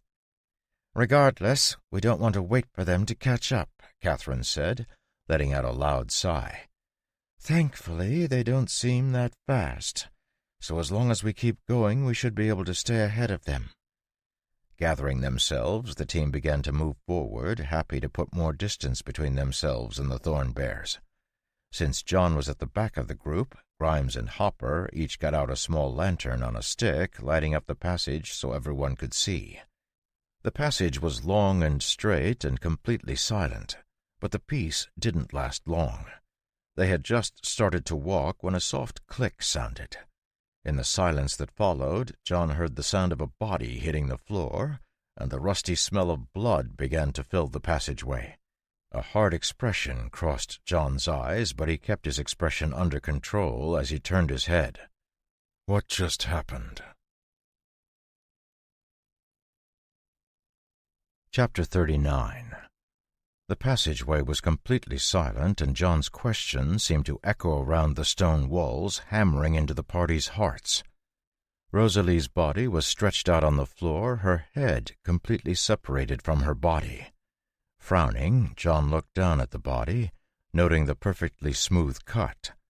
Not hearing an answer to his question, he looked up, his eyes going to Catherine, who had been standing next to the rogue. Rosalie just died," I think there was a trap," Catherine stammered, her face completely white. "You think?" Haver snarled, glaring at Catherine. Looking down at Rosalie's headless body, the Wolf King trembled, clearly trying his best to keep it together. Whether his anger was due to grief or the fact that one of his allies had died, thereby decreasing his own chances of living, John wasn't sure. But as Grimes, Reese, and Sandra all gathered between Haver and Catherine, it quickly became clear that Haver was outnumbered and starting any trouble would be suicide. Glancing at Hopper, who was next to him, John saw the monk had his hands together like he was praying. "It's really unfortunate, but we need to keep going," Reese said, his eyes showing none of the grief his words expressed. "She knew the risks. It's time to press on." Despite his obvious reluctance, Haver had no desire to strike out on his own and face the Thornbears who were lumbering closer with every moment, so the party resumed their journey. The death of one of their party members had been so sudden that the team was in shock, and everyone seemed to step much lighter. At the front of the group, Reese and Grimes hurried along, seeming to check for traps as they walked. The trap that killed Rosalie was still a mystery, so Reese and Grimes made a show of checking both the floors and walls, but even after the party had traveled for an entire hour, they never found another trap. Passing through a twisted maze of hallways, they followed Catherine's directions, going deeper and deeper into the earth. The entire time they had been traveling down a slight slope, but as the passages began to turn this way and that, the slope began to get even steeper. Faintly in the distance, John thought he heard a sniffing, and then the sound of flesh tearing. No wonder they're not worried about us getting out. Arriving at a small room, the team stopped for a moment to rest. Seeing the others gathering together to talk quietly, Haver sat down next to John, his handsome face twisted in an ugly expression. Biting into a piece of jerky, John glanced at Haver and then offered him a piece of venison jerky. Taking it, the tamer split it into 2 pieces and tossed them to his wolves. Blinking, John offered him another piece. "Can you believe it?" Haver spoke quietly, his cold gaze fixed on the adventuring team who had gathered on the other side of the room. "Believe what?" "That they just left Rosalie there. You saw them. They didn't care one bit that she died." "Do you?" John asked, looking at Haver calmly. Nearly choking on the jerky, Haver shot a quick glance at John, only to realize it had been a serious question. Chewing slowly, he swallowed the meat and then looked down at the piece of jerky, lost in thought. After a moment, Haver nodded. "Of course I do. Me and Laughing Blade go back a long time. It's pretty crazy to think she won't be around anymore." "Then why'd you come?" John asked, biting off another piece of jerky. Seeing Haver's confused look, he clarified the question. "You both knew the risks. I imagine this isn't your first time doing something like this. In fact, you move like an adventurer rather than a bandit." "A debt needed to be repaid," Haver said, his voice quiet. "And I repay my debts. But now I've racked up another. One that will be much harder to pay off." "Unfortunately." Brushing off his hands, Haver got out his canteen, his eyes inadvertently drifting to the passage they had come through. The memory of Thornbears was still fresh in his mind, and not even Rosalie's death could shake the fear he felt. As he finished his drink and put the water back on his hip, the look in his eyes hardened. "Look, I know we've had our disagreements, but I've got a sinking feeling that me and you are next, you know? They didn't need us to get in here. The only reason they brought us along is to toss us to the beasts and use the time the monsters spend chewing our bones to escape. But I'm not about to turn into beast food like Rosalie. Rest her soul." "What are you proposing?" "You watch my back and I'll watch yours," Haver said, his voice grim. "At least until we get out of this death trap, we act as one. After that, we can settle our differences. But while we're down here, we keep an eye out for each other." Blinking again, John looked at Haver, but the tamer was busy glaring at the adventuring team, and didn't see the ghost of a smile on his face. "Sure, I'm fine with that. Great." Lapsing into silence, Haver busied himself with his wolves until Reese and Grimes finally came over. Neither was wearing the friendly expression they had earlier, and the look in Grimes's eyes was openly mocking. "Get up. We're heading out. Same formation as before, but this time we'll need Haver up at the front. If there really are thorn bears coming after us, we need to move faster." "Then why not put both me and John up front together?" Haver asked, his deep voice harsh. "Wouldn't that let us move even quicker?" "No. We need him at the back in case we get attacked from behind. No more questions. We're leaving in 2 minutes." Gritting his teeth, Haver glared at Reese's back as the fighter walked away. Slowly getting up, he looked like he was about to curse, but ultimately he held it in. Spitting on the ground, he wiped his mouth and looked at John. "They're trying to split us up. Watch your back. I don't trust these traps of theirs." "You too." Leaving the room, they continued down one of the 2 passages that split off of it, following Catherine's directions. As they continued to twist and turn, John frowned. The maze was confusing, but not so confusing that he couldn't remember the way back. What was strange was that they hadn't encountered any of the types of rooms Catherine had mentioned. Instead, it felt as if the entire floor had been designed to get people lost. Unable to make heads or tails of why a mage tower would have a maze in its basement, John shook his head. He was walking along with Hopper at the back of the group, but to his surprise, the smiling monk had never once tried to speak to him. He had heard the monk speak before, so he knew that he wasn't dumb or under a vow of silence. Glancing at Hopper, who saw him and smiled, John smiled back. "Have you been with the adventuring team for a long time?" The question was loud in the quiet tunnel and caused everyone to pause. When it registered that John was just making small talk, they continued moving forward. Nodding his head, Hopper didn't seem to want to talk, but John continued to ask him questions. "Oh, yeah? Reese said you formed 5 years ago. Is that when you joined, or did you join up before that? Have you known Sandra long? Are you two a thing? Or is it her and Grimes? I know Reese and Catherine are a pair, but I figured you were more handsome than Grimes, so if Sandra had any taste at all, she would pick you over Grimes. Besides, he has a really nasty mouth, and a bad temper. Not the kind of guy a woman wants, you know what I mean?" Even though he had lowered his voice, the sound still echoed off of the stone walls, allowing everyone to hear it clearly. Gritting his teeth, Grimes glanced back at John, but a warning glance from Reese turned him back around. Oblivious to the commotion he was causing, John walked along like he didn't have a care in the world, continuing to chatter. Up ahead of the team, Haver and Grimes were carefully checking for traps, and the constant sound was starting to wear on the ranger. Finally, unable to take it any longer, he spun around and shouted at John. "Can you shut up?"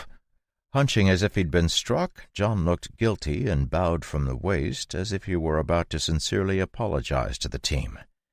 At the exact moment that he bowed, a soft click sounded, and before anyone could react, Hopper's head tumbled to the ground. As John lifted his head, he had a perfect view of everyone in the party. Apart from the shock that was dawning on everyone's face, there were plenty of other emotions that John found curious. Most evident was the clear horror on Catherine's bloodless face, but he found the glee on Haver's face and the sliver of relief in Sandra's eyes just as interesting. Blinking at everyone, John pretended to be unsure why everyone was staring at him. When the sound of Hopper's body hitting the ground echoed through the corridor, he turned to look, pretending to be shocked. Quickly taking a few steps back, John lifted his shield up so it covered his chin as he looked around. It was only then that the team managed to react. Rushing over, Grimes looked down at the body of the bald monk, and then looked up, his eyes red with rage.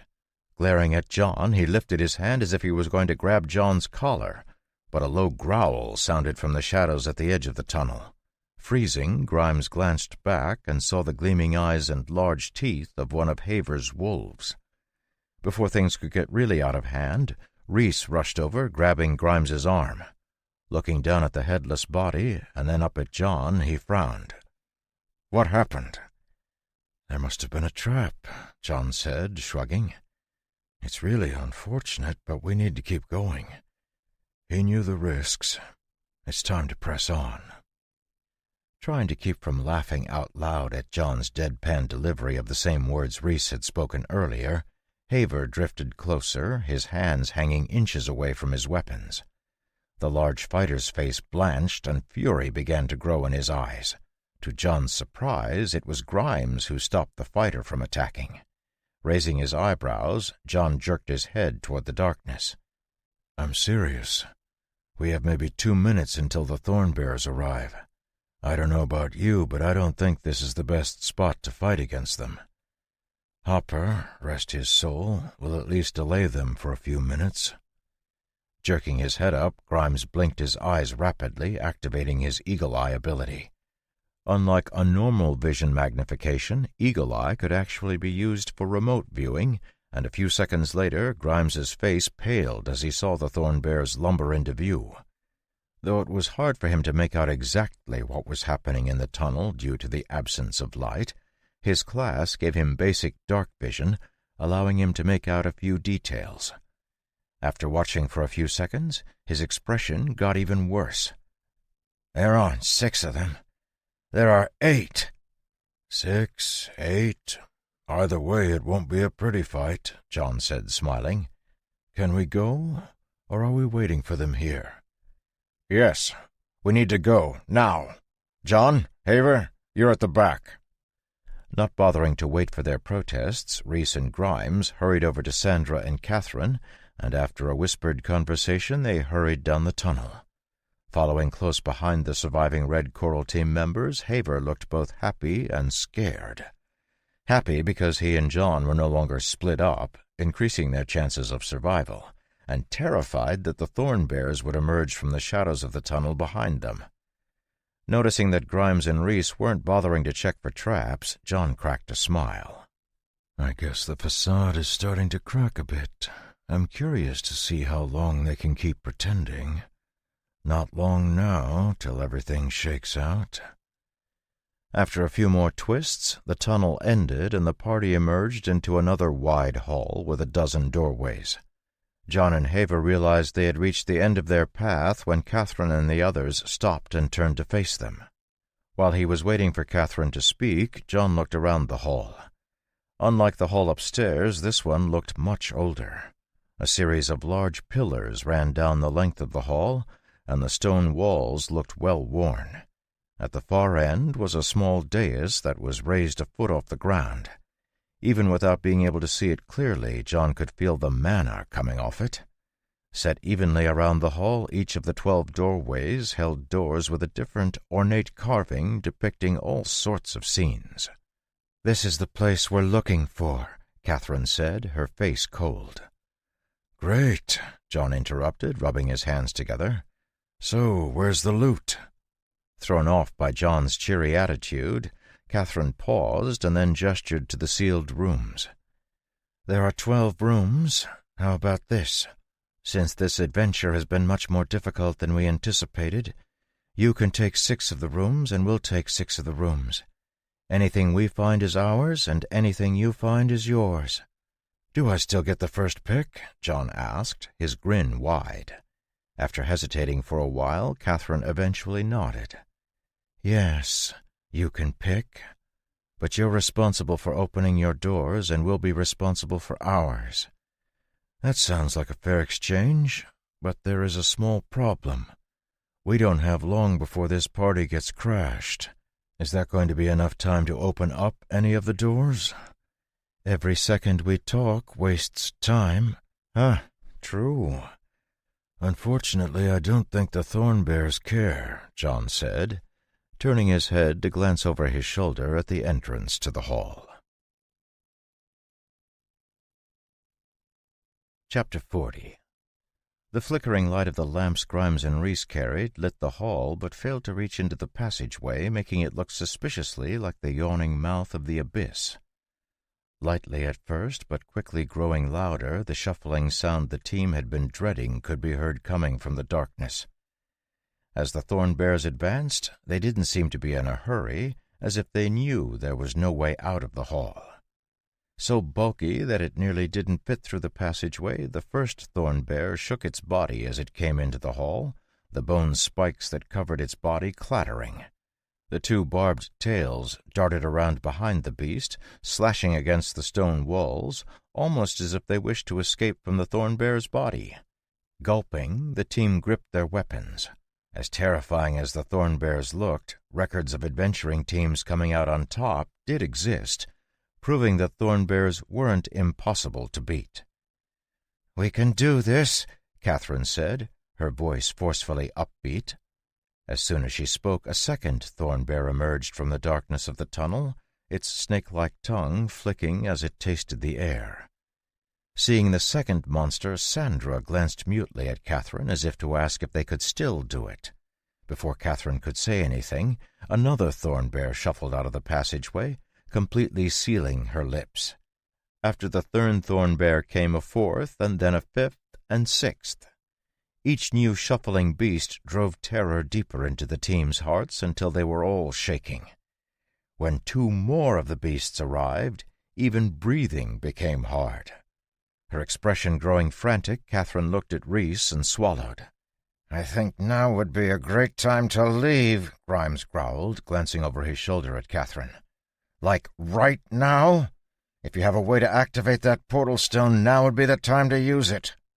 Shaking her head, Catherine gestured to one of the doorways. "I can't activate the portal stone until we open the room with the item we're after. There's a token in it that will let us use the portal stone." Fury nearly bursting from his eyes, Haver glared at Catherine, but she was too worried about the slowly approaching thorn bears to care. "Don't worry, I know which room has the item we're looking for. We need to activate the portal stone anyway, so block the thorn bears for 5 minutes. No, even 2 minutes is fine. I'll grab what we need to activate the portal stone and we'll leave." "All right," Reese responded, his face just as pale as Catherine's. "Everyone, form up and get ready." Seeing Haver look at him, John jerked his head back, indicating they should join the others. They were still standing out in front of the Red Coral team from when they had been talking, and if they didn't want to face off against the thorn bears alone, they would need to retreat. It was clear the Wolf King was just as worried about the adventurers behind them as he was about the thorn bears, but in the face of the greater threat that faced them, John was certain the Red Coral team wouldn't mess around. Sure enough, Reese, Grimes, and Sandra each grabbed their weapons and lined up, leaving space for John and Haver as the adventurers did their best to control their shaking hands. Haver began to slowly back up, John following him step for step. Unfortunately, so did the thorn bears. Letting out a hiss, they shuffled forward, their large eyes fixed on him. Stopping when John and Haver stopped, the beasts stared at the party as if unsure whether to attack or leave. Behind the team, Catherine edged over to one of the doors, her stone token reappearing as she began to unlock the door. Seconds ticked by as the magical seal slowly unraveled, but to the party it felt like years were passing. The hissing beasts had stopped around 30 feet away from the team and seemed hesitant to get any closer. John was the only one who actually understood what was happening, but he wasn't about to share, so the team passed a few of the most nerve-wracking minutes of their lives. Locked in a strange tableau, the party faced down the 8 terrifying monsters until the door to the room began to open up. Darting into the room, Catherine vanished for a second and then re-emerged, clutching a small box in her hands. I got it! I'll activate the portal stone." Dashing across the room toward the small dais at the end of the hall, a million things seemed to happen at once. Grimes swung his short sword toward John's side, while Reese bellowed and hacked down toward John's legs with his broadsword, its edge covered in a blue glow. Both Grimes and Reese moved in sync, attacking with all of their might. Yet they weren't the only ones moving. John's silver blade casually dropped to intercept Reese's broadsword, and his shield swung around the side of his body to block Grimes's thrust, as if they were engaged in a perfectly choreographed dance. Shocked that their attack had failed, Grimes jumped back to set up his next attack, while Reese bulled forward, intending to knock John off balance. With a crunch, the fighter slammed into John, failing to move him even an inch. Thanks to the angel flower he'd taken earlier, Reese still couldn't feel any pain, but from the sound of it, he knew his already wounded shoulder had just been cracked. Unable to make sense of what was going on, he felt a powerful force slam into his solar plexus, throwing him back. Lowering the shield he'd just used to punch Reese, John's sword flicked out, cutting a long scratch on Grimes's arm, causing the ranger to drop the short sword he carried. Next to John, Haver was suffering an attack of his own. Sandra had been standing next to Haver, her daggers in her hands, and as John was attacked, she pivoted on her heels so she was back-to-back with the Wolf King. Crouching, she crossed her arms above her head and stabbed backward, her 2 daggers darting toward Haver's kidneys in a brutal assassination attack. The attack was so sudden Haver nearly lost his life right there, but with an instinct born of a million scraps, Haver kicked back with his heel, slamming into Sandra's back and pushing the rogue away as he leaned forward, bringing his body just outside the range of her blades. The 2 daggers snapped together, barely missing as they cut through the leather armor Haver wore. Green slime that coated the edges of the curved blades began to corrode his armor, but the Wolf King had no time to care as his instincts screamed at him. Turning his head to look back over his shoulder, he saw Catherine lift a small hand crossbow and fire a dart. In what felt like slow motion, Haver used every ounce of his strength to throw himself sideways, passing behind John's body and landing on the floor. Letting out enraged howls, the 2 wolves that walked by Haver's side sprang into action. One of them spun and lunged at Sandra, trying to bite her neck, while the other wolf jumped backward, vanishing into the shadows. Rolling forward, Sandra blurred, somehow causing the wolf's sharp teeth to catch nothing but air as they snapped shut. The hall was pandemonium as the thorn bears began to hiss and lumber forward, their steps shaking the walls and pillars. Paying no attention to the thorn bears, John spun around and looked down, seeing the end of the dart protruding from Haver's abdomen. For the first time since he'd arrived at the valley, John was truly stunned. In complete shock, he stared down at Haver, unable to make sense of what had just happened. Coughing in pain, the Wolf King looked back up at him, his teeth bloody from the wound in his intestines. Rushing forward, the thorn bears slammed into the party's battle line. Already thrown into disarray by their fight with John and Haver, the Red Coral team barely avoided dying to the thorn bears right then and there. Sandra, with an impressive display of flexibility, twisted out of the way of another bite from Haver's wolf and stabbed her dagger up into its chest, the curved blade sliding neatly between its ribs. With a heave and a kick, the wolf flew free of her dagger, flying into the waiting jaws of a thorn bear. Diving backward, her body blurred again as 2 toxic barbs cut through the air where she'd just been. Grimes and Reese were not as lucky as the rogue and bore the brunt of a thorn bear's charge, doing their best to block its large claws. The force of the attack knocked both of them across the hall. Slamming into a pillar, Reese let out a groan as his shoulder cracked even more alarmingly. Scrambling up, he grabbed his sword with his left hand and tried to grab Grimes with his right, only to find that his hand no longer worked. "We need to leave now!" Hearing Catherine's scream, Grimes, Reese, and Sandra all scrambled toward her. Looking over their shoulders, they saw that John and Haver had vanished into the press of beasts, most of whom were looking at them. Terrified and convinced that the thorn bears would do what they'd failed to do, the Red Coral team sprinted for the portal stone and vanished in a flash of light. Appearing in a small cave, Catherine and Reese immediately started smashing the rune formation under them. They'd been told it was a single-use portal stone, but they had no desire to find out if they'd been misinformed. Hitting the stone so hard his sword deformed, Reese didn't care one bit. Only when the stone was entirely destroyed did he stop, his chest heaving as he sucked in huge gasps of air. Slumping to the ground, he tossed his ruined sword to the side and clenched his head with his trembling left hand. His right shoulder had been so badly damaged, he'd started feeling the ache even though the powerful narcotic he took hadn't faded away. Despite being in better shape physically, the others were just as scared, and it was almost half an hour later before they managed to calm down. Realizing how bad Reese's injuries were, Catherine crawled over and began to work on his shoulder, her hands trembling so much she could hardly open her pouch. Once Reese's shoulder was set, and she'd given him another angel flower crystal, she turned to Grimes, helping him bind up the long gash on his arm. That was much too close," Sandra said, unable to keep her hands from trembling. "Absolutely. No more mage towers," Grimes agreed, "no matter how much gold they promise. Tell me you got the box at least." Still taking shaky breaths, Catherine nodded and produced an exquisite little box. Made from an unknown stone, it was bound with silver that bore runes, a clear sign of a magical lock. "All that for this little thing?" Grimes asked, his face turning glum. "And after all that, we can't even see what's inside." Sending a warning glance at Sandra, Catherine shook her head. "Not if you don't want to die. I've warned you already, so don't mess around. We only get paid if the mage lock is intact. Besides, You know just as well as anyone what happens when you try to force a mage lock. If you were going to do that, it would have been better to throw yourself to the thorn bears. Ugh, let's not bring those things up ever again, Sandra said, shuddering. Are you sure? Grimes said, giving her a crooked smile. There aren't many adventurers who can say they faced down thorn bears and survived. Aha! And I'm sure after a couple cups of wine it will turn into you defeating all 8 thorn bears single-handedly, Rhys said, smiling. Probably with a single arrow. And don't forget rescuing the princess. Right, how could I forget? Grimes, delver of mage towers, slayer of thorn bears, rescuer of princesses. Nodding, Grimes stood up, his smile turning nasty. That reminds me, there's a princess waiting on a farm in the valley for me to rescue. Again? Are you serious? Sandra asked, rolling her eyes. We just barely escaped death, and that's all you can think about? Besides, what if she doesn't want to be rescued? She didn't seem so hot on you before. I'm sure she'll learn to enjoy the city, Grimes said, sneering. Besides, this is as much about settling scores as anything else. I never did like the way that farmer talked to me.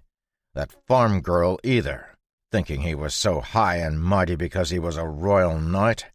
Well, look where that got him. I want something to remember him by, and that cutie is just the thing. She wasn't even that cute, Sandra muttered. Doesn't bother me, Grimes said, shrugging. Realizing Grimes wouldn't change his mind, Catherine shared a glance with Rhys and then put the ornate box away. Rubbing her temples, she stared at Grimes, shaking her head as she spoke. Mark my words, this habit of avenging every petty grievance will burn you one day. But if you must, I guess you must. Before you go, we need to establish our story, and we need to make our plan. I want to turn in this commission as fast as possible, and I'm not going to wait for you to rile up the locals. We have a mountain of gold waiting for us, and I, for one, am tired of wandering around this forsaken wasteland. But when I go back, the Adventurers Guild will want to know what happened. Our story is simple. We hired some local class holders. They got greedy and fell into traps, Grimes said, shrugging. No, that won't work. Haver is known as one of the most canny class holders around, Rhys said. I say that they sacrificed themselves for us. This time it was Sandra's turn to shake her head. Again, that might be believable with that farmer, but the others? Not so much. Does this really matter? You can decide. I have places to be. Turning on his heel, Grimes left the cave without another word, leaving the rest of the team behind. What an idiot, Sandra said, sneering at the ranger's back. Yes, but supremely useful, Catherine agreed. Rhys, Sandra, both of you go with him to keep him out of trouble. I'll head for the capital, and we'll meet at the old hideout. Grab the girl and get out fast. The last thing we need is to bring the local class holders down on us. Chapter 41. When Haver was young, he had dreamed of joining the ranks of the powerful troop of soldiers he'd seen marching through his village, their brass buttons gleaming on their crisp blue uniforms as they followed the fluttering flag to the battlefield. He and his friends had played at being soldiers, defeating entire legions of enemies and counting the years until they could enlist. Until, that is, he had watched a dozen broken men limp past the village under the cover of darkness, their muddy, tattered uniforms and bloody bandages a clear testament to the horror they had experienced. Those 12 men were all that remained of the once glorious troop after their encounter with an enemy nation's mage, and it was at that moment when Haver understood that being a soldier was the very last thing he wanted to become. Realizing he had a talent for animals, the young boy took to raising pigs until the flames of war spread from the broken front line, burning everything he had ever known to the ground and forcing him into a life of banditry to survive. And survive he did. His affinity for wolves had led him to the rare tamer class, and after building his pack he had quickly grown to control one of the largest groups of bandits in the kingdom. Leading his men to the mountain valley far from the battlefield, he had lived like a king in his own domain. Yet now, as his life bled out through the hole in his stomach, he found himself filled with bitterness. His thoughts raced, replaying his life at frightening speed, and as the scenes flickered past his eyes, he found himself with little to be happy about. Blinking, he looked up at the hall's ceiling, at as much of a loss as John, who was standing over him. Unsure why he had intercepted the dart for John, his last thought before he passed out was for his wolves. If Haver had managed to stay alert for even one more second, he would have seen a sight that would have changed his understanding of the world forever. Mana surged at the portal stone, transferring the survivors of the Red Coral team away, but John didn't look up, his eyes still fixed on the Wolf King. Around him, the thorn bears hissed and attacked, but a flashing net of silver appeared around John as his sword moved, driving their barbs back. With a snap of his fingers, the mana shield on his arm disappeared, reverting into its silver bracer form, as a blue fireball appeared above Haver's unconscious form. Splitting into a dozen tiny tongues of flame, the magical fire spread out to surround the Wolf King as John turned around, his eyes burning with mana. Lifting his sword, John shook it, allowing mana to flow into it. The flame symbol on the pommel burst to life, its blue glow lighting up the hall and setting the shadows dancing. A moment later, flames surged along the long silver blade, causing the thorn bears to shrink back slightly. The presence that had been giving the thorn bears pause this entire time suddenly surged, and for the first time in their long lives the beasts understood what it felt like to be the prey instead of the predator. John's body blurred as he darted forward, his flame-covered blade carving straight through the thick bone plates on one of the thorn bear's shoulders, showing none of the difficulty Reese's blade had a few hours earlier as it cleaved through the beast's shoulder joint. Hissing in pain, the beast didn't have a chance to pull back as John spun, his sword completing a circle and cutting straight through its neck. Following up his deadly slash with a kick, the beast's body knocked the two thorn bears behind it head over heels as John danced to the side, somehow managing to avoid the stabbing bone barbs that shot toward him. With a snap, another fireball manifested, flying toward one of the thorn bears attacking him and melting straight through its bony head. The fireball continued, its magical heat obliterating everything in its path as it shot through the beast. Emerging from the dead thorn bear's back, the blue fireball, now much smaller, darted toward the next thorn bear, sending it fleeing in terror. +1 doom point. The apocalypse draws closer. Seeing the notifications popping up, John frowned and angled his head, dodging a lightning-fast stab. Ugh. As I thought, using my power is triggering these notifications. I need to end this quickly. Dodging another series of stabs, John cartwheeled over the head of a thorn bear attacking him, taking its head off with a casual slash. Landing lightly, his body blurred again as he jumped forward, burying his flaming blade in the neck of another thorn bear, severing its spine and killing it instantly. There were only 2 more thorn bears, and he dispatched them quickly with vicious slashes of his sword, but not before another notification popped up. +1 doom point. The apocalypse draws closer. His frown deepening, John waved his hand, causing the flames he'd conjured to die out.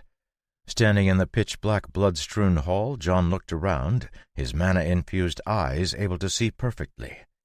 The stench of the dead thorn bears was overpowering, but John didn't seem to care as he kicked the bodies into a pile. With a snap, he lit the pile of bodies on fire, burning them into ash in just a moment. Dusting his hands off, he heard a movement and spun around. He spotted Haver's remaining wolf staring at him from behind a piece of broken pillar, its entire body trembling in abject terror. As he took a step toward it, the wolf rolled over, clearly showing its belly as it closed its eyes. Letting out a short laugh, John walked over and reached down, patting its exposed chest. When he stood up and walked over to Haver, the wolf seemed to understand it wasn't going to die and followed him, gently sniffing at the bloody wound on Haver's stomach. The dart that Catherine had fired was a cruel device with protruding spikes that made it nearly impossible to remove without tearing a chunk of flesh out with it. Judging from the black lines around the wound, it was also poisoned, causing John to shake his head. As much as he wanted to help the Wolf King, all of his abilities revolved around destruction, and if the tamer so much as touched John's mana, He would die of mana poisoning before the poison from the dart could kill him. After nosing around for a moment, the wolf looked up at John and whined. "Yeah, sorry. Nothing I can do," John said, shrugging. Shaking its head, the wolf carefully grabbed the feathered end of the dart and tugged. Letting go, it stared up at John and whined again. Frowning, John crouched down and pointed at the dart. "You want me to pull this out?" Blinking when the wolf nodded and then backed up and sat down to wait, John shook his head. Why am I surprised? Ferdy and Sigvald both understand human speech. Why wouldn't a wolf? This world is nuts. Reaching out, John got a firm grip on the dart and carefully began to pull it out. The pain of the dart's spines being pulled from his body caused Haver's body to twitch even though he was unconscious. But John didn't stop, and soon the bloody dart in his hand was free. Looking down at the mangled flesh bleeding profusely, John let out a tisk. "All right, I took it out. If you're going to do something, you better do it now, because he won't last more than a minute." Nodding, the wolf stood up and slowly walked to Haver. Licking his face, the wolf let out a mournful howl as mana began to swirl around it. Surprised by the surge of mana, John saw something else mixed in, something he'd never encountered before. For a moment he was tempted to seize the wolf to try and discover some of its secrets, but he suppressed the impulse and stepped back. Keeping his eyes on the wolf, he did his very best to memorize what it was doing, even as he tried to understand what was happening. The swirling mana lit up the dark hall, causing the shadows from the pillars to dance across the walls. Stretching out its paw, the wolf touched Haver's chest gently, causing the mana swirling around it to flow into his body. Eyes going wide, John stared as the mana intensified, pulling more and more energy from the wolf's body. Falling silent, the wolf began to vanish, but not before it gave Haver one last lick. Powerful mana surged into Haver's chest, causing the Wolf King to thrash as the mana ran through his body. Everything that John knew about mana told him the Wolf King should be dead, but instead, the power John had seen in the wolf shielded Haver, keeping the mana from ripping him to pieces. Moments passed as the mana raged, and then, with a gasp, Haver began to wake up.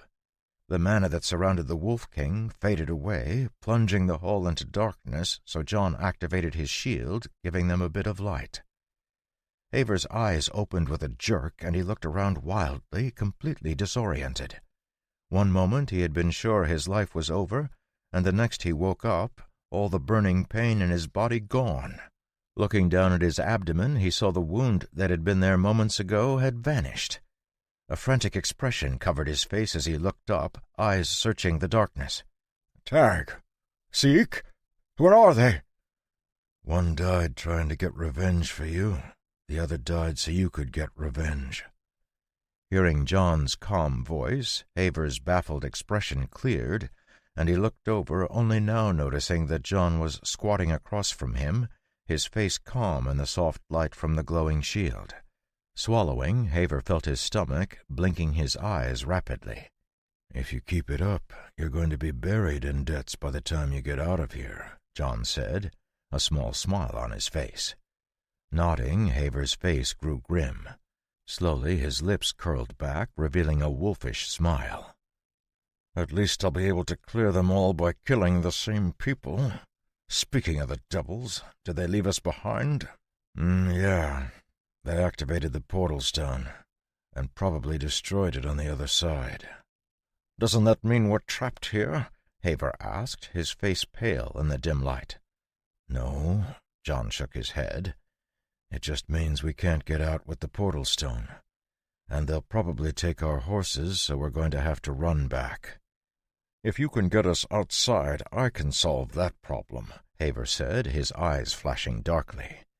"Great. Then let's get started. I want to see what's in these rooms. You can stand watch while I open the doors." Nodding, Haver accepted the hand John offered and stood up. As he brushed off his pants, his hands suddenly froze. From where he was sitting, He hadn't been able to see the bloodstains and burn marks scattered across the floor, but after he stood up, John's shield revealed them clearly. Swallowing, Haver blinked, his mind still trying to catch up. With a gasp, he remembered what he'd forgotten, his hand scrambling for the handle of his club. "The Thornbears! Where are the Thornbears?" Oh, they left," John said, waving his hand. "I don't think there'll be a problem any more." Trying to process what John had just said, the Wolf King looked around. Not volunteering any more information, John walked over to the door that had already been opened and looked in the room. It looked like a regular office with a desk and bookshelves, but the shelves were all empty, and it had clearly been cleaned out.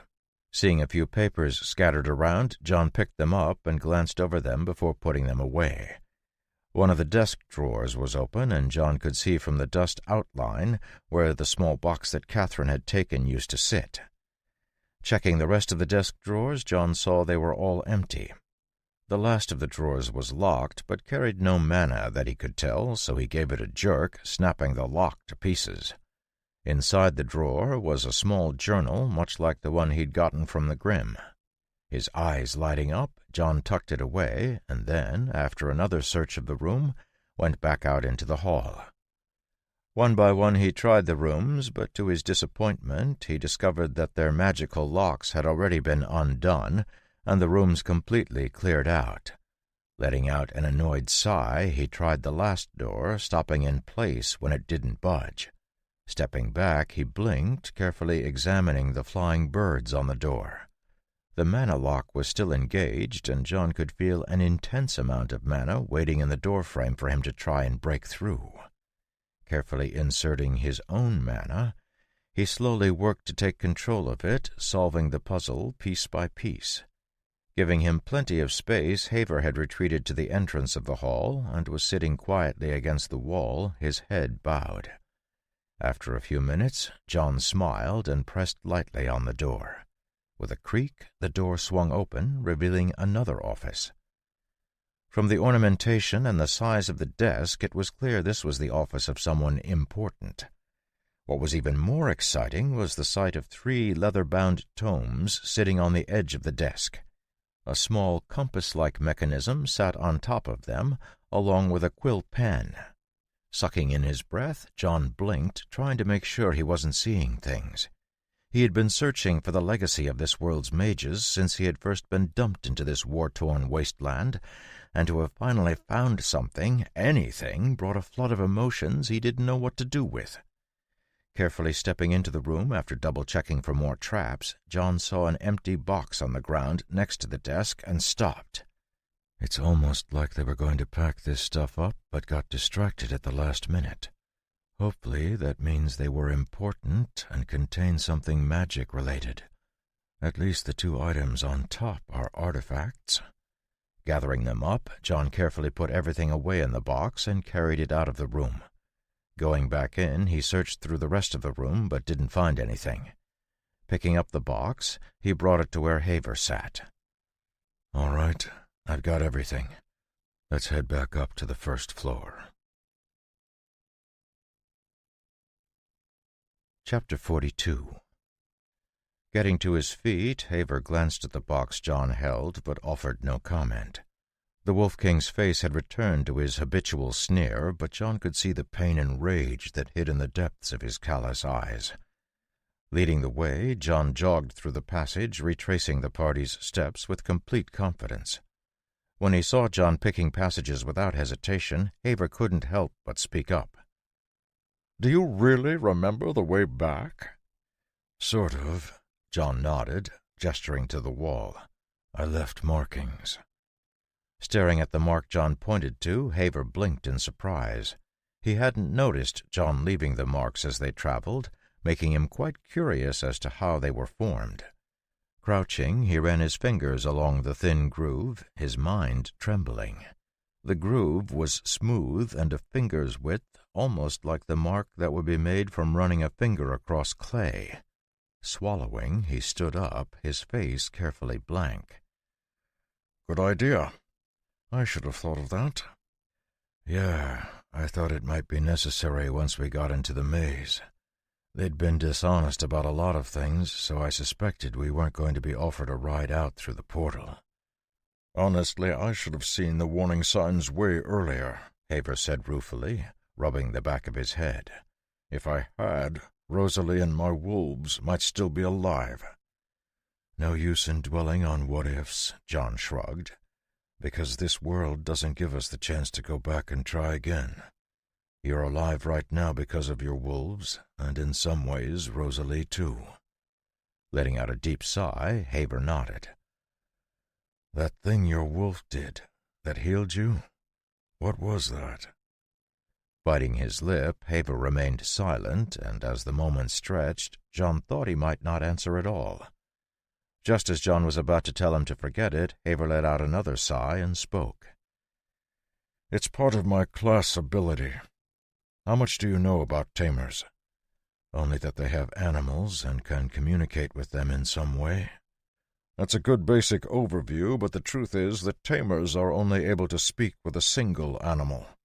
It's just that most tamers pick a pack animal to maximize their force. Ah, so one of those two wolves was your companion, and through them you could control the whole pack? Yes. Well, sort of. Haver paused as they jogged around another corner, his eyes scanning the empty passage. Seeing nothing, he continued, pulling aside his shirt to reveal a tattoo on his chest. Tamers bind themselves to the spirit of a particular kind of animal.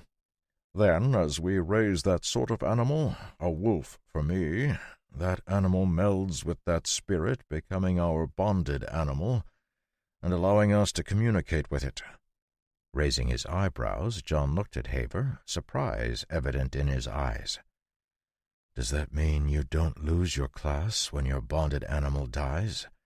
I mean, does your spirit die when the animal dies? No, it just returns to us. It'll take a while to retrain another animal to the point where the spirit can bond again, but given time, we can recover. Then you'll have your wolf back soon, John said, smiling. One of them, Haver said, his voice sad.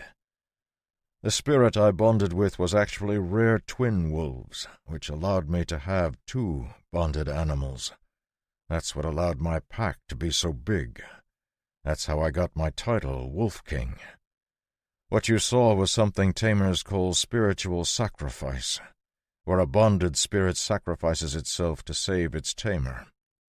Tag will come back eventually, as long as I nurture another wolf, but Seek is gone. I'm sorry. Unsure what else to say, John just stayed silent, the only sound in the passage the slap of their feet against the ground. It had taken the team hours to pass through the complex labyrinth, since Catherine had to figure out the right way to go at every junction, but thanks to the marks John had left, the two men were able to make it to the stairs leading to the giant hall in a short 20 minutes. Breathing heavily, Haver followed John up the stairs and into the wide open hall. Looking around, John gestured to one of the other halls. I'd like to take a look at the library quickly. You can come, or you can head back to the door. I'll come, Haver said, a little too quickly, his eyes drifting toward the corner where he'd first spotted the thorn bears. Heading across the hall, John and Haver entered another passage, soon coming to a big set of double doors that were already propped open. Beyond the doors was a giant room filled with ash-covered shelves and broken furniture. Clear evidence of dozens of battles covered the room, and as John looked around he felt his heart drop. Every single scrap of anything with value had been erased from the room. Even the words on the ends of the bookshelves had been scraped away with a clean slash. What a disappointment. At least I've confirmed that this is the ruined tower the journal talks about. These cuts were made with a wind blade. After poking around for a few more minutes, John was about to leave when Haver stopped him. Turning to look at the Wolf King, John saw him point to the remains of what had been the library's front desk. There's probably a safe stone under there. Wait, what? A safe? Like a store box that's really hard to open, made of stone? I know what a safe is. I'm asking you how you know, John said, rolling his eyes. Then why didn't you ask that? Haver muttered under his breath, walking over to the collapsed desk.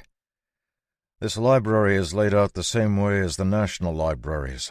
All of them are required to have a fireproof safe to keep records, but most librarians store other stuff in there too. Okay, that's useful information, but it still doesn't answer my question. Grinning widely, Haver tapped his head. You would be amazed at the sort of information you can get reading an architect's blueprints and city code.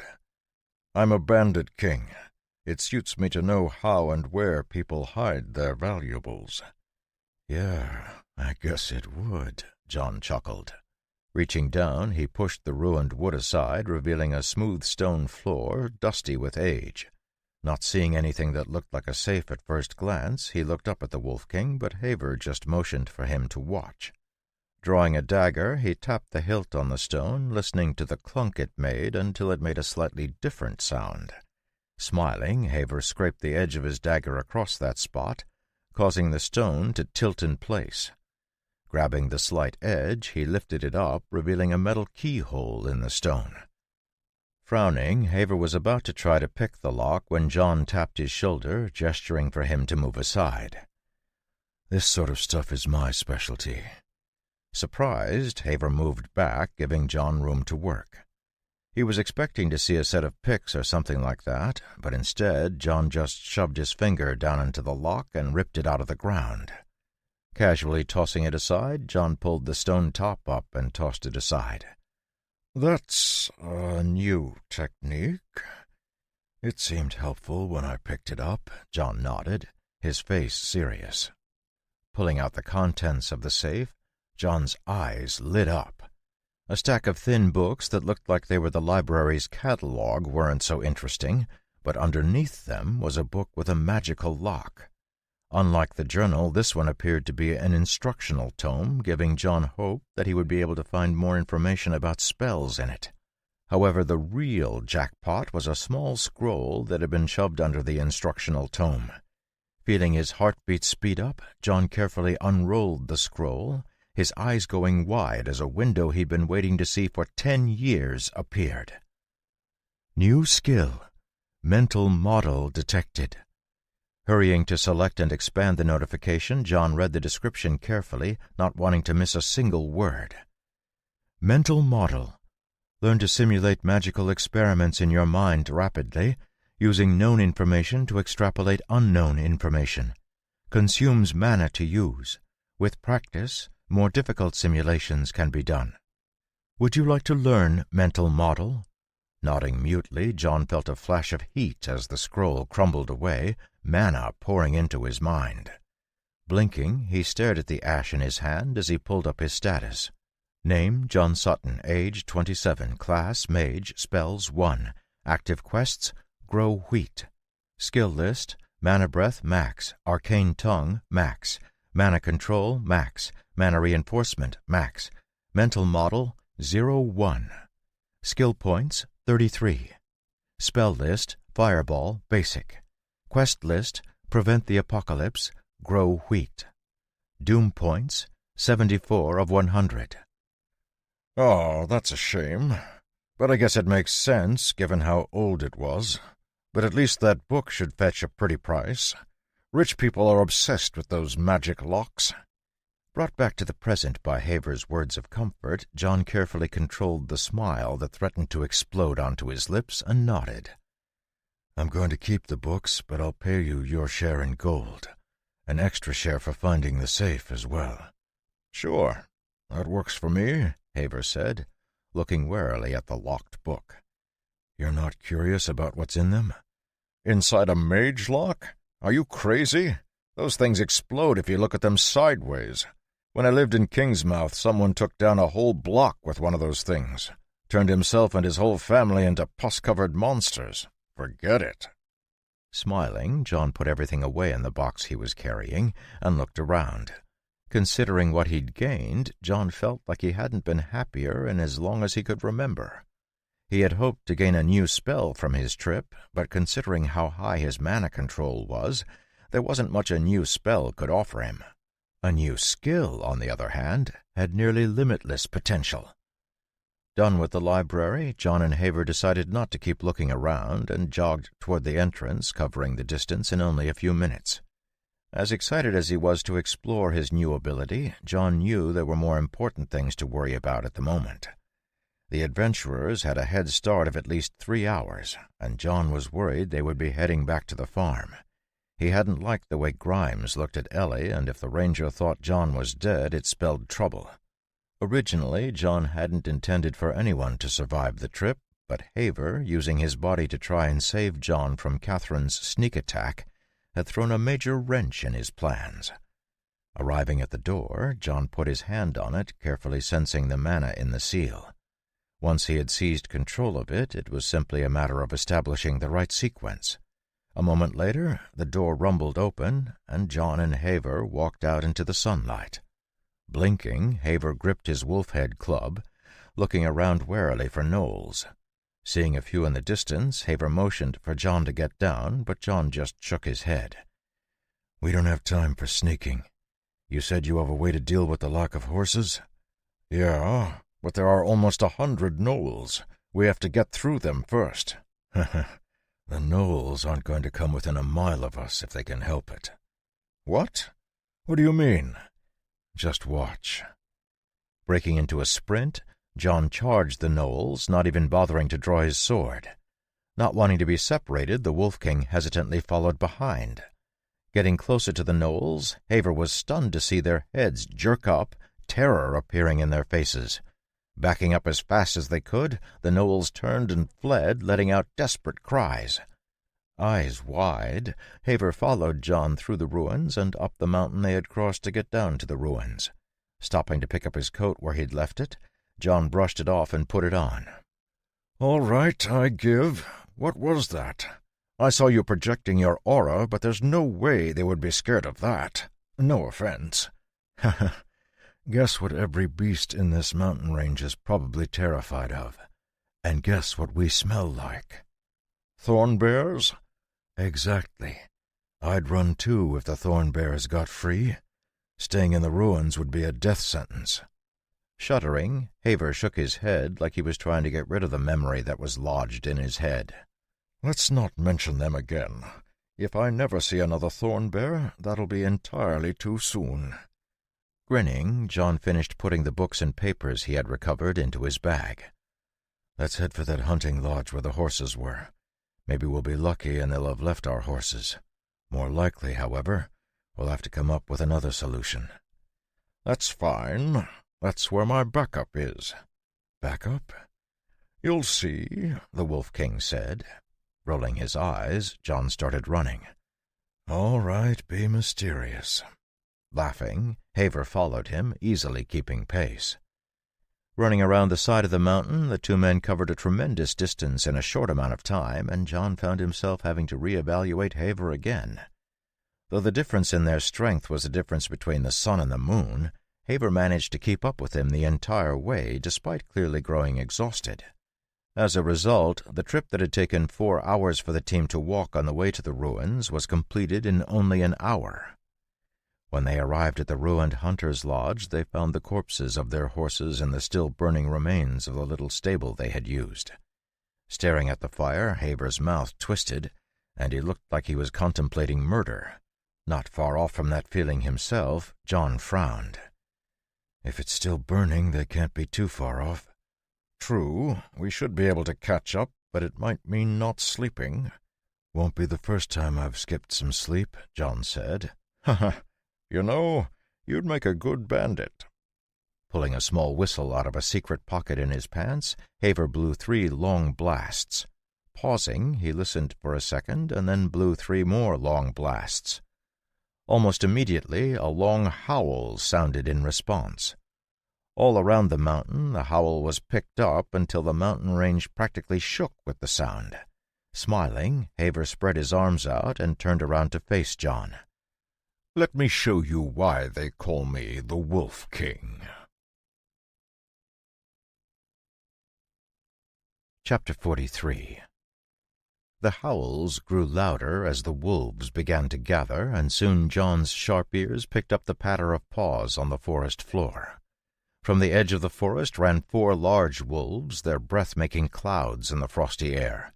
Stopping next to Haber, they sat down, looking up at him happily. Blinking, John was about to make a comment when he saw a dozen more wolves run out of the woods, quickly taking up ranks behind the first 4. Raising his eyebrows, John scanned the forest as more wolves appeared, filtering through the trees until they packed the ground around Haber. Soon there were so many it was impossible to count, but John estimated there were hundreds of the gray and black animals completely surrounding them. Still hearing growls in the distance, John's face grew stiff, and he glanced at Haber.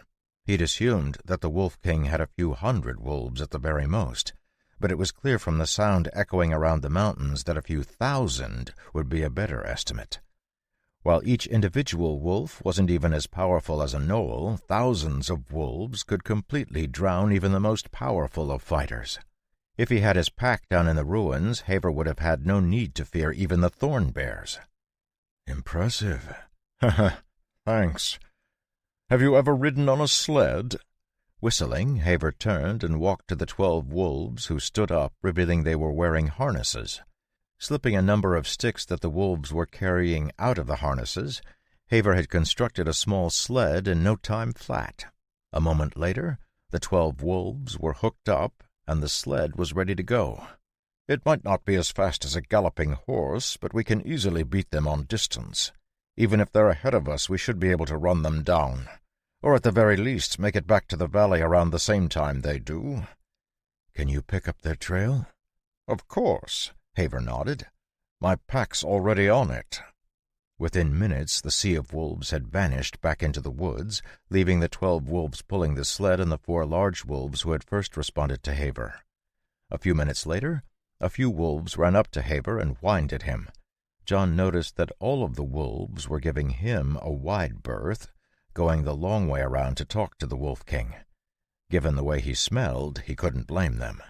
Communicating with the wolves for a moment, Haber stood up, his expression stiff. It looks like only 3 of them went back to the valley. Catherine headed the other direction. Granted, I'm assuming it's Catherine from the description stinks like leaves. Yeah, that sounds like an herbalist. If we want to catch both of them, we run the risk of losing whichever one we don't head after. Unless we split up, of course. I'll go after Catherine, and you can start after the others. After I deal with her, I'll catch up. Looking like he was about to protest, Haber suddenly stopped and nodded. Fine. That makes the most sense. If we're both on the sled, we probably won't be able to catch up. Depending on how hard they're pushing, it's going to be a close thing anyway, so it makes more sense for me to cut them off. I'll have one of my wolves lead you to Catherine, Haber said, his smile turning wolfish. Want me to leave any of them for you? Nope. If you get to them first, you get to them first, John said, shrugging. Just don't get any fresh ideas about the farm. Or about Ellie. Shaking his head, Haber stepped onto the back of the sled and looked at John. Believe me, I won't. That ship has sailed. Oh? Yep, right about the time you melted Jamal's axe with your bare hands. Placing the whistle in his lips, he blew a silent pattern, pointing at John and then making a few hand motions. One of the big wolves gave John a wary look and then sat down while the rest of the wolves vanished into the woods, pulling Haber behind them. Watching the Wolf King go, John shook his head. He would look way cooler if he rode a wolf, though I guess he is a bit tall for that. Shrugging, John looked at the big wolf, who was watching him carefully from the corner of its eye. Gesturing, John smiled at the furry animal. Lead on, Fido, lead on. Deep in the mountains, Catherine pulled her horse to a stop, staring back over her shoulder. Not too long ago she'd heard the long howl of the wolves that shook the air. It had startled her horse terribly, and she had only managed to get it under control after it had galloped for over a mile. Even now her horse was trembling uncontrollably, causing her to frown. Getting down from the saddle, she made sure to keep a tight hold on the reins until she could tie them to a small tree. Groaning, she twisted her waist, trying to work out some of the kinks. The intense pressure she'd experienced in the mad escape from the ruins had exhausted her, and all she wanted to do was find somewhere to pitch camp so she could sleep. However, she knew that the more distance she could put between herself and the valley, the better. Sitting down, she leaned against a rock, massaging her neck. Blinking, she suddenly realized the sun had moved in the sky. Jerking her head up, she stared in utter shock at the figure seated across from her.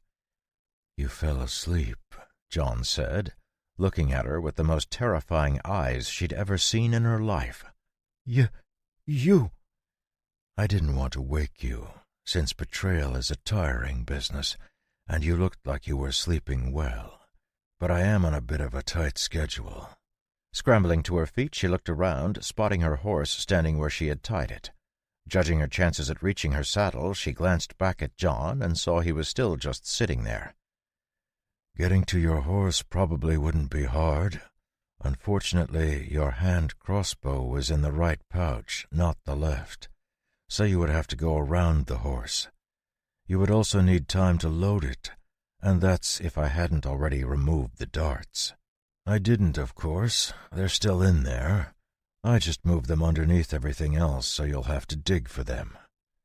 Swallowing, Catherine turned toward John, her eyes bright and hard. "What do you want?" "Pardon?" "What do you want? Everyone wants something, and you're no different. What do you want?" "How do you know you can give me what I want?" John asked, genuine curiosity in his voice. "I don't. But if I can't give it to you, I can get it for you, no matter what it takes, no matter what I have to do. Whatever you want."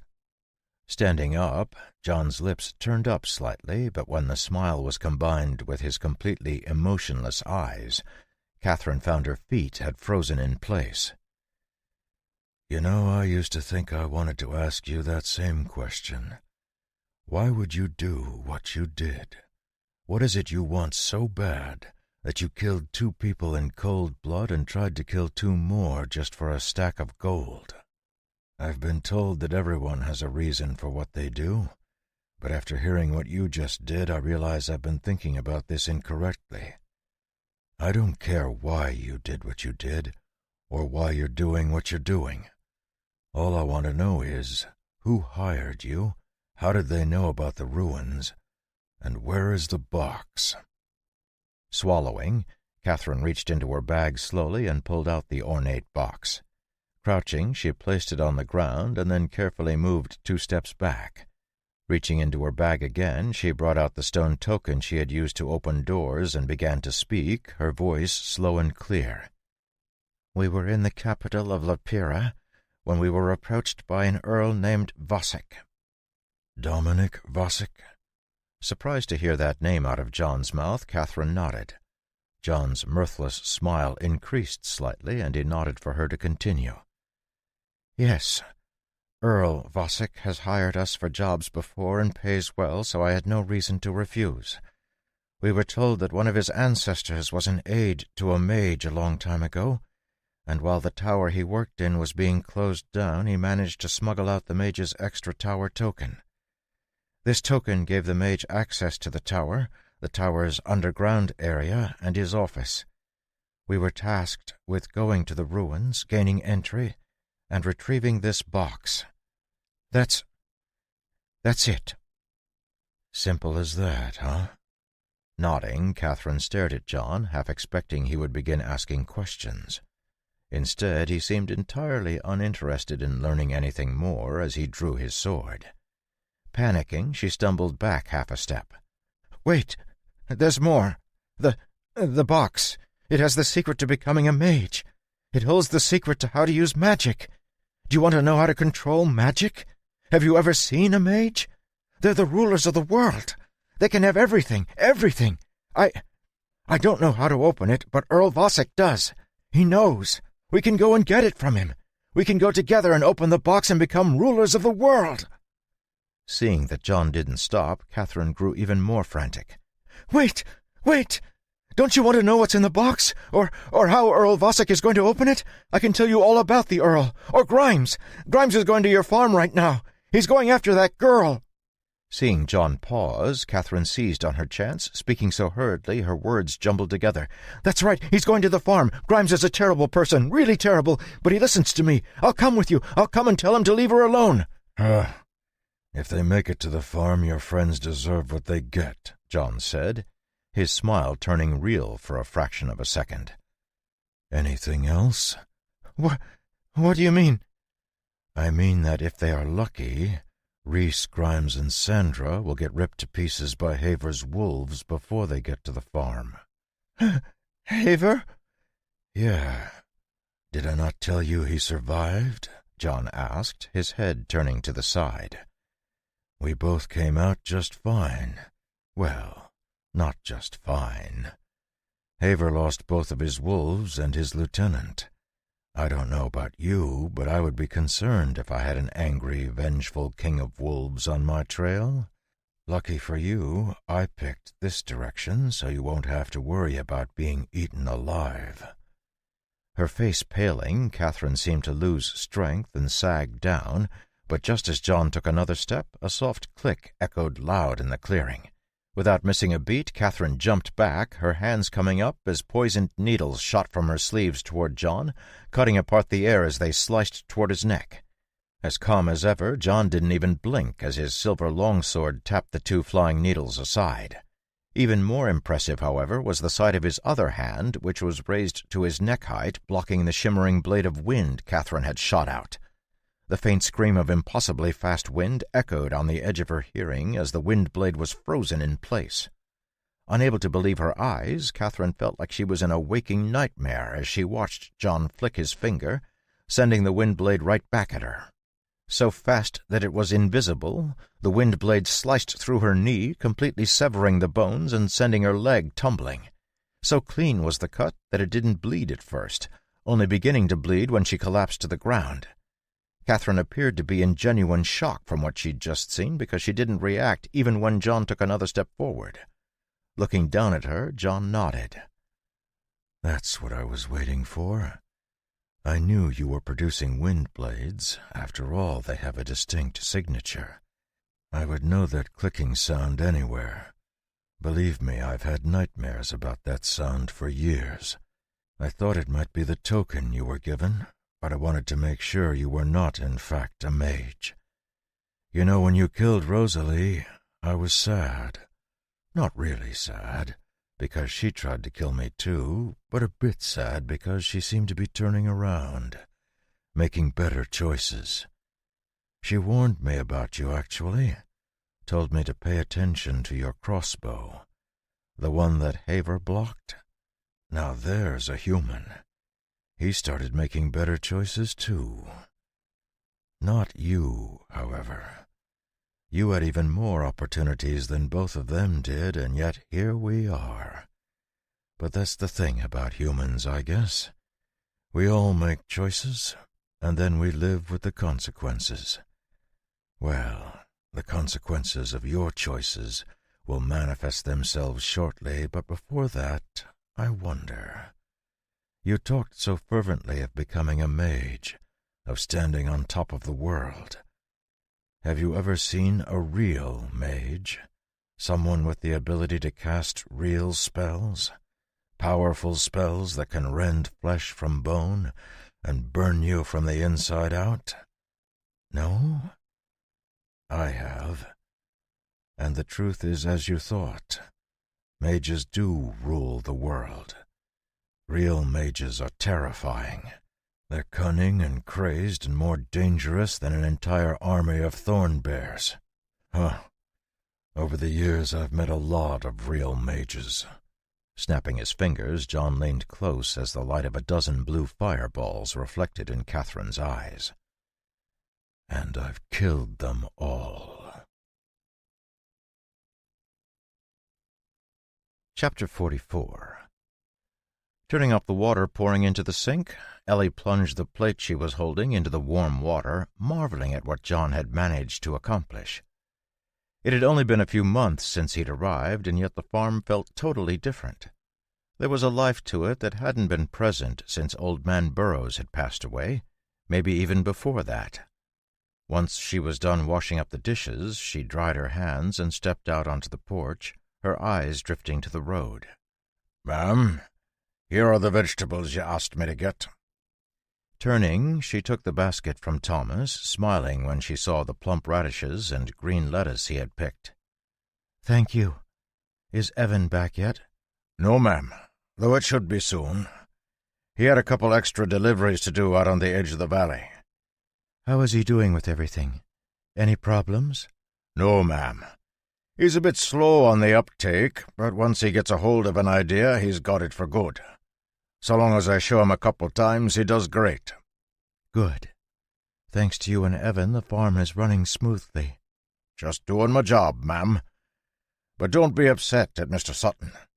He gets antsy some days and needs to stretch his legs." Raising her eyebrows, Ellie gave the middle-aged man a faint look. "Do I look like I'm upset?" "No, ma'am," Thomas said, shaking his head and shutting his mouth. "That's what I thought." Taking the vegetables, Ellie escaped into the kitchen, but not before she peeked at the road again, causing the corners of Thomas's mouth to twitch. Busying herself with preparing the vegetables, she couldn't help but let out a sigh. John had brought life to the farm, but now that he was gone, there was a certain emptiness she couldn't quite describe. Shaking her head, she decided she needed a cup of tea, so she filled up the pot at the sink and put it on the warm stove. About to get the tea out of the cupboard, she suddenly froze, her head snapping up. Stepping back out onto the porch, she closed her eyes and listened, her face growing whiter by the second. After listening for a moment, she gathered her skirts and ran for the barn. "Thomas?" "Ma'am?" "We're about to have visitors."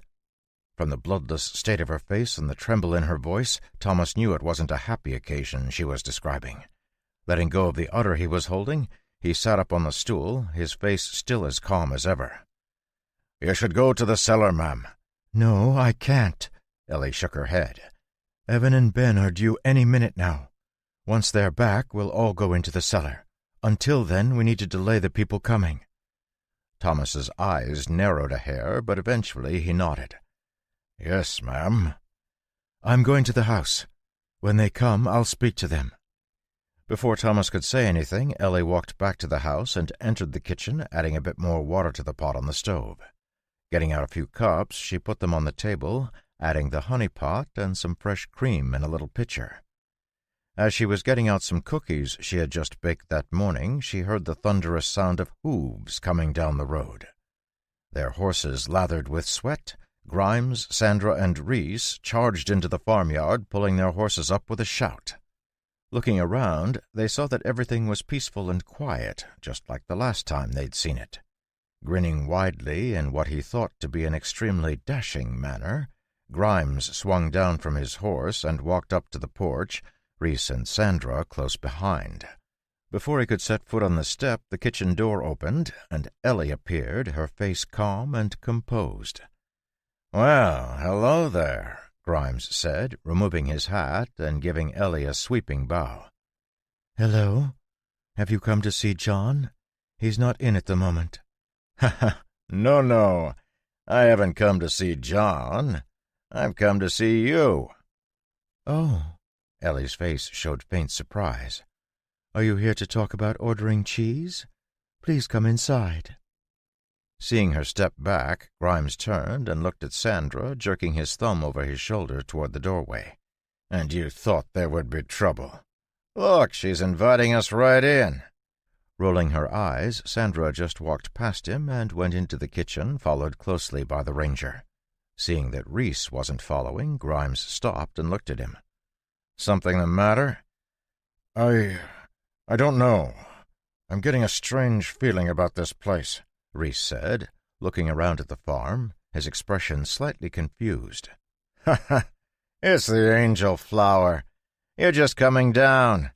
Take another one if you're starting to feel it." "Yeah, that must be what it is. I'm going to wait out here. Whatever you're going to do, hurry up. This place is giving me the creeps." This time it was Grimes who rolled his eyes. Shaking his head at the addled fighter, he walked into the kitchen where Sandra and Ellie were waiting. Giving Ellie a smile, he walked to the table and pulled out a chair and flopped down. Lounging in the chair, he pushed one of the cups toward her with his finger. "Fill it up like a dear, will you?" Seeing Ellie's hesitation, Sandra let out a laugh and walked to the table, patting her on the shoulder as she walked past. "I'd do what he says. Grimes gets nasty when he gets angry." Biting her lip, Ellie picked up the pot and brought it to the table, hesitating a moment longer before she poured Grimes's cup. "I take honey and cream." Turning to look at him, Ellie's eyes met Grimes's and quickly dropped. Putting the teapot down, she put honey and cream in his cup and pushed it toward him, quickly pulling her hand back as he reached for it. "Ha ha! Shy one, huh?" Picking up his cup, he took a sip and grinned at her over the top of the cup. Before he could say anything, the door slammed open and Reese stuck his head in, his eyes darting around. "Grimes, hurry up!" "Give me a break, Reese. These things are delicate. Just relax a little bit." "We have no time. Listen!" As everyone grew silent, a long wolf howl was heard in the distance, causing Grimes's eyes to go wide and Sandra's face to pale. Standing up from the table, Sandra strode to the door, her ears straining. Hearing another howl, she spun around and glared at Grimes. "Hurry up or we're leaving without you. No more games." The kitchen door slammed behind her as she and Reese ran toward the horses. Inside the kitchen, Grimes took a long drink of his tea and put it down regretfully. Standing up, he looked at Ellie, who had taken a big step back. "Well, you heard them, cutie. Time for fun and games has gone. Come along nicely and you won't get hurt." "What are you talking about?"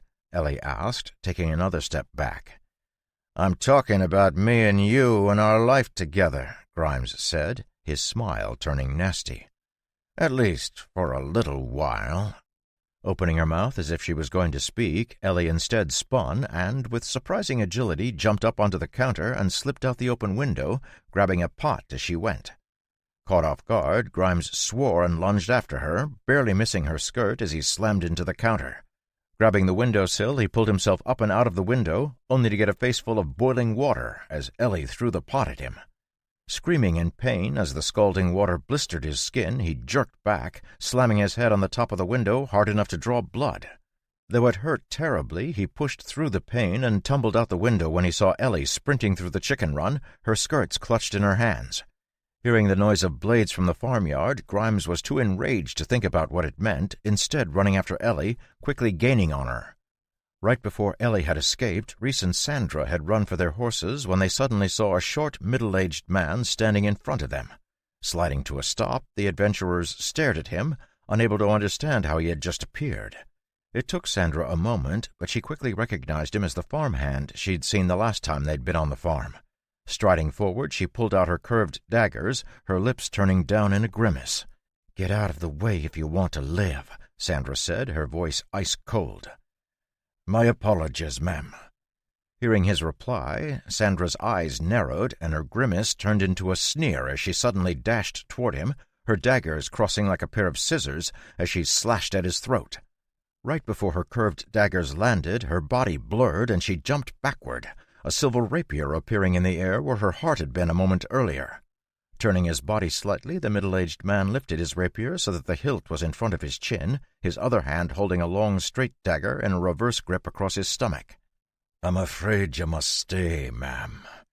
As she watched the perfectly calm middle-aged man, Sandra got the distinct impression that if she took her eyes off of him, she would die.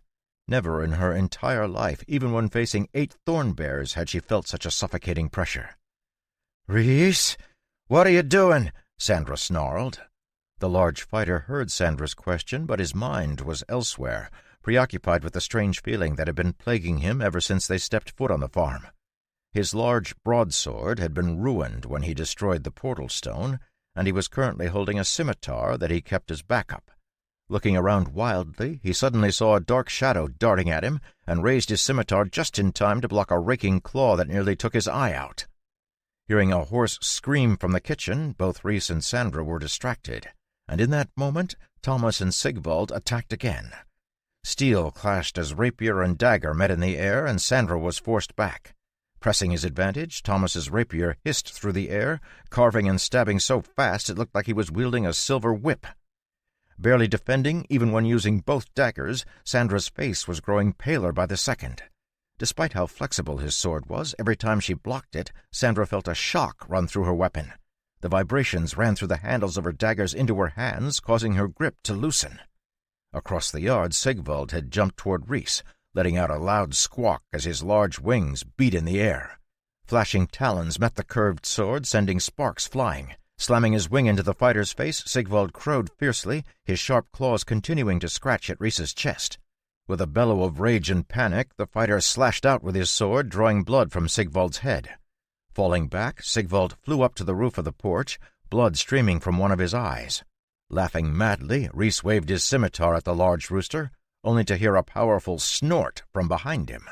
Spinning, Rhys saw a massive bull glaring at him. Flames burned in the bull's eyes, and with every breath, steam burst from his nostrils. In his addled state, Rhys could have sworn he saw the tips of the bull's large horns glowing red.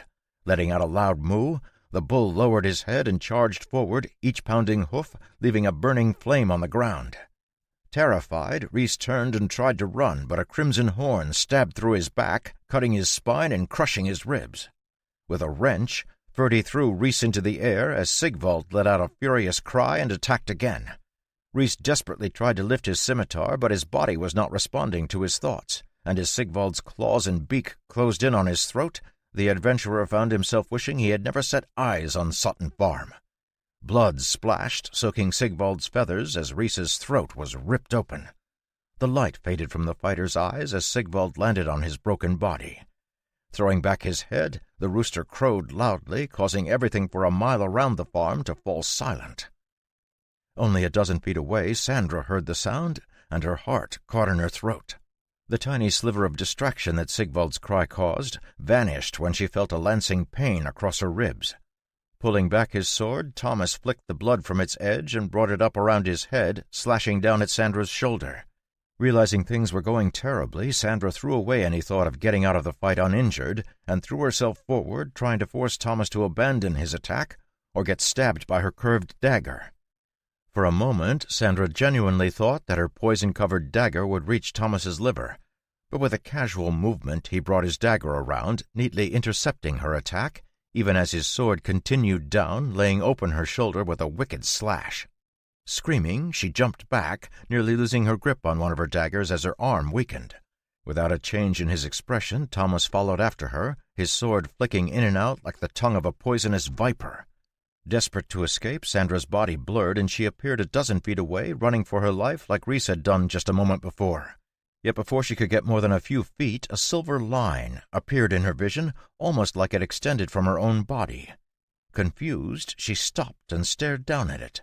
Trying to open her mouth, she felt a rush of blood, and her body was suddenly cold, like she had been dropped into a frozen lake.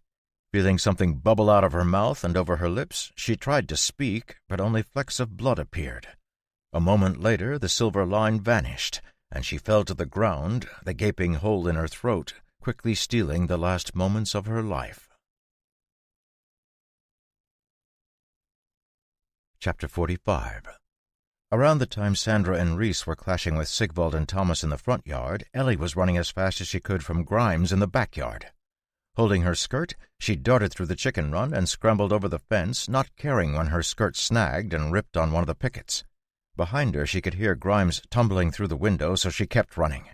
Heading for her garden, she dodged through the trellises and started running for the woods on the other side. By the time she reached the trees, Grimes was only a dozen steps behind her, his burnt face contorted with fury and a crazed expression in his eyes. Hearing his heavy breathing behind her, she spun around, a handful of pepper she had grabbed from her apron pocket spraying toward his eyes. Unfortunately, the ranger had learned his lesson the first time and was ready with an arm in front of his face. Seeing his hand reach out, Ellie dodged to the side and ran a different direction. "Ha ha ha! Run while you can. Once I get you, I'll break both of your legs. We'll see if you can run then." Ignoring his cruel words, Ellie continued to run for 20 more feet, and then suddenly stopped, turning to face Grimes. Seeing her stop, Grimes stopped as well, his eyes darting about warily, trying to spot the trick. When he didn't see anything out of the ordinary, he leered at Ellie. "Ha! Changed your mind? Well, it's too late. You're not going to get off without some suffering." "There is certainly suffering to be had," Ellie said seriously, nodding her head. "but not by me." Hearing the certainty in her voice, Grimes wanted to laugh, but something about the situation made him unable to. Lifting her finger to point it at him, Ellie continued. "The villagers call me a witch. Do you know why? Because I curse people." His eyes narrowing, Grimes took a step forward, but Ellie's expression remained too calm, her words continuing to land in his ears like the steady drip of raindrops into a pond. "A few years ago, there was a young lady who fancied herself to be better than me.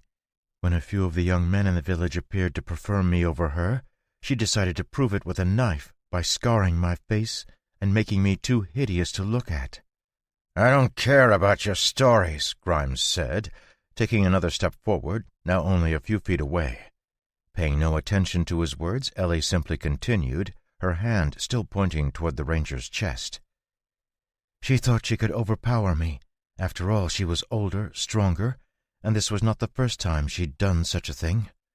She came to my home, sat at my table, and ate my food. And then she took up her knife against me. But she didn't know. She didn't know." Here Ellie paused, and, despite himself, Grimes found himself enthralled. Unable to squelch his budding curiosity, he couldn't help but be caught up in the moment. "What did she not know?" A small, sad smile crossed Ellie's face, as if the words she spoke brought up a dusty memory from the dark corners of her mind. Letting her hand drop, she shook her head.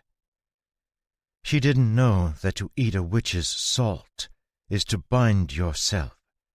Fortune follows blessing, misfortune follows a curse.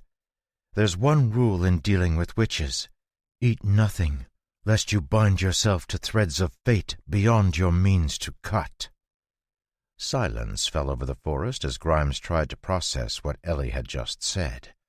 Unable to make heads or tails of it, his expression soured and he shook his head. "Enough foolishness. Keep talking and I'll have your tongue out. You won't need it anyway, so don't tempt me." Striding forward, he was about to grab Ellie when a piercing pain struck his stomach, causing him to hunch over like he'd been struck. Eyes going wide, he stared at Ellie, who was looking at him calmly, still standing where she had stopped. You poisoned the tea." "Poison? No, I don't deal in poison." Struggling to take another step forward, Grimes felt another sharp pain, causing him to groan. Nothing he had ever felt in his entire life was even half as painful as what he was experiencing. A racking cough ripped through his body, and he spat a mouthful of blood onto the forest floor. Staring down in horror at it, his mind reeled, unable to process what was going on. Suddenly, a mad expression appeared on his face, and he forced himself to move forward, his hands reaching out like claws for Ellie.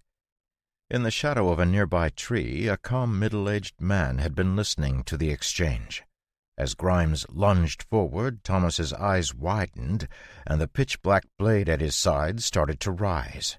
Just as he was about to jump out, a hand landed on his shoulder and a calm voice spoke in his ear. "Just watch."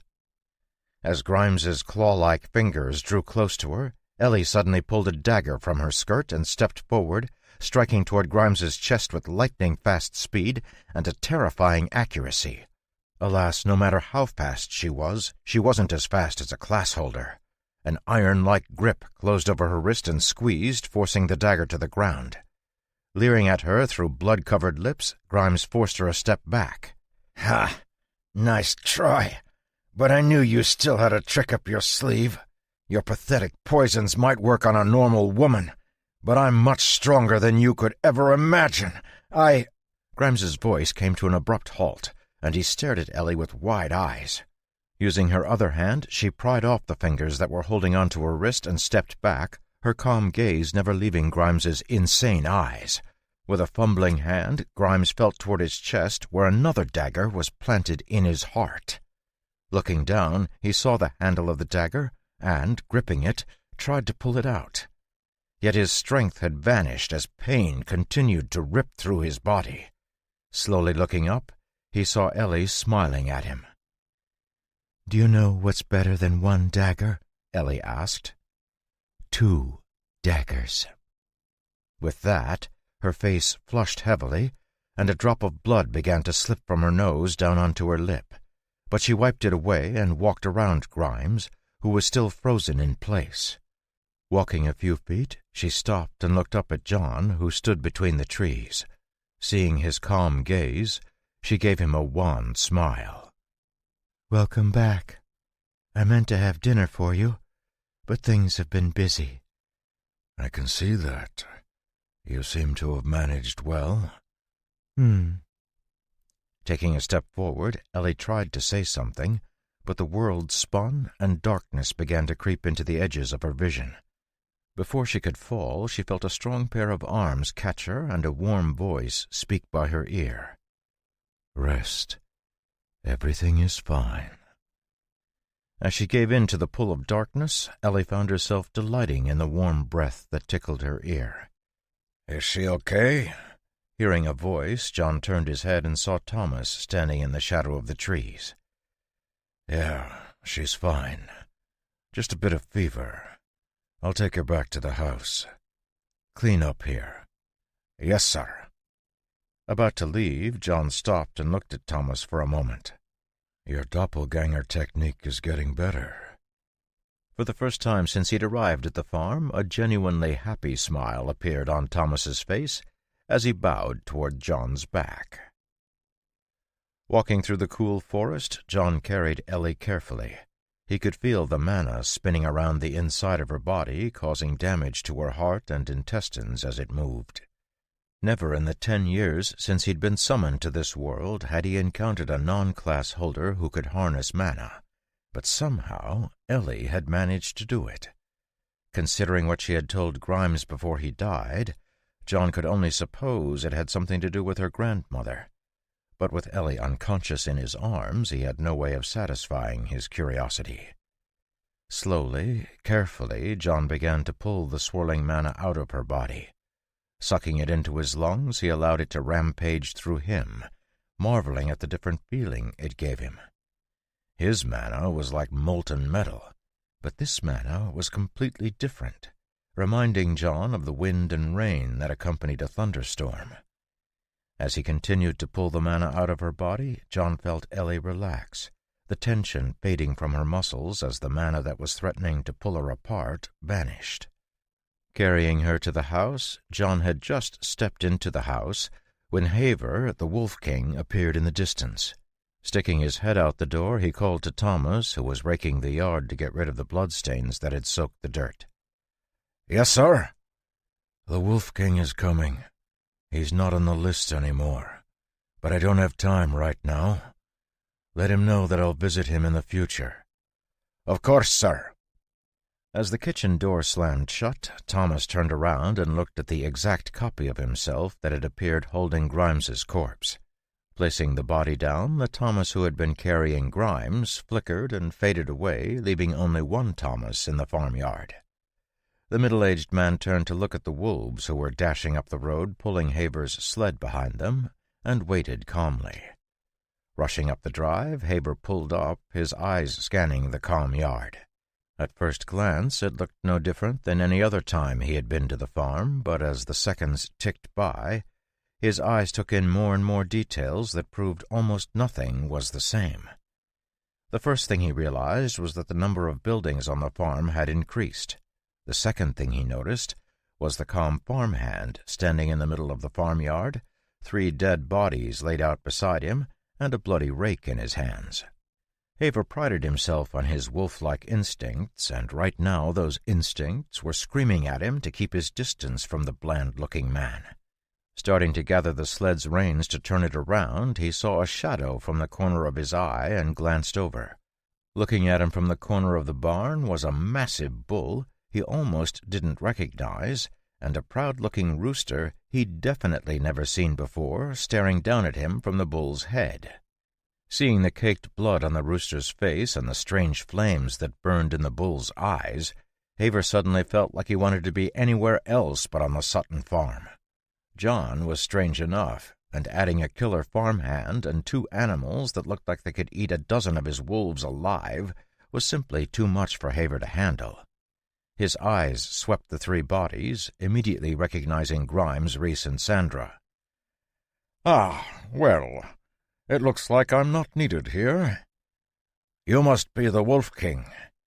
"Yeah, that's me. And you are—" "My name is Thomas. I work as a farmhand here on Sutton Farm." "Ah, got it. So, everything is good? No trouble with them, then?" "There was a bit of a fracas, but nothing we couldn't handle.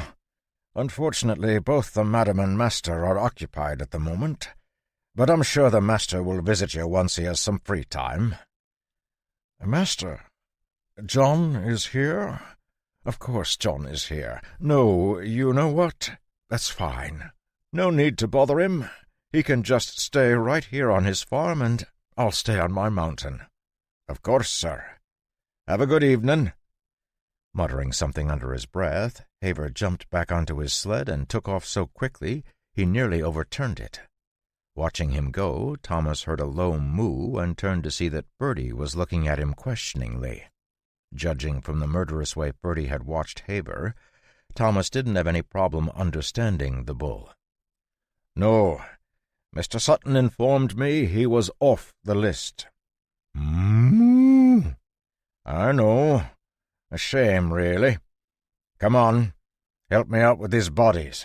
It wouldn't do to leave them in the yard." Walking over, Ferdy stood still while Thomas put the 3 dead adventurers on his back. With Sigvald holding them still, they took the bodies out into the woods and dug a deep pit for them. Dumping them into the pit, Thomas was about to start covering them over when Ferdy shook his head. With a snort, the bull blew out a thick cloud of steam, the tips of his horns taking on a molten orange hue. Lowering his head, Ferdy let out a low moo, and flames burst from his eyes, raking over the bodies and reducing them to ashes. "Huh. Show off." After filling in the pit, Thomas returned to his raking and was just finishing up cleaning the yard when the milk cart clattered up to the farm, piled high with empty milk bottles. Ben balanced on the back of the cart as Evan drove it, stopping in front of the barn.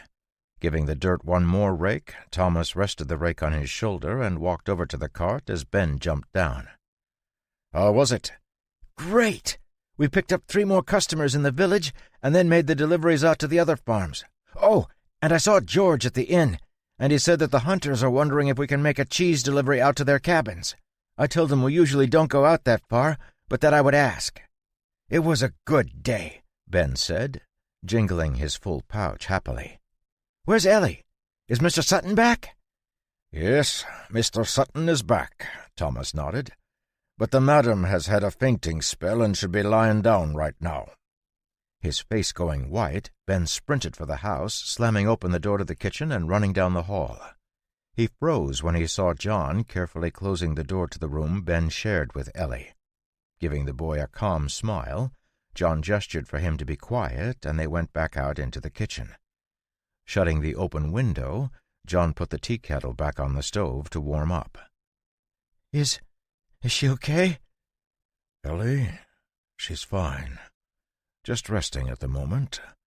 She'll be back to normal tomorrow morning. How have the last few days been?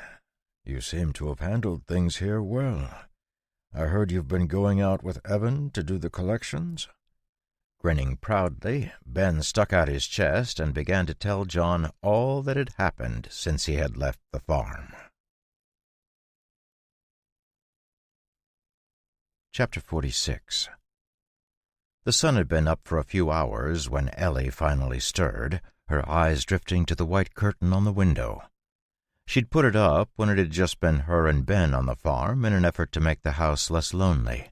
Her head still felt stuffy, but she slowly got up and made her way to the bathroom, turning on the warm water and washing her face. The sounds of the farm were faint, but she could hear voices in the kitchen, and after fixing her hair in the mirror, she opened the door. John and Thomas were sitting at the table talking quietly as they sipped on their morning tea. Seeing Ellie enter, both men stood up. John pulled out a chair for her, and Ellie smiled thankfully and sat down. Soon there was a breakfast of scrambled eggs and toasted bread with butter and berry jam in front of her, and she began to dig in, only now realizing just how hungry she was. Between bites, she listened as John and Thomas talked about the cows that would be giving birth soon.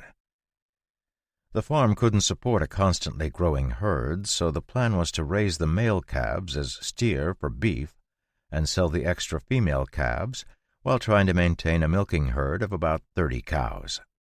At first, John had wanted to raise another bull as well, but after hearing from Thomas about Ferdy's ability with flames, John gave up on that idea.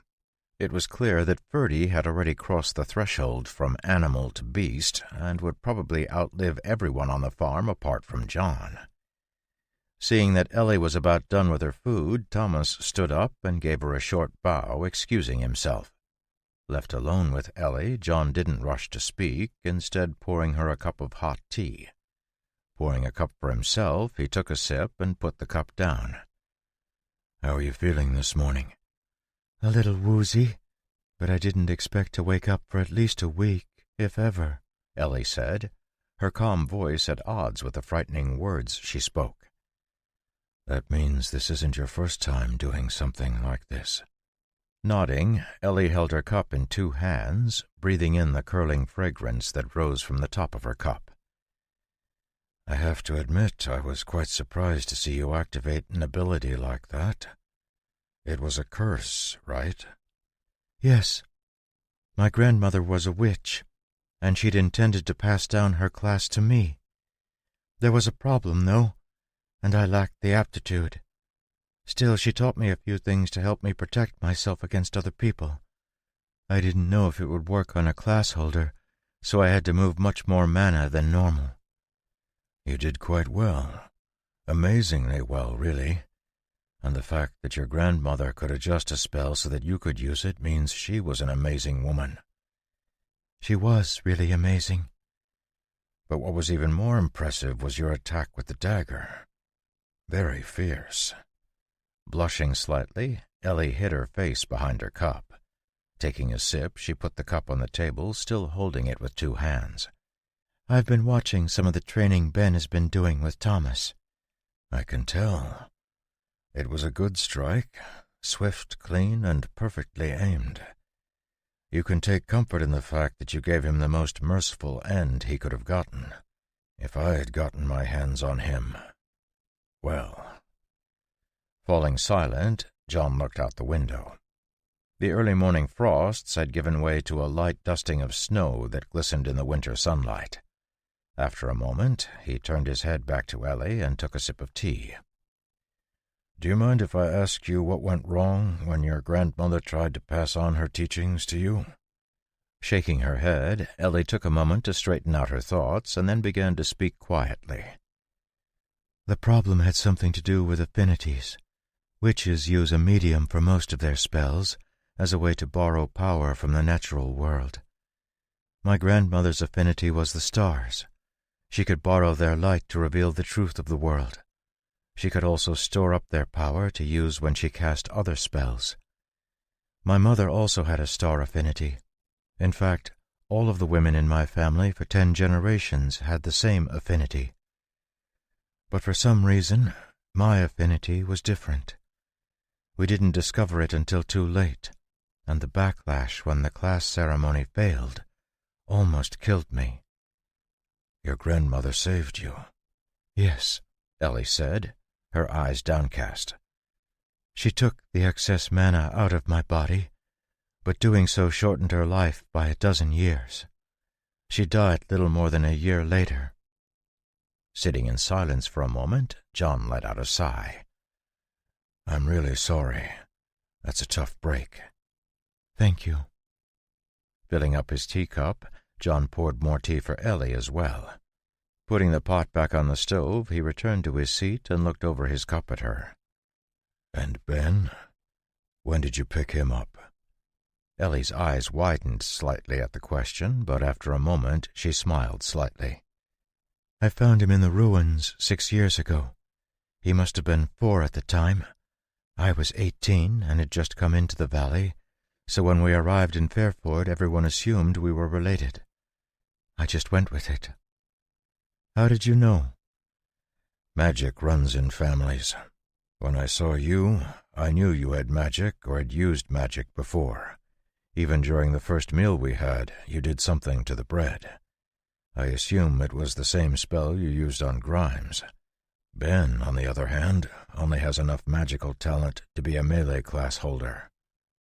Seeing Ellie's clear embarrassment, John smiled and waved his hand. Seriously, I don't mind. I only brought it up to point out that I knew. Besides, mana of that level has no effect on me. Anyway, I thought it was unlikely you and Ben were biological siblings, since your mana was so distinct. Blinking her eyes as John's words sank in, she looked at him curiously.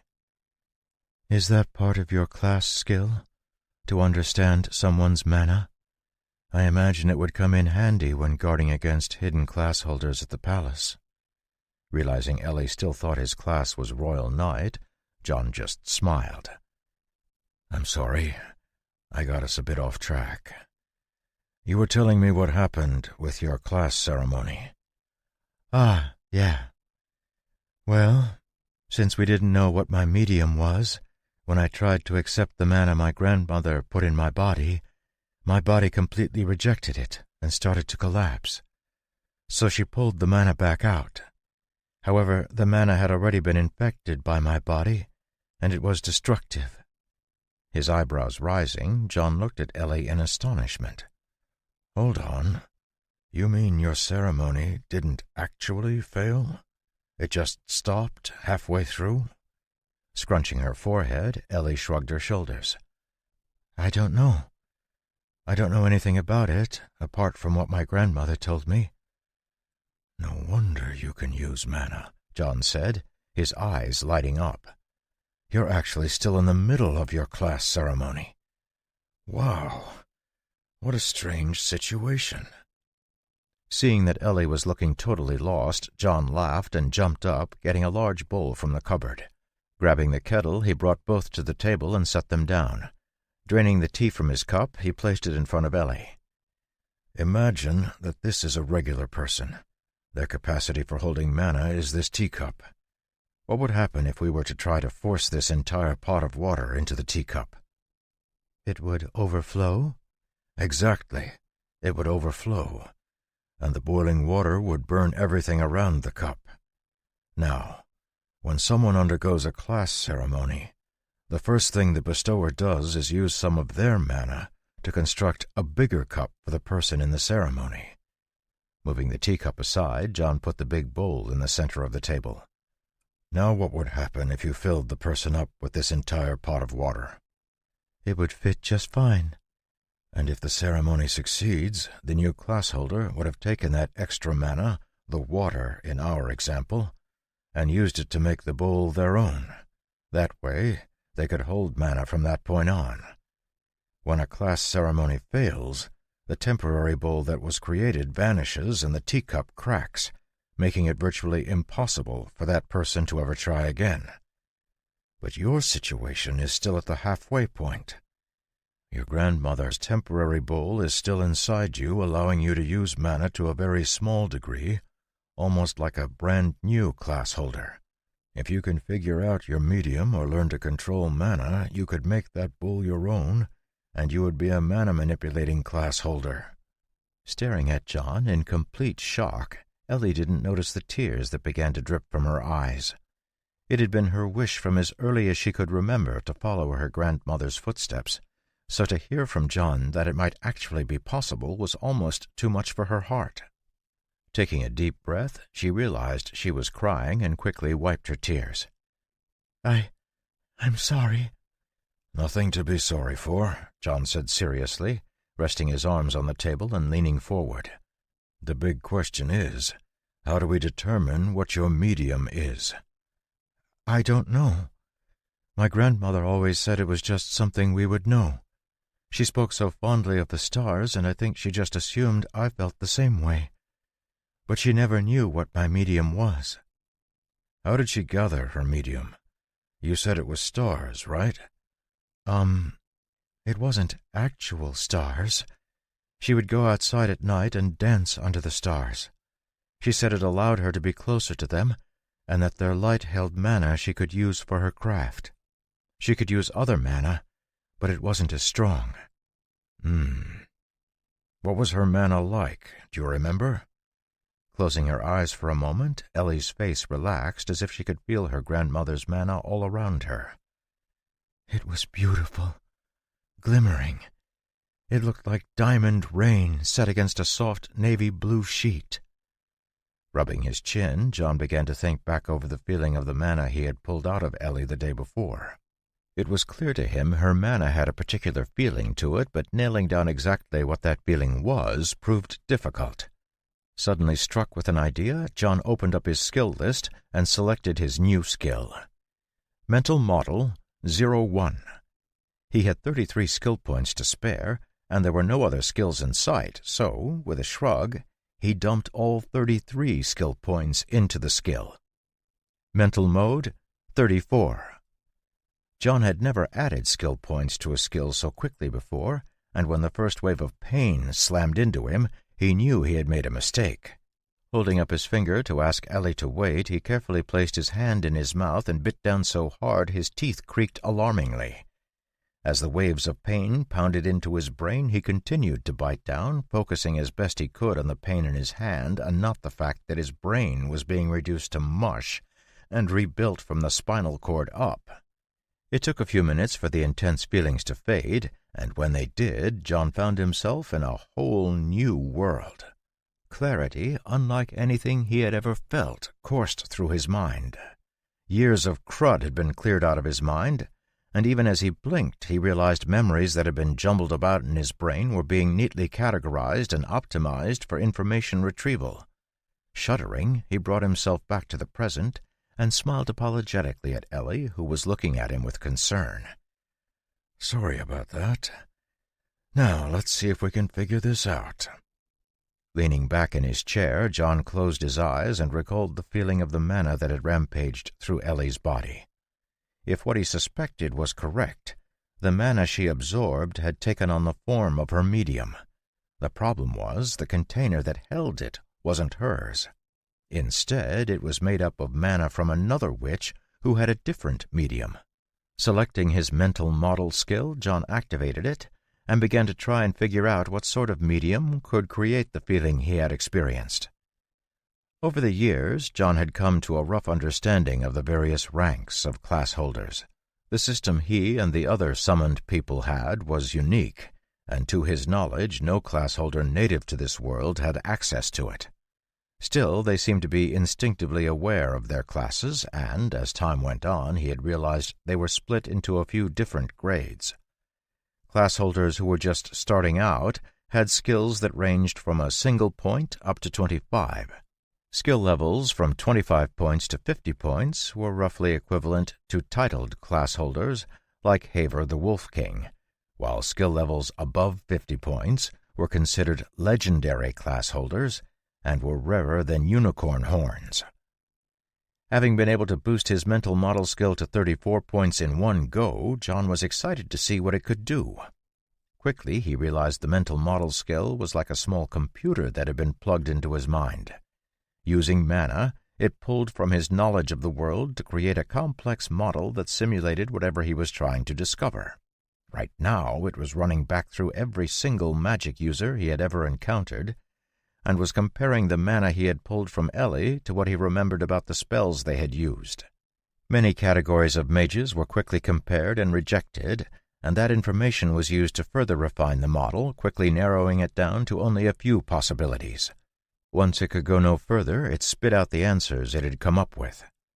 Match to lightning magic, 31%. Match to wind magic, 44%. Match to water magic, 87%. Assessment. Medium is likely to be related to storms. Acquire more data to create a more accurate model. Chapter 47. Night had fallen, and John dashed through the forest, his flame-covered feet leaving rapidly fading sparks on the forest floor. As he ran, his mind wandered over the books he had in his bag. In addition to the all-important skill scroll he had recovered from the ruin, he'd picked up 3 important-looking books from the office, along with a quill and a compass and another book from the library. He hadn't had time to look over them while dealing with the adventurers, but as things calmed back down, he was growing more interested in his spoils. Leaving the farm under cover of night, he was heading for the quarry where he had met the Grimm. It was remote enough that he wouldn't be bothered, even if he accidentally destroyed some of the mana locks, and he was interested in seeing if any of the Grimm were still around. Quickly arriving at the bottom of the mountain, he launched himself into the air, rising almost 200 feet in one powerful jump. Catching a protruding rock, he threw himself further up, the force causing the rock to crumble away. This time, instead of going up to the top of the mountain and down the other side, John opted to head around the mountain once he was halfway up, which put him at the top of the quarry. Flying down to the place where the trade had been completed with the Grimm, John saw that there were a number of items sitting on the flat table. Before he checked them out, he looked at the cave painting and saw that more detail had been added, including a section that showed what John had traded for. There was even a clear replica of his drawing of a book that was circled. I wonder, is this a history? Or maybe there's more than one group of Grimm? Walking back out to the table, he saw there were a few broken pieces of metal in a little pile off to the side. Poking through them, he realized they were old tools you might find in a hunting camp. What was of more interest was the dozen flowers that lay neatly on the other end of the table. Quickly creating 8 crystals, he swept up the flowers and then shot up into the air, heading for the peak of the mountain. The top of the mountain was just as bare as it had been the last time he was here, but the clouds had deposited a thick layer of snow earlier in the week that blanketed it in soft white. With a flick of his finger, the snow melted from the top of the boulder he had set up at the top of the mountain, and with another flick a line of flames sliced the top of the rock perfectly smooth. Smiling happily, John sat down, his legs crossed under him. The night was freezing cold, and the wind would have cut like knives against his skin if he hadn't been entirely immune to both the temperature and the force. Instead, John thought it felt pleasant. A feeling of awe filled him as he looked out over the quiet valley, and his smile grew even wider. After meditating for a few minutes to make sure he was in the right state of mind, John began to get out the items he had gotten in the ruins. First was the leather-bound book that had been hidden in the safe. Taking it out, he examined the archaic writing on the cover. It took him a moment to work out what it said due to the faded, well-worn lettering, but when he did, shock ran through him. Basic Arcanum, an introduction to mages, spells, and spellcasting. Even though he was whispering, John felt as if his voice was as loud as thunder in his head. For a moment he simply sat in complete silence, unable to believe what he was seeing. He'd been looking for just such a book ever since he had ignited his first fireball, but the grim realities of this war-torn world never relented. So much time had passed, and the truth was he'd already reached a level of magical control and power the ancient mages only dreamed of. Even the legendary mages who could cast forbidden-level magic were little more than a nuisance in John's eyes. Yet even the most basic magical knowledge was completely foreign to him. A wave of his hand could crush mountains, and yet, in many ways, the newest mage of the bygone era was probably more useful than he was. Taking a deep breath, John stabilized his surging emotions and began to undo the mana lock on the leather-bound book. Maybe because he was afraid of damaging it, it took him nearly 3 times as long as it should have before the lock was removed and the book fell open. Swallowing nervously, John opened it up and began to read. Written in the same archaic lettering, the text took a while for John to get through, but with each word he figured out, he could feel his arcane tongue skill sucking up bits of mana as it magically enhanced his understanding of the writing system. By the end of the first page, he was reading with hardly any trouble, and by the bottom of the second page, it was no different than reading any modern book. The first few pages of the book were an introduction, and when he saw the name at the end of the introduction, his smile grew so wide he thought his cheeks might split open. Stormmaster Kelvis. So the ruins were the tower the journal describes. That means that it's highly likely the other books and artifacts I got are from the Tower Master's room. That would have been the room with the strongest seal, since it would have been based on Kelvis's strength. From the fact that Tower Master Kelvis could cast a forbidden-level spell like Windblade before the tower fell, he must have already been a legendary mage. Growing even more excited to examine the other books he had recovered, John put Basic Arcanum down and picked up the 2 artifacts he had found. The first was a small compass without any needle. John could feel the mana it contained, but without spending a long time examining it, he knew it would be hard to discover what its use was. The more interesting of the 2 items was the quill. A faint mana signature that John was familiar with covered it, but otherwise it appeared completely ordinary. The mana signature was something that almost every surviving document John had ever found contained, and served to strengthen the material, ensuring the documents wouldn't decay with time. Someone wanted to preserve this regular pen. I wonder why. This is getting interesting. Let's see what these books say. The first book was a simple brown leather-bound tome, but as soon as John began to crack the mana lock on it, he could tell that it had been set by a legendary mage. Once a class holder's skill grew beyond level 50 and entered the ranks of the legendary, their mana would undergo a qualitative change, becoming purer and more powerful.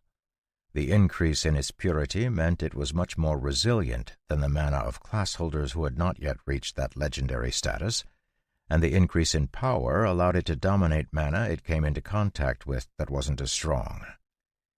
This mana is at the same level that Stormmaster Kelvis had when he died, and it feels like it matches. Hold on. Plugging the mana into his mental model skill, John waited for a moment while his mind whirled. Query. Was the mana lock on this book created by Stormmaster Kelvis? Answer. 99.7% match. Purity of mana in memory is slightly higher than the mana lock. Pausing, John put the leather book down and stared into the distance. That means that Tower Master Kelvis and Stormmaster Kelvis were the same person. Maybe the stories of legendary class holders being immortal are right? Wait, that means Thomas wouldn't be aging either, and he's clearly older than he was 3 years ago when he crossed the threshold. Though in his case, we can't rule out stress. Anyway, could it be that Stormmaster Kelvis had actually reached the sage level? Crazy. Shaking his head, John got down to work on the lock, slowly adjusting his mana until he saw the mana lock fall apart. With a light click, the book opened, and he saw a loose piece of paper tumble out. Catching it, he narrowed his eyes when he saw archaic writing and began to read. Martius 2, 253. To think that it would be almost the anniversary of the day I first set out for the valley. So much has changed, so much has gone, and we go with it. My life will come to an end within 2 years. I can feel it with the same certainty I feel when I cast my spells. I had thought I could escape the pull of time, but though it beckons me toward death more slowly than most, it beckons me still. Forgive me. I am old, and my mind wanders more than it used to. If you are reading this, you must be a descendant of mankind in the future when my seal has faded. Or maybe you are another race entirely. It does not matter. Let this be considered the final will and testament of Stormmaster Elmer Kelvis, the greatest and most feared legendary mage known to the world. In 1 week we will attempt a spell that has not been used for 1,000 years, and it will either save our world or damn it further. But at this point there is no other choice. War has raged too long. The damage has been too great. There are few left who understand magic, and those that do hoard their knowledge with lethal jealousy. Even I, the most powerful being in this world, do not dare to share what I know, for fear that it will be turned to make more weapons of war, or bent to the destruction of mankind, rather than our salvation. This book, and the other 2 books I leave here, contain the research I am the proudest of. Laughably, it is research I did well before I ever developed the deadly wind spells I am so known for. It was with the intent of furthering this research that I originally accepted my banishment to this out-of-the-way valley. But before real progress could be made, war started. The only saving grace was that no one, not even the Academy's master mages, knew that I had become a legendary mage.